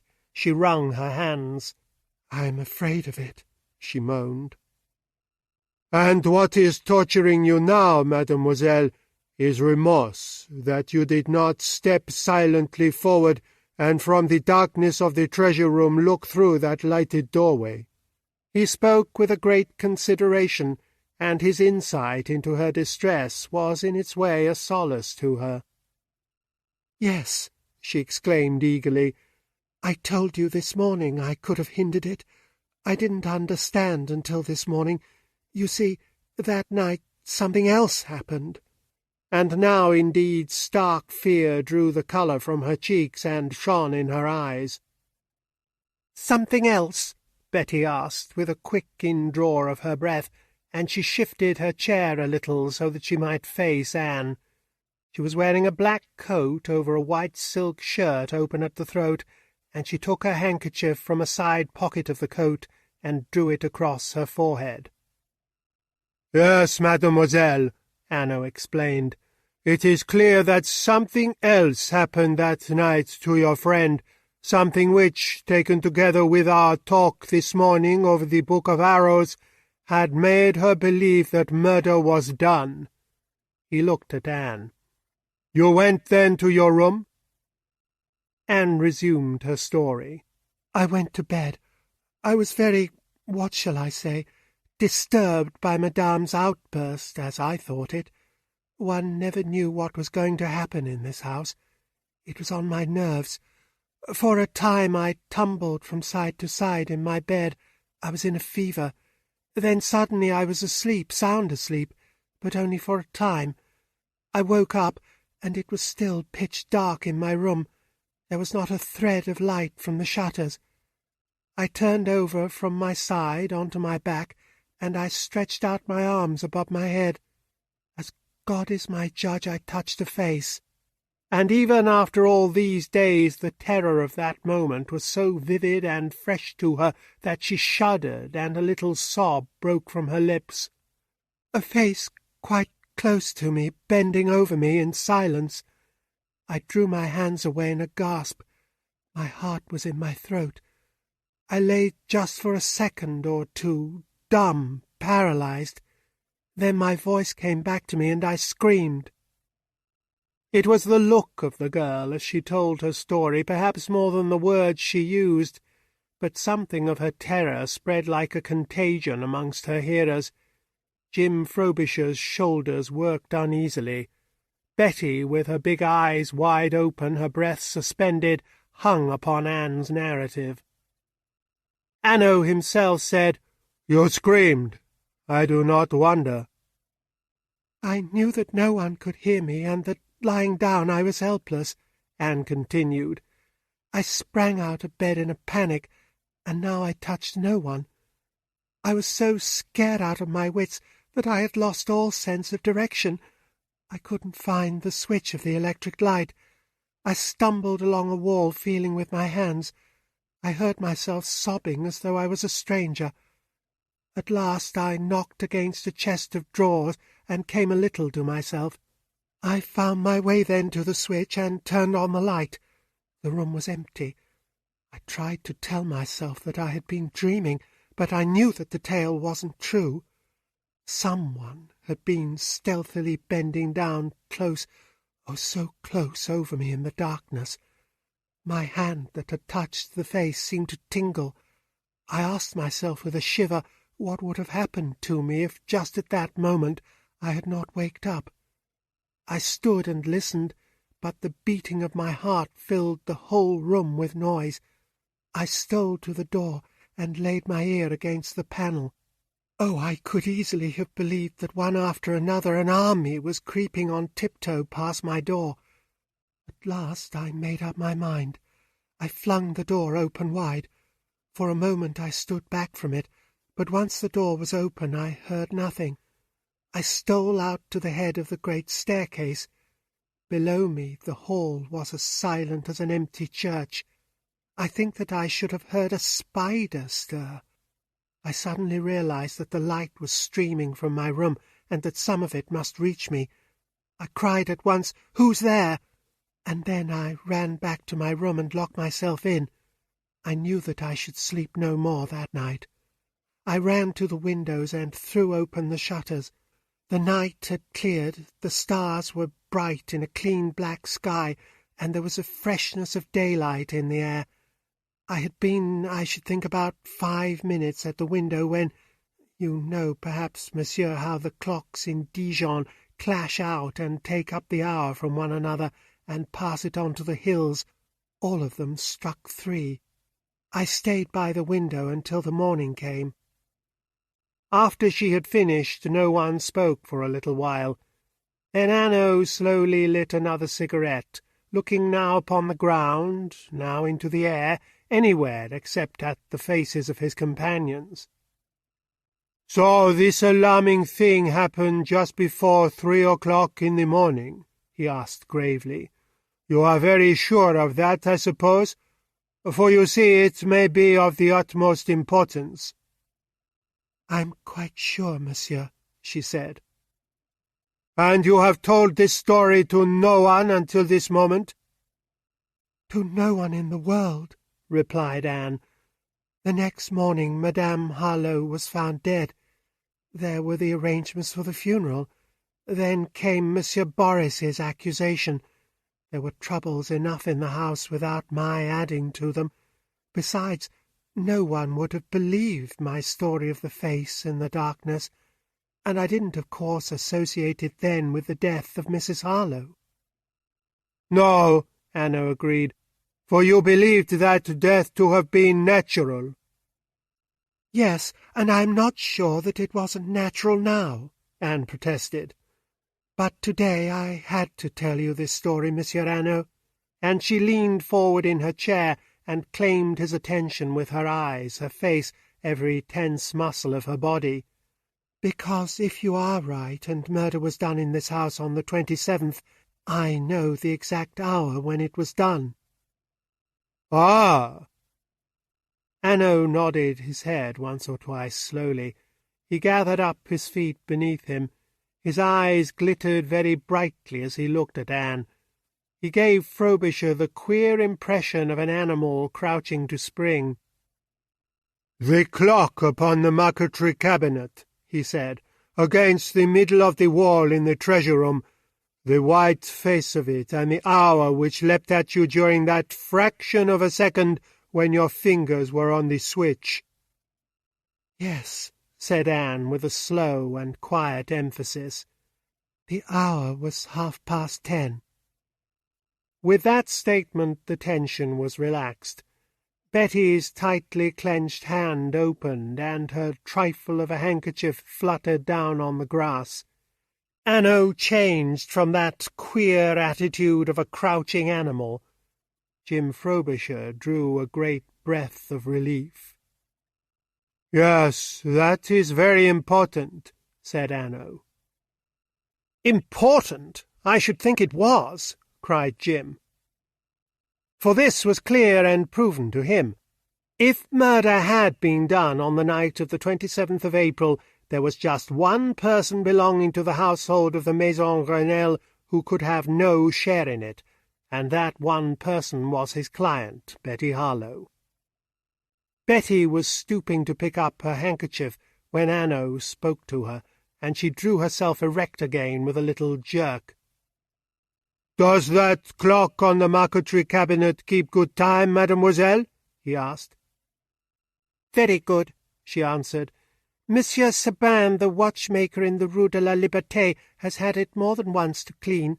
It is an 8-day clock. It will be going when the seals are broken this afternoon. You will see for yourself." Hanaud, however, accepted her declaration on the spot. He rose to his feet and bowed to her with a certain formality, but with a smile which redeemed it. "At 10:30, Mademoiselle Harlowe was dancing at the house of Monsieur de Pouillac on the Boulevard Thiers," he said. "Of that there is no doubt. Inquiries have been made. Mademoiselle did not leave that house until after 1 in the morning. There is evidence enough of that to convince her worst enemy, from her chauffeur and her dancing partners, to Monsieur de Pouyac's coachman, who stood at the bottom of the steps with a lantern during that evening, and remembers to have held open for Mademoiselle the door of her car when she went away." "So that's that," said Jim to himself. Betty, at all events, was out of the net for good, and with that certainty there came a revolution in his thoughts. Why shouldn't Hanaud's search go on? It was interesting to watch the building up of this case against an unknown criminal, a case so difficult to bring to its proper conclusion in the court of assize, a case of poison where there was no trace of poison, a case where out of a mass of conjectures, here and there and more definite facts were coming into view, just as more and more masts of ships stand up out of a tumbled sea the nearer one approaches land. Yes, now he wanted Hanaud to go on, delving astutely, letting, in his own phrase, things disclose themselves in their due sequence. But there was one point which Hanaud had missed, which should be brought to his notice. The mouse, once more, he thought, with all a man's vanity in his modesty, would come to the help of the netted lion. He cleared his throat. "Miss Anne, there is one little question I would like to ask you," he began, and Hanaud turned upon him, to his surprise, with a face of thunder. "You wish to ask a question?" he said. "Well, monsieur, ask it if you wish. It is your right." His manner added what his voice left unsaid. "And your responsibility." Jim hesitated. He could see no harm in the question he proposed to ask. It was of vital importance. Yet Hanaud stood in front of him with a lowering face, daring him to put it. Jim did not doubt any longer that Hanaud was quite aware of his point, and yet for some unknown reason objected to its disclosure. Jim yielded, but not with a very good grace. "It is nothing," he said surlily, and Hanaud at once was all cheerfulness again. "Then we will adjourn," he said, looking at his watch. "It is nearly 1 o'clock. Shall we say 3 for the commissaire of police? Yes? Then I shall inform him, and we will meet in the library at 3, and," with a little bow to Betty, "the interdict shall be raised." "At 3, then," she said gaily. She sprang up from her chair, stooped, picked up her handkerchief with a swift and supple movement, twirled upon her heel, and cried, "Come along, Anne." The 4 people moved off towards the house. Betty looked back. "You have left your gloves behind you on your chair," she said suddenly to Hanaud. Hanaud looked back. "So I have," he said, and then in a voice of protest, "Oh, mademoiselle!" For Betty had already darted back and now returned, dangling the gloves in her hand. "Mademoiselle, how shall I thank you?" he asked as he took them from her. Then he cocked his head at Frobisher, who was looking a little stiff.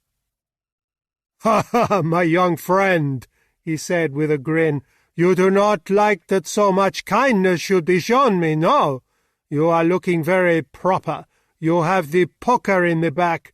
But ask yourself this, what are youth and good looks compared with Hanaud?"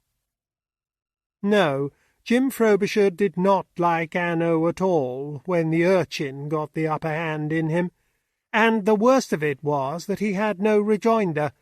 He flushed very red, but he really had no rejoinder. They walked in silence to the house, and Hanaud, picking up his hat and stick, took his leave by the courtyard and the big gates. Anne drifted into the library. Jim felt a touch upon his arm. Betty was standing beside him with a smile of amusement upon her face. "You didn't really mind my going back for his gloves, did you?" she asked. "Say you didn't, Jim." And the amusement softened into tenderness. "I wouldn't have done it for worlds if I had thought you'd have minded." Jim's ill-humour vanished like mist on a summer morning. "Mind?" he cried. "You shall pin a rose in his buttonhole if it pleases you, and all I'll say will be, you might do the same for me." Betty laughed and gave his arm a friendly squeeze. "We are friends again, then," she said, and the next moment she was out on the steps under the glass face of the porch. "Lunch at 2, Anne," she cried. "I must walk all the grime of this morning out of my brain." She was too quick and elusive for Jim Frobisher. She had something of Ariel in her conception, a delicate creature of fire and spirit and air. She was across the courtyard and out of sight in the street of Charles Robert before he had quite realized that she was going. He turned doubtfully towards the library where Anne Upcott stood in the doorway. "I had better follow her," he said, reaching for his hat. Anne smiled and shook her head wisely. "I shouldn't. I know Betty. She wants to be alone." "Do you think so?" "I'm sure." Jim twiddled his hat in his hands, not half as sure upon the point as she was. Anne watched him with a rather rueful smile for a little while. Then she shrugged her shoulders in a sudden exasperation. "There is something you ought to do," she said. "You ought to let Monsieur Bex, Betty's notary here, know that the seals are to be broken this afternoon. He ought to be here. He was here when they were affixed. Besides, he has all the keys of Mrs. Harlowe's drawers and cupboards." "That's true," Jim exclaimed. "I'll go at once." Anne gave him Monsieur Bex's address in the Place Etienne Dolet, and from the window of the library watched him go upon his errand. She stood at the window for a long while after he had disappeared. Chapter 11. A New Suspect.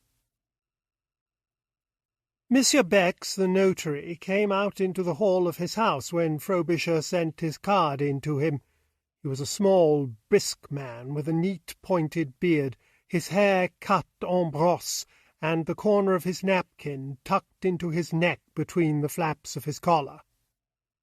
Jim explained that the seals were to be removed from the rooms of the Maison Grenelle, but said nothing at all of the new developments, which had begun with the discovery of the Book of the Arrows.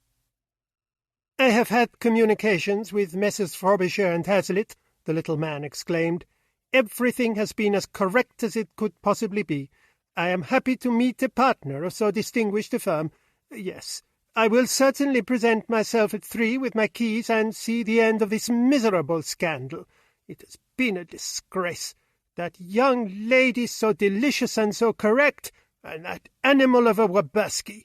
But we can deal with him. We have laws in France."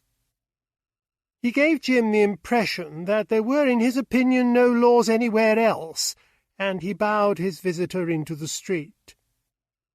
Jim returned by the Rue des Gaudrons and the main thoroughfare of the town, the Street of Liberty. As he crossed the semicircle of the Place d'Armes in front of the Hôtel de Ville, he almost ran into Hanaud, smoking a cigar. "You have lunched already?" he cried. "An affair of a quarter of an hour," said Hanaud with a wave of the hand. "And you?" "Not until 2. Miss Harlowe wanted a walk." Hanaud smiled. "How I understand that. The first walk after an ordeal, the first walk of a convalescent after an operation, the first walk of a defendant found innocent of a grave charge. It must be worth taking that walk. But console yourself, my friend, for the postponement of your luncheon. You have met me."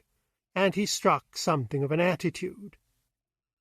Now Jim had the gravest objection to anything theatrical, especially when displayed in public places, and he answered stiffly, "That is a pleasure, to be sure." Hanaud grinned. To make Jim look proper was becoming to him an unfailing entertainment. "Now I reward you," he said, though for what Jim could not imagine. "You shall come with me. At this hour, on the top of old Philippe Le Bon's terrace tower, we shall have the world to ourselves." He led the way into the great courtyard of the Hôtel de Ville. Behind the long wing which faced them, a square solid tower rose 150 feet high above the ground. With Frobisher at his heels, Hanaud climbed the 316 steps and emerged upon the roof into the blue and gold of a cloudless May in France. They looked eastwards, and the beauty of the scene took Frobisher's breath away. Just in front, the slender apse of Notre Dame, fine as a lady's ornament, set him wondering how in the world through all these centuries it had endured, and beyond, rich and green and wonderful, stretched the level plain with its shining streams and nestling villages.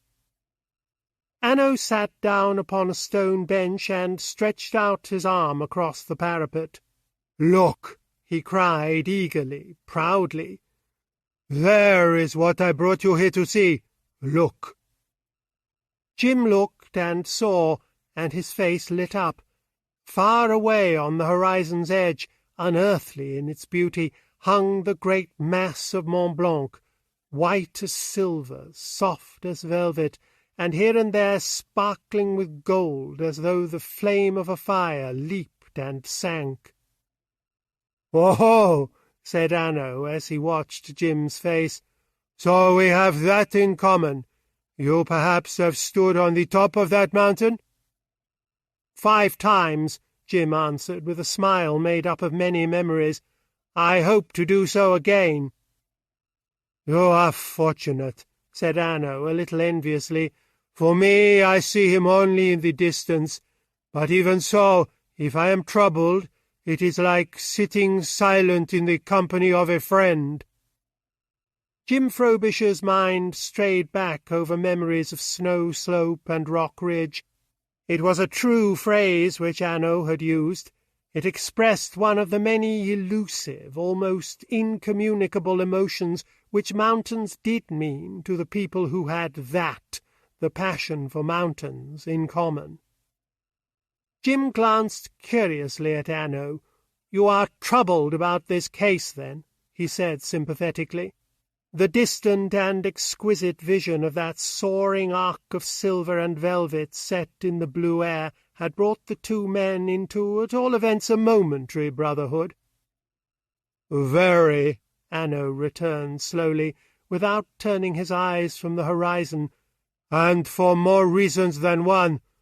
What do you yourself think of it?" "I think, Monsieur Hanaud," Jim said dryly, "that you do not like anyone to ask any questions except yourself." Hanaud laughed with an appreciation of the thrust. "Yes, you wished to ask a question of the beautiful Mademoiselle Upcott. Tell me if I have guessed aright the question you meant to ask. It was whether the face she touched in the darkness was the smooth face of a woman or the face of a man." "Yes, that was it."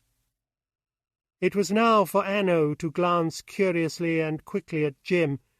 There could be no doubt of the thought which was passing through his mind. "I must begin to give you a little special attention, my friend." But he was careful not to put his thoughts into words. "I did not want that question asked," he said. "Why?" "Because it was unnecessary, and unnecessary questions are confusing things which had best be avoided altogether." Jim did not believe one word of that explanation. He had too clear a recollection of the swift movement and the look with which Hanaud had checked him. Both had been unmistakably signs of alarm. Hanaud would not have been alarmed at the prospect of a question being asked merely because the question was superfluous. There was another, and, Jim was sure, a very compelling reason in Hanaud's mind. Only he could not discover it. Besides, was the question superfluous? "Surely," Hanaud replied. "Suppose that young lady's hand had touched in the darkness the face of a man, with its stubble, its tough skin, and the short hair of his head around it, bending down so low over hers. Would not that have been the most vivid, terrifying thing to her in all the terrifying incident? Stretching out her hands carelessly above her head, she touches suddenly, unexpectedly, the face of a man? She could not have told her story at all without telling that. It would have been the unforgettable detail, the very heart of her terror. She touched the face of a man. Jim recognized that the reasoning was sound, but he was no nearer to the solution of his problem, why Hanaud so wholeheartedly objected to the question being asked. And then Hanaud made a quiet remark which drove it for a long time altogether out of Jim's speculations. Mademoiselle Anne touched the face of a woman in the darkness that night. If that night, in the darkness, she touched a face at all— Jim was utterly startled. "You believe that she was lying to us?" he cried. Hanaud shook a protesting hand in the air. "I believe nothing," he said. "I am looking for a criminal." "Anne Upcott?" Jim spoke the name in amazement. "Anne Upcott?" Then he remembered the look of her as she had told her story, her face convulsed with terror, her shaking tones.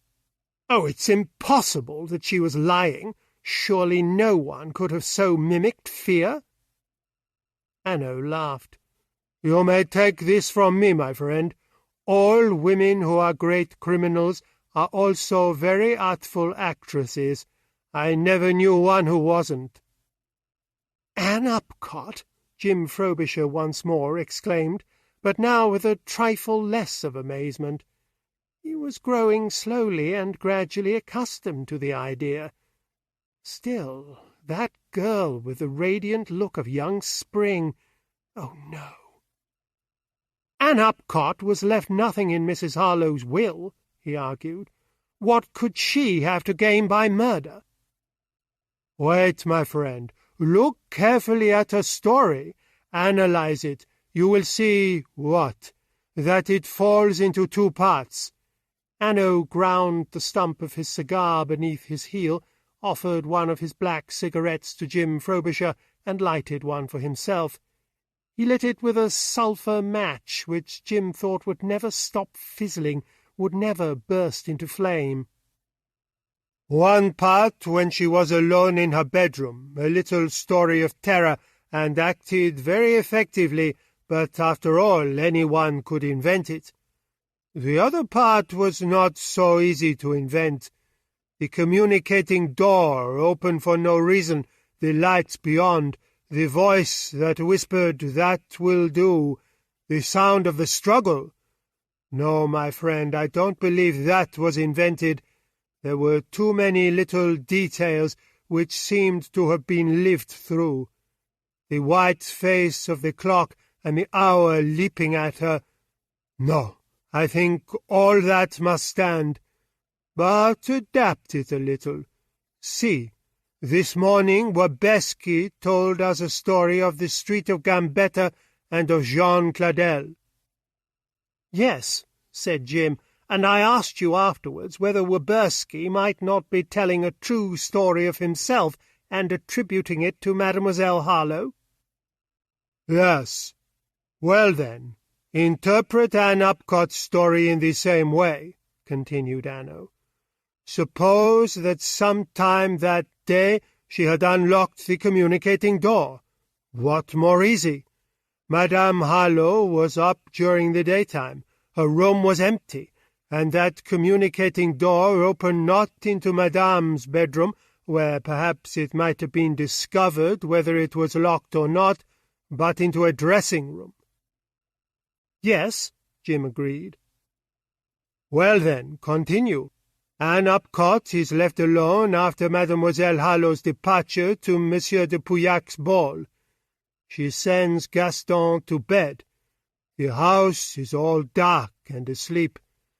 Suppose, then, that she is joined by someone with the arrow poison already in the hypodermic needle. That they enter the treasure-room just as Anne Upcott described.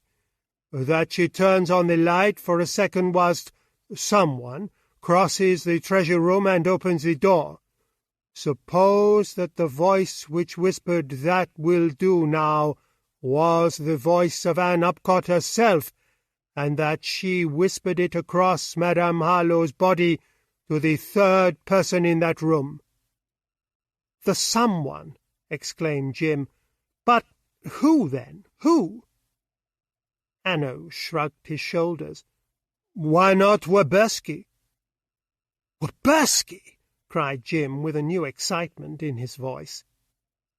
"You asked me what had Anne Upcott to gain by this murder, and you answered your own question.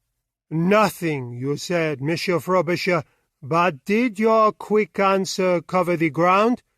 Werbersky, at all events, expected a fine, fat legacy. What if he, in return for help, proposed to share that fine, fat legacy with the exquisite Mademoiselle Anne? Has she no motive now? In the end, what do we know of her at all, except that she is the paid companion and therefore poor? Mademoiselle Anne!" And he threw up his hands. "Where does she spring from? How did she come into that house? Was she perhaps Werbersky's friend?" And a cry from Jim brought Hanaud to a stop. Jim had thought of Werbersky as the possible murderer if murder had been done, a murderer who, disappointed of his legacy, the profits of his murder, had carried on his villainy to blackmail and a false accusation. But he had not associated Anne Upcott with him until those moments on the terrace tower. Yet now memories began to crowd upon him. The letter to him, for instance. She had said that Werbersky had claimed her support and ridiculed his claim. Might that letter not have been a blind, and a rather cunning blind? Above all, there was a scene passing vividly through his mind which was very different from the scene spread out before his eyes, a scene of lighted rooms and a crowd about a long green table, and a fair, slender girl seated at the table who lost and lost until the whole of her little pile of banknotes was swept in by the croupier's rake, and then turned away with high carriage but a quivering lip. "Aha!" said Hanaud keenly. "You know something after all of Anne Upcott, my friend. What do you know?" Jim hesitated. At one moment it did not seem fair to her that he should relate his story. Explained, it might wear so different a complexion. At another moment that it would be fairer to let her explain it. And there was Betty to consider. Yes, above all, there was Betty to consider. He was in Dijon on her behalf. "I will tell you," he said to Hanaud. "When I saw you in Paris, I told you that I had never seen Anne Upcott in all my life. I believed it. It wasn't until she danced into the library yesterday morning that I realized I had misled you. I saw Anne Upcott at the 30 et 40 table at the Sporting Club in Monte Carlo in January of this year. I sat next to her. She was quite alone and losing her money. Nothing would go right for her. She bore herself proudly and well. The only sign I saw of distress was the tightening of her fingers about her little handbag, and a look of defiance thrown at the other players when she rose after her last coup, as though she dared them to pity her.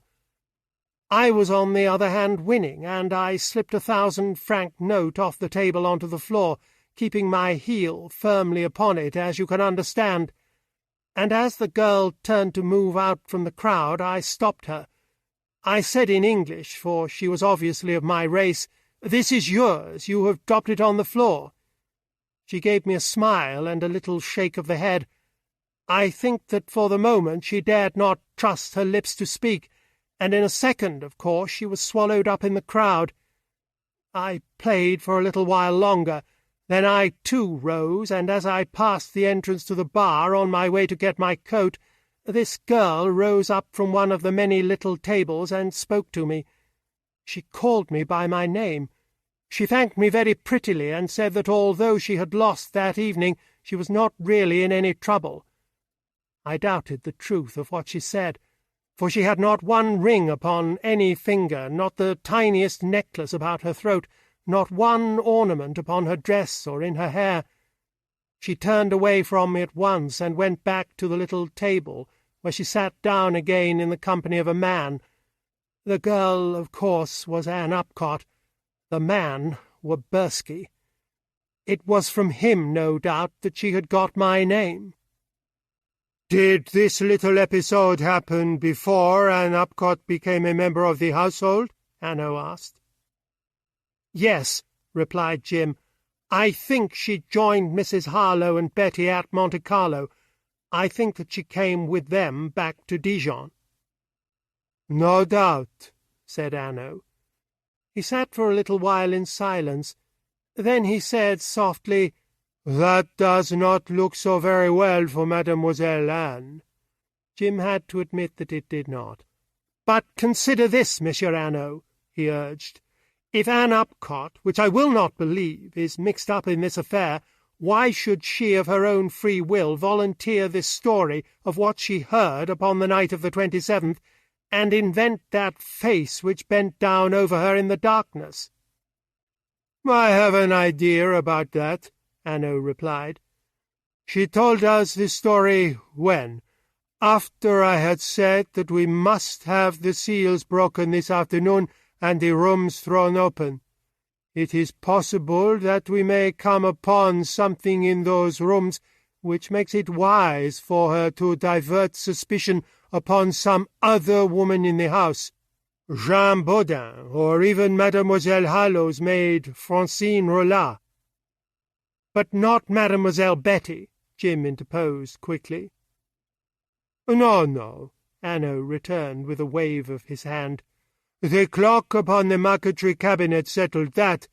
Mademoiselle Betty is out of the affair. Well, this afternoon we shall see. Meanwhile, my friend, you will be late for your luncheon."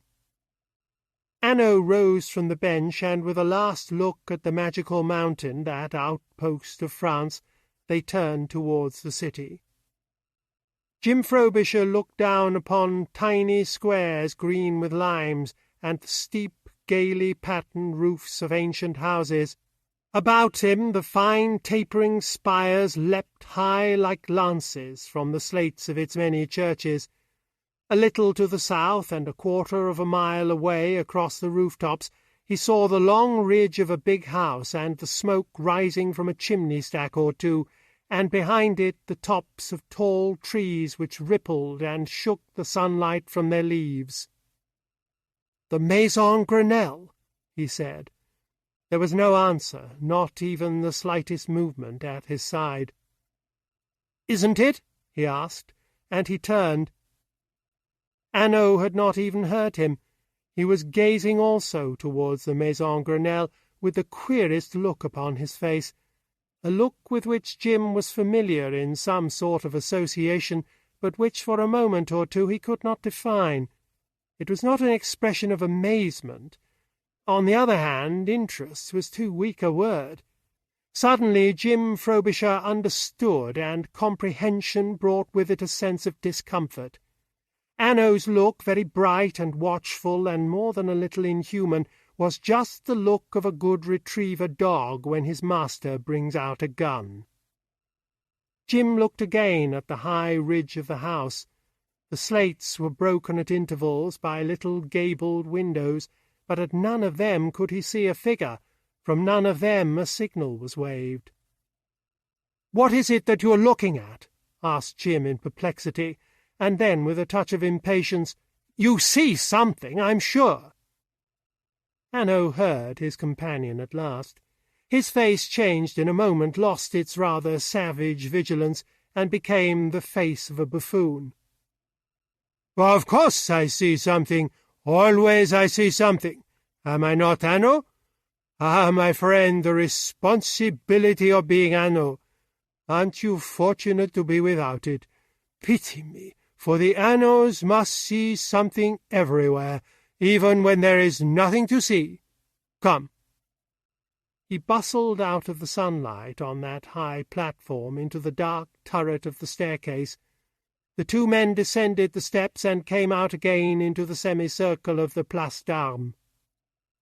"Well," said Hanaud, and then, "Yes," as though he had some little thing to say and was not quite sure whether he would say it. Then he compromised. "You shall take a vermouth with me before you go to your luncheon," he said. "I should be late if I did," Frobisher replied. Hanaud waved the objection aside with a shake of his outstretched forefinger. "You have plenty of time, monsieur. You shall take a vermouth with me, and you will still reach the Maison Grenelle before Mademoiselle Hallot." "I say that, Hanaud," he said superbly, and Jim laughed and consented. "I shall plead your vanity as my excuse when I find her and Anne Upcott half through their meal." A café stands at the corner of the Street of Liberty and the Place d'Armes, with 2 or 3 little tables set out on the pavement beneath an awning. They sat down at one of them, and over the vermouth Hanaud was once more upon the brink of some recommendation or statement. "You see," he began, and then once more ran away. "So you have been 5 times upon the top of the Mont Blanc," he said, "from Chamonix?" "Once